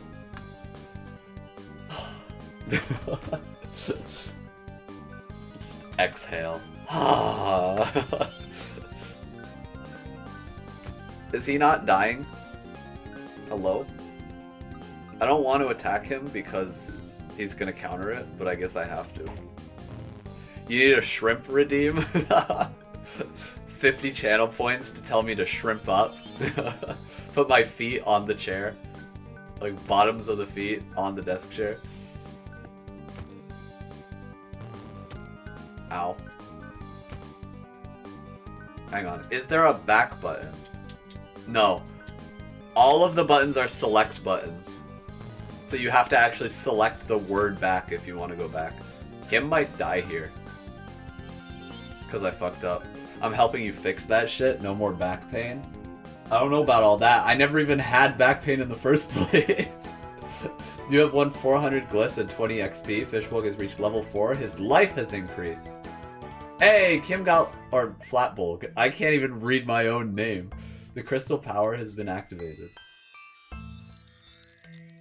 Yo, easiest boss fight of my life. 3D mode! Oh shit! The power of the crystal is incredible! Now I feel like I can fight the evil which threatens my village. But we will have to cross the Norio mines in order to reach it. Thank you for helping me. You're my hero! Thanks, Kim. Wait, you're not coming with me? You better fucking come with me. That's the Chaos Emerald. Wait, is it actually? Is that like another reference? Bro, that's so fucking weak. The way he swings this sword, he's not putting any effort into it. Weak! This dude needs a training arc. No, I'm memeing. Oh, I would have 100% believed you. I got 16-bit music? Holy shit. What are these guys? They look like chihuahuas. Oh, I died. I hope it saved. I hope that shit saved. I really hope that shit saved. Okay, thank you. This is like an Xbox 360 Avatar RPG looking game. You're right, it does have extreme Xbox 360 vibes. When I first saw it, I thought like N64. But no, it's way smoother than N64. It is Xbox 360 vibes. What is this? Hey, I got hearts!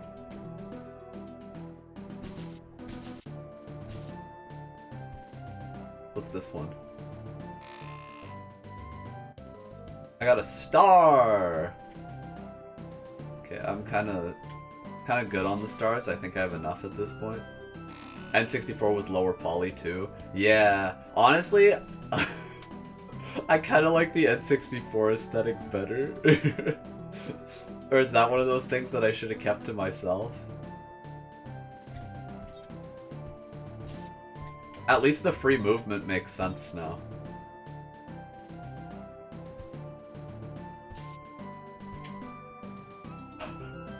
Is that an Among Us? No way. Sus? Red is sus. N64 was way better than this. Damn, P-dubs, you said it, not me.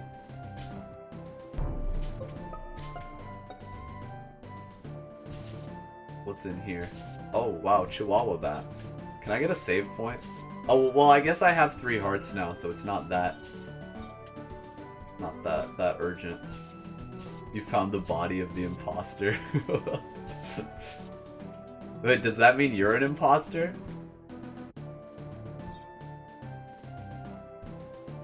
Yes, it does! P-dubs! I expected so much more from you. You got pixelated textures? See, this I like. This I like. Dimensional stone past? Was it always that small? You're back to the early game. Oh, that's so cool! That I really like. See, now it's a bit more attractive. I don't know why, just add visible pixels to anything and I'll like it. But yeah, P-dubs, you might want to just hit the exclamation point eject. Marginally. Now it looks like Minecraft. With skins. Thanks, P-dubs. What the fuck? But my mouse is moving when I move my right stick. Look at this. Wait, can you see it? Yeah, you can see my cursor. Look, so this, I'm controlling this completely with my fucking controller here. Why? The mismatch on the tree textures hurts my brain. Don't look too hard. It's starting to hurt mine too. How dare you point that out? Where am I going? What is this? What is this path? I can't break rocks! Oh, I don't need to.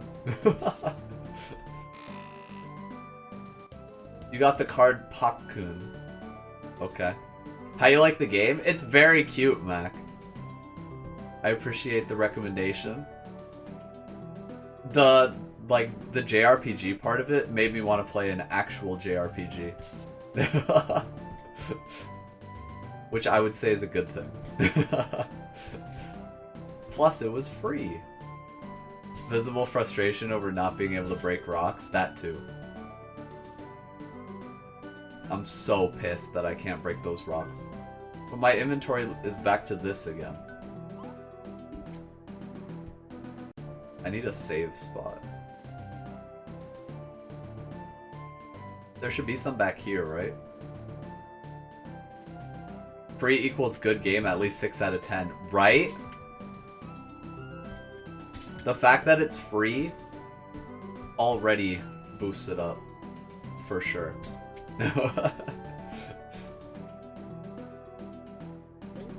I wonder where it's gonna go from here. Fucking fully rendered 3D FPS. I'm gonna trade my sword for a gun. Wait, I have that much health? Holy shit. I didn't realize that each of these breaks into 4. I want to make a game called Mochimon. Why? And what does that entail? You have a title, you want to use that title?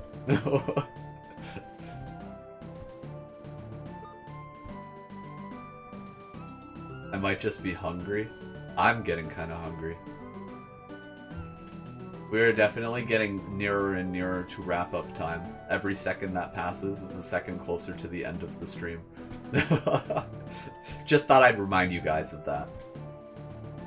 To help with your enjoyment. Where am I even trying to go right now? I'm so lost. I need to unlock a map or something. And I need to break rocks, like holy shit. Existential stream dread. Yes, all streams must end eventually.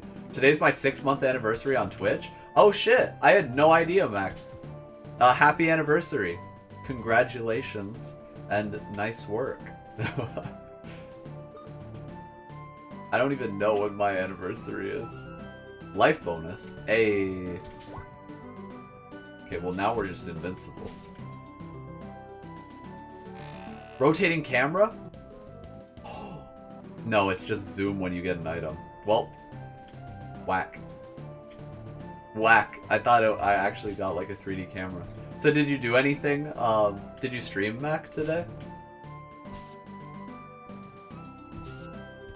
Please just allow me to break rocks. Please just give me the rock breaking technology.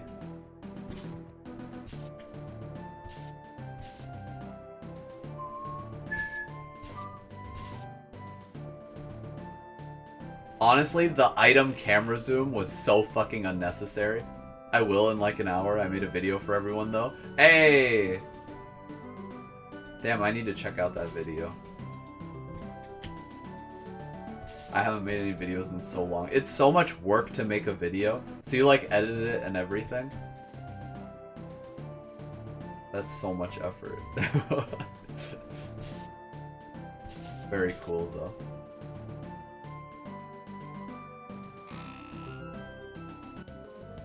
It's just a star. I had never edited before, so I did my best. It's so hard, right? I've edited multiple times before, and I still do like the bare fucking minimum. HD textures? Hey.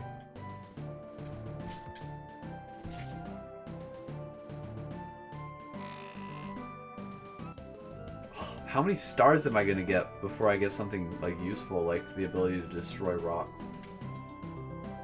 I just want to smash rocks. That's all I care about right now. I don't care about anything else. Just give me the rocks. Rock smash. Come on, man. Stars aren't even useful. True. The Noria mines are just south of here. If we can get through them, we will reach my hometown. I hope everyone's doing okay there. Please hurry, my hero. Or I could not hurry. And I could try to destroy rocks. 3-dimensional world? Oh shit! Oh shit! That was like a very railroaded overworld though. Yo, she's famous? She's famous? Mines opened. You can now explore the Noria mines. Uh-oh. This just looks like a labyrinth.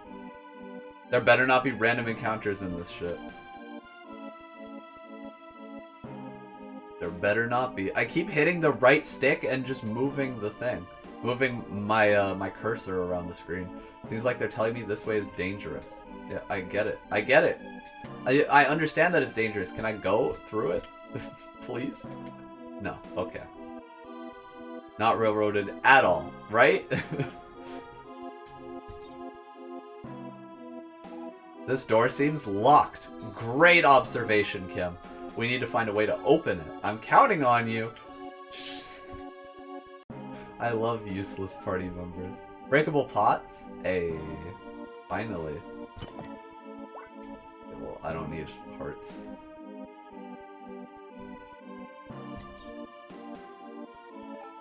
Pressure plates. That's not exactly Fort Knox. Good one. Kill a Chihuahua bat.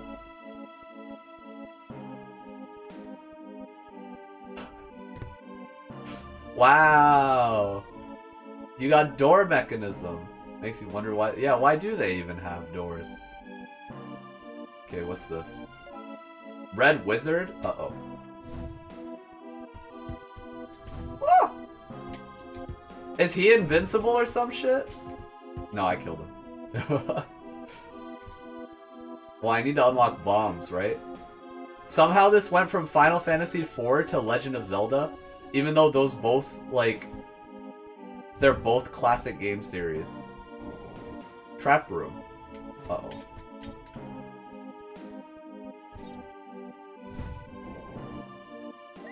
Oh?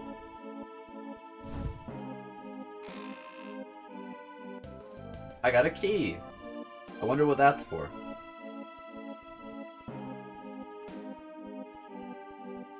Break the wall. You got a skeleton! Why do I just keep unlocking enemies? When do I get the ability to destroy broken rocks? Nice. Okay, that's like a puzzle. I can see something under the water here. There must be another mechanism nearby. Great observation, Kim. Really useful having you around. You fucking bastard. Something happened somewhere again. Still didn't raise that platform? You got a maze. Thank you. Wonder how complicated this maze is. Oh, it's bigger than I expected. For sure. It's a lot bigger than I expected it to be. I don't even have a key. Get over here, Chihuahua Bat. Get back over here. There we go. Get over here. Nice. Oh, the tiny hearts are only worth a quarter of a heart. Why not just give me 12 hearts then?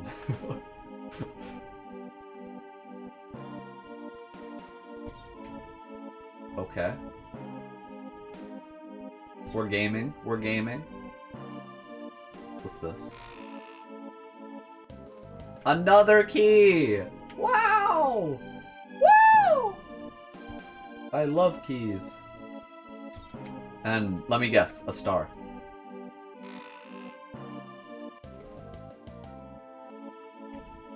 I'm a genius. I'm a game dev, guys.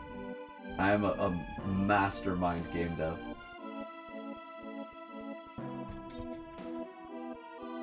Oh, also the package for this game, it was the first and second games. So I have no idea how you make a sequel to this, but there is one and I have it. So, not gonna happen today, but maybe later down the line. Who knows? But honestly, I have no idea how you can make a sequel to this. Because I feel like the game is pretty self-contained. Unless they actually, like, care about the plot. Pushable block. Why is it on fire? Why is the pushable block camping? Oh shit, so I can just push random stuff now. I can just push walls, I can push blocks. That's crazy. Genius. See, this is the level of puzzles that games should be throwing at me. Given my intellect.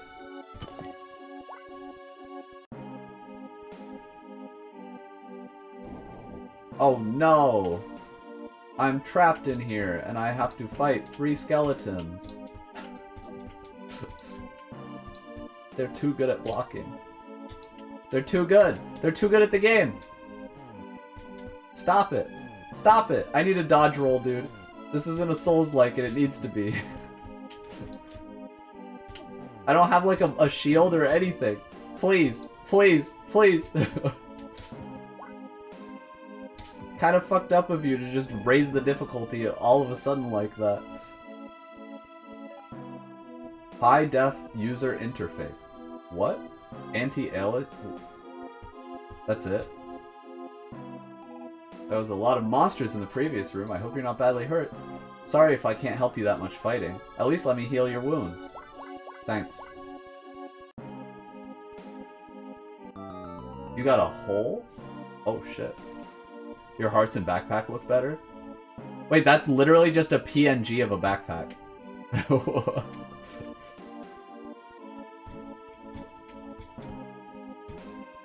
Yeah, I gotta knock him into this hole. Hey! I don't know, I kinda liked them better before. Now it's like mobile game graphics.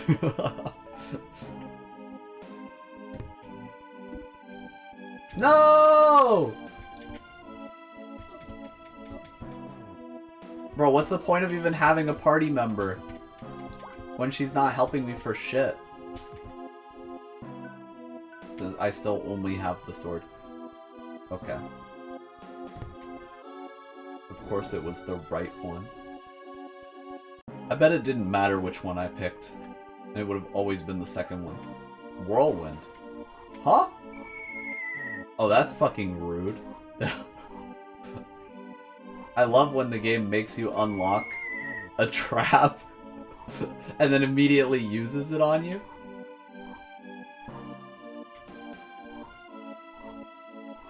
Okay, so it's 3. No. What? Wait, how did I... Well, I got a card of myself, so... Worth it? I think it was worth it. Oh god, I gotta go through this maze again. We got a flat bulb trading card.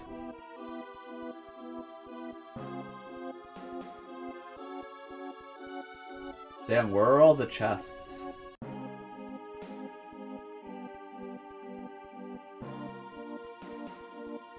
Can I get breakable rocks, please? Thanks.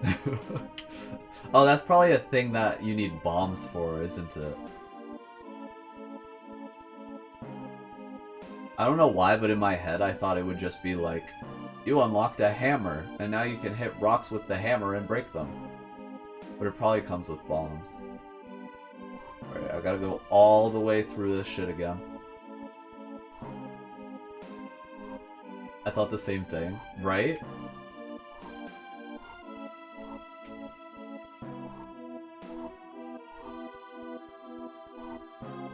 Okay, bomb please. What the fuck is that? I got a light puzzle? No. Why? Well, this isn't even hard. Oh, you have to step on all of them. Bro, a shield would be really nice.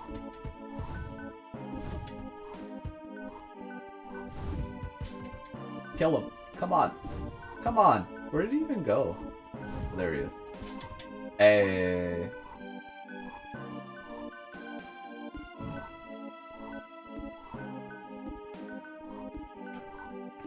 What is this, bro? Wow, I'm so good at puzzles.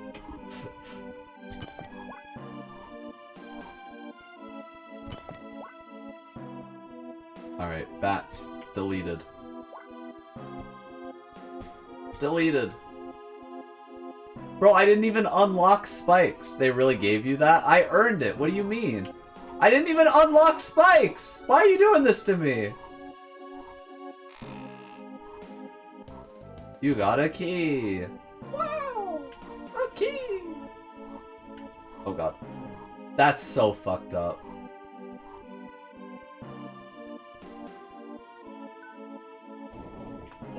Oh, save point. Perish, Chihuahua. How do you make tornadoes? What do you, I got a chest that unlocked tornadoes that shoot out of traps and kill me. Fucking why? This one will not turn into obsidian. Guaranteed that this game is going to turn into Minecraft. Also, what the fuck? You could just walk right off the bridge and die. I've got a very bad feeling about this. Watch your steps. Thanks, Kim. Fuck you, Kim. Fuck you. That's terrifying.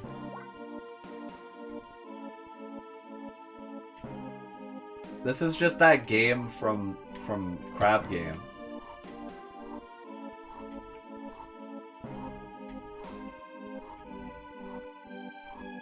That's so scary. Okay. You got auto fire. What? What does that mean? No! Bro!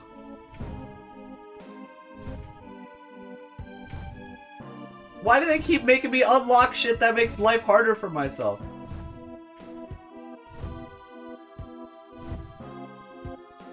They really tried that, didn't they? They were really going for the full rage factor when they put that trapdoor there. Perish. Perish. No! Y'all are so fucking annoying! How many guys are in this room? Die, Chihuahua Bat. Die again, other Chihuahua Bat. Ah! I can't block them, and I move so slow, bro! Come on!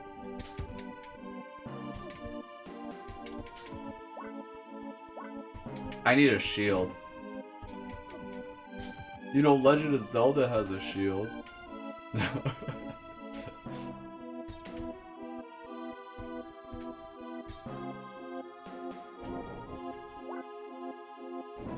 Wow, doors open. What?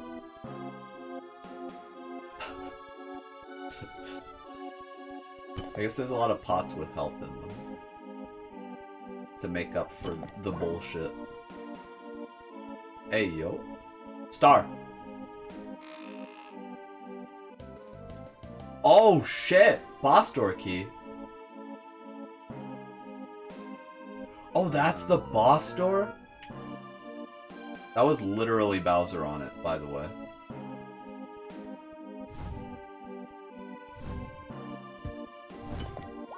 Or should I have not mentioned that for copyright purposes?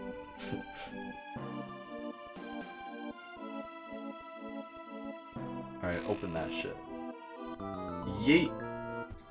There's so many bomb walls, it's making me so tilted. Hang on, let me get this chest. Alright, trading card or star? What do we think? A star! I found 10.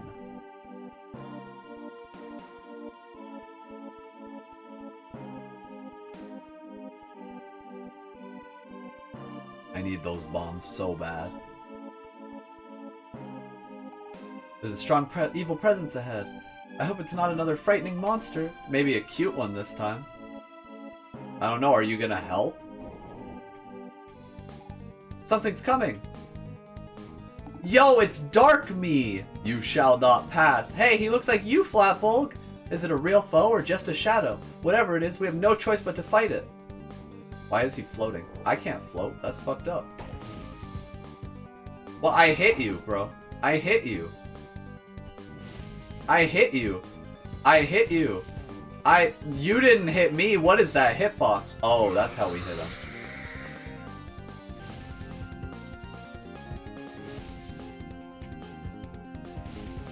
What is that bullshit? Honestly, Kim sounds like you only want violets.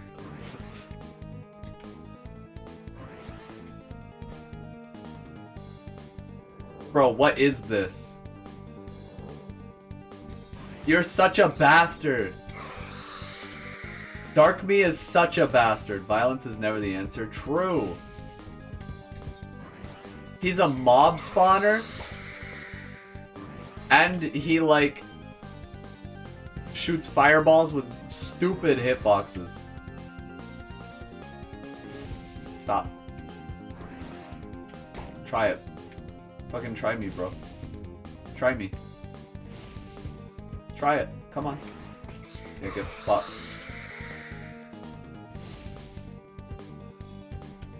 Try it. Come on. Try me. Easy. I wish I could deflect fireballs with my sword. That would be cool. What happens when a Souls player recognizes the pattern? Bro, there's not even a dodge roll in this game. You got a legendary sword. Looks heavy, but very cool. How are you still making Final Fantasy references when we're playing this game, bro? This is literally Legend of Zelda. I can feel fresh air coming from outside. I think we have reached the exit of the Noria mines. Let's hurry to my village. I hope it's not too late. I got a question. Why is her statue all over the fucking mines? What does that mean? Is it because she's a miner? 3D fights? Hold on until the 4th dimension arrives? Oh, shit. Oh, shit! Wait, this is actually cool. That's actually cool. I take everything I complained about back. This is how the game just should have been from the start. It's so cinematic. I love it. It's beautiful. There's no, like, secret forest over here? Scammed.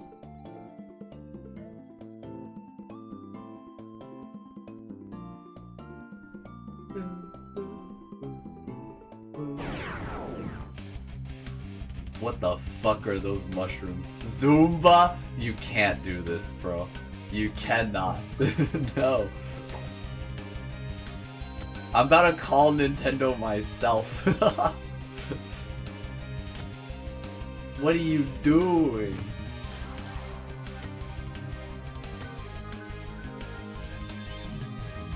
I'm getting him up on my phone right now. Mr. Nintendo? Yeah, there's a game I'd like to report to you. It's called Evoland. Yeah, so they've been using likenesses of various characters. Bowser, I saw on a door. There's a Goomba, is just like a regularly appearing enemy. Yeah, I figured you wouldn't like it. Oh, well, you don't have to yell at me. It's not my fault. I'm just telling you about it. Mr. Nintendo, please. Holy shit. He said he's gonna shut down my stream. Nintendo FBI agent listening into your stream. We don't have much time left, guys. He threatened to pull out my Ethernet cable. I might have to go soon. What time is it, by the way? 6:30. Holy shit, I definitely have to go soon.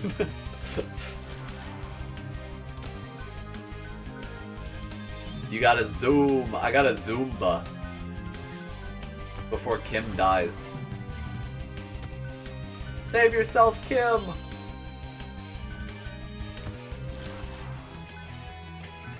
Hey, level 5. We're gaming. Okay, I feel like I haven't seen a save point in a while. BRB. Hey, there's a save point! Pre-rendered backgrounds. Alas, we're back. I hope everyone's fine. I'm happy the village has not been swallowed by the wastes. Will the power of the crystal be enough to save us? Okay, let's save her village and then we'll be done. This is literally Bravely Default. Can I talk to this guy? No? Really? Welcome to Algai. Our village was once flourishing. Look at it now. The mana tree used to protect the whole country. Now something powerful has come back to the Black Citadel and started corrupting the mana tree to spread the waste. I fear the whole of Algai will be gone soon. And it will not stop here.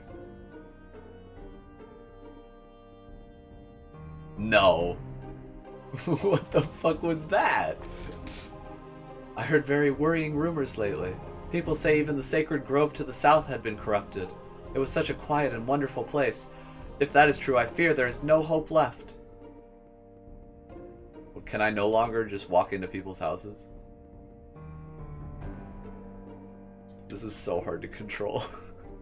You gotta like factor perspective into how you move the character. Restless child. Running around is really tiring. I'd rather play with firecrackers. Why does he keep doing it? I got card players. Oh, double twin. Most of them are quite easy to find, but the most powerful ones are well hidden. I'd love to see a complete collection one day. That's it. Oh, I can play against him. Alright, what are the rules? Each player starts with 5 cards drawn at random from his deck. Players take turns placing cards on the board until it's filled. You can capture your opponent's cards if you place an adjacent card with a higher power on the relevant side. The player with the highest number of cards to his color wins the game. Cards in hand also count as 1 point. In case of a draw, this challenging player, you will lose. Wait, isn't that just the card game from Skylanders? This is literally the card game from Skylanders. Okay. Slime's got good defense. Holy shit. He took my slime. How dare you? Well, your big guy's mine now. Oh shit, that thing has so much attack.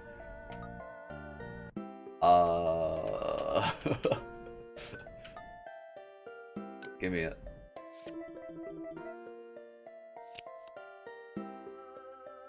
Okay. Why are you putting that there? What? Well, now these are both mine. Thank you.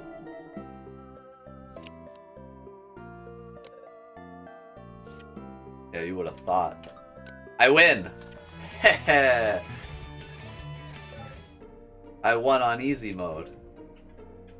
I want to open this last chest first. Expensive merchant. Silver armor, fast DVD player? Oh, so I don't have to deal with fucking loading screens? Really? And then 10,000 for a rare card?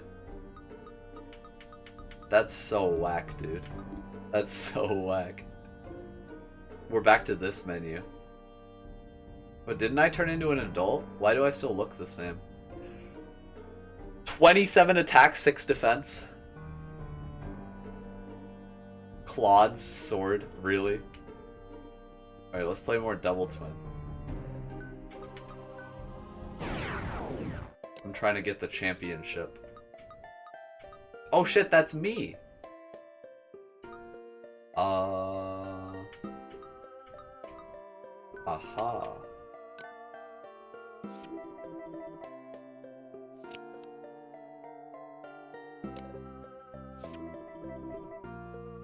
How? How did he, like, barely have more attack than me?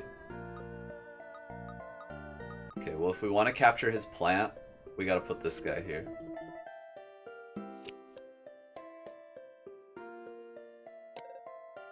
Behind you? Now what do I put down? I guess if we put this guy here, he'll never be able to capture us. There's no way to go back either. So I have to put it down now that I've selected it. Maybe another day? That's so rude, dude. I don't have anything that can capture now.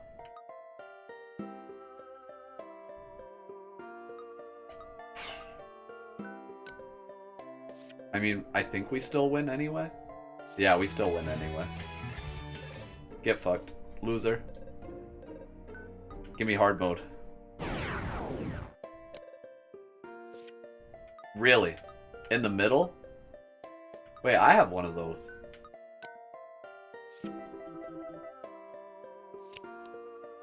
Okay, that's mine now.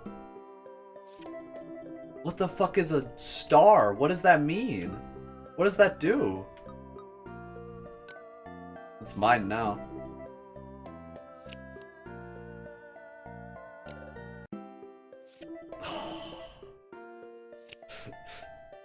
Okay, hard mode might actually be a challenge. Mine.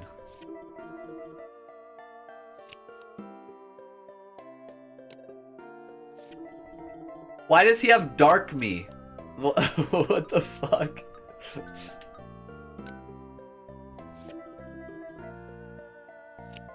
Okay, now he's probably gonna take my B, right? Yep. And I lose! No! That was a draw? I'll beat you this time. I could just play this shit forever.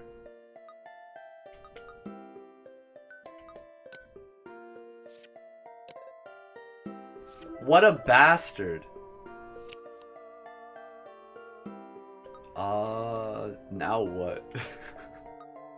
I can't recapture my own card. I'll put this here.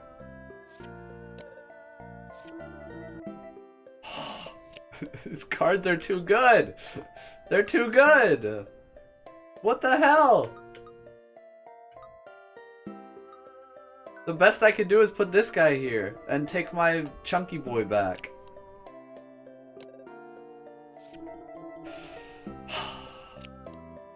Alright, give me something good. Are these really my only cards left? Why? Ow. Huh?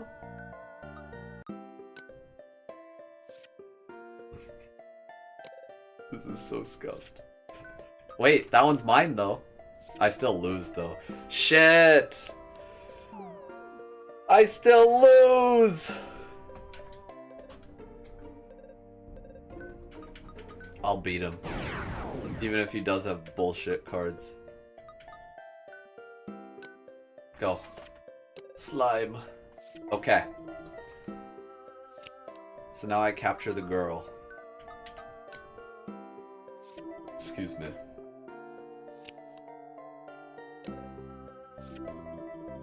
That fucking bee, dude. That bee. What the hell?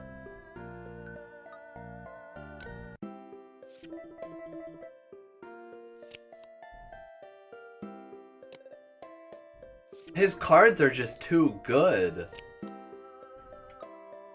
The numbers are so much higher than mine. And my hand is so doo-doo. No, my mole! No! I'll win event. Wait, that was medium. How do I forfeit? What did I just click? What the fuck did I actually click? I like exited out of OBS. How do I forfeit? I'm not trying to play on medium difficulty. Turtle too strong. My turtle now. Sucker. No!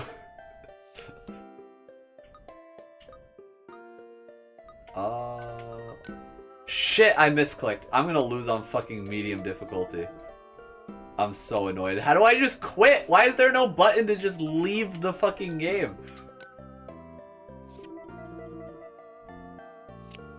Fucking Skylanders.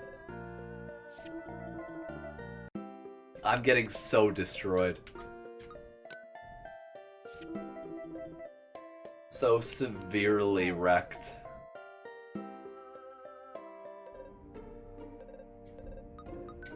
Fight me on hard mode.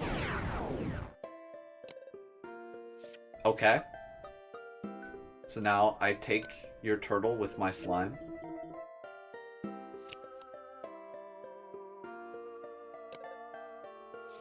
Okay.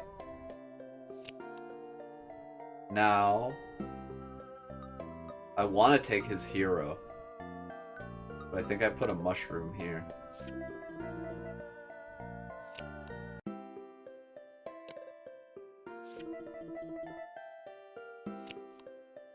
What a bastard. Okay. Next I put this here, and we hope he goes above to take it. Perfect. Okay, now these cards are both guaranteed mine. And I think I win, right? Is that a W for Flatbulg? Hey! No, you fucking won't. Champion mode, let's do it. This card sucks.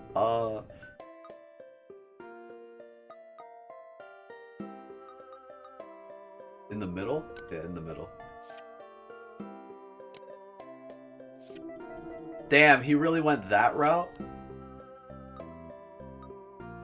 Okay. Now I take it again. Put something on the left side.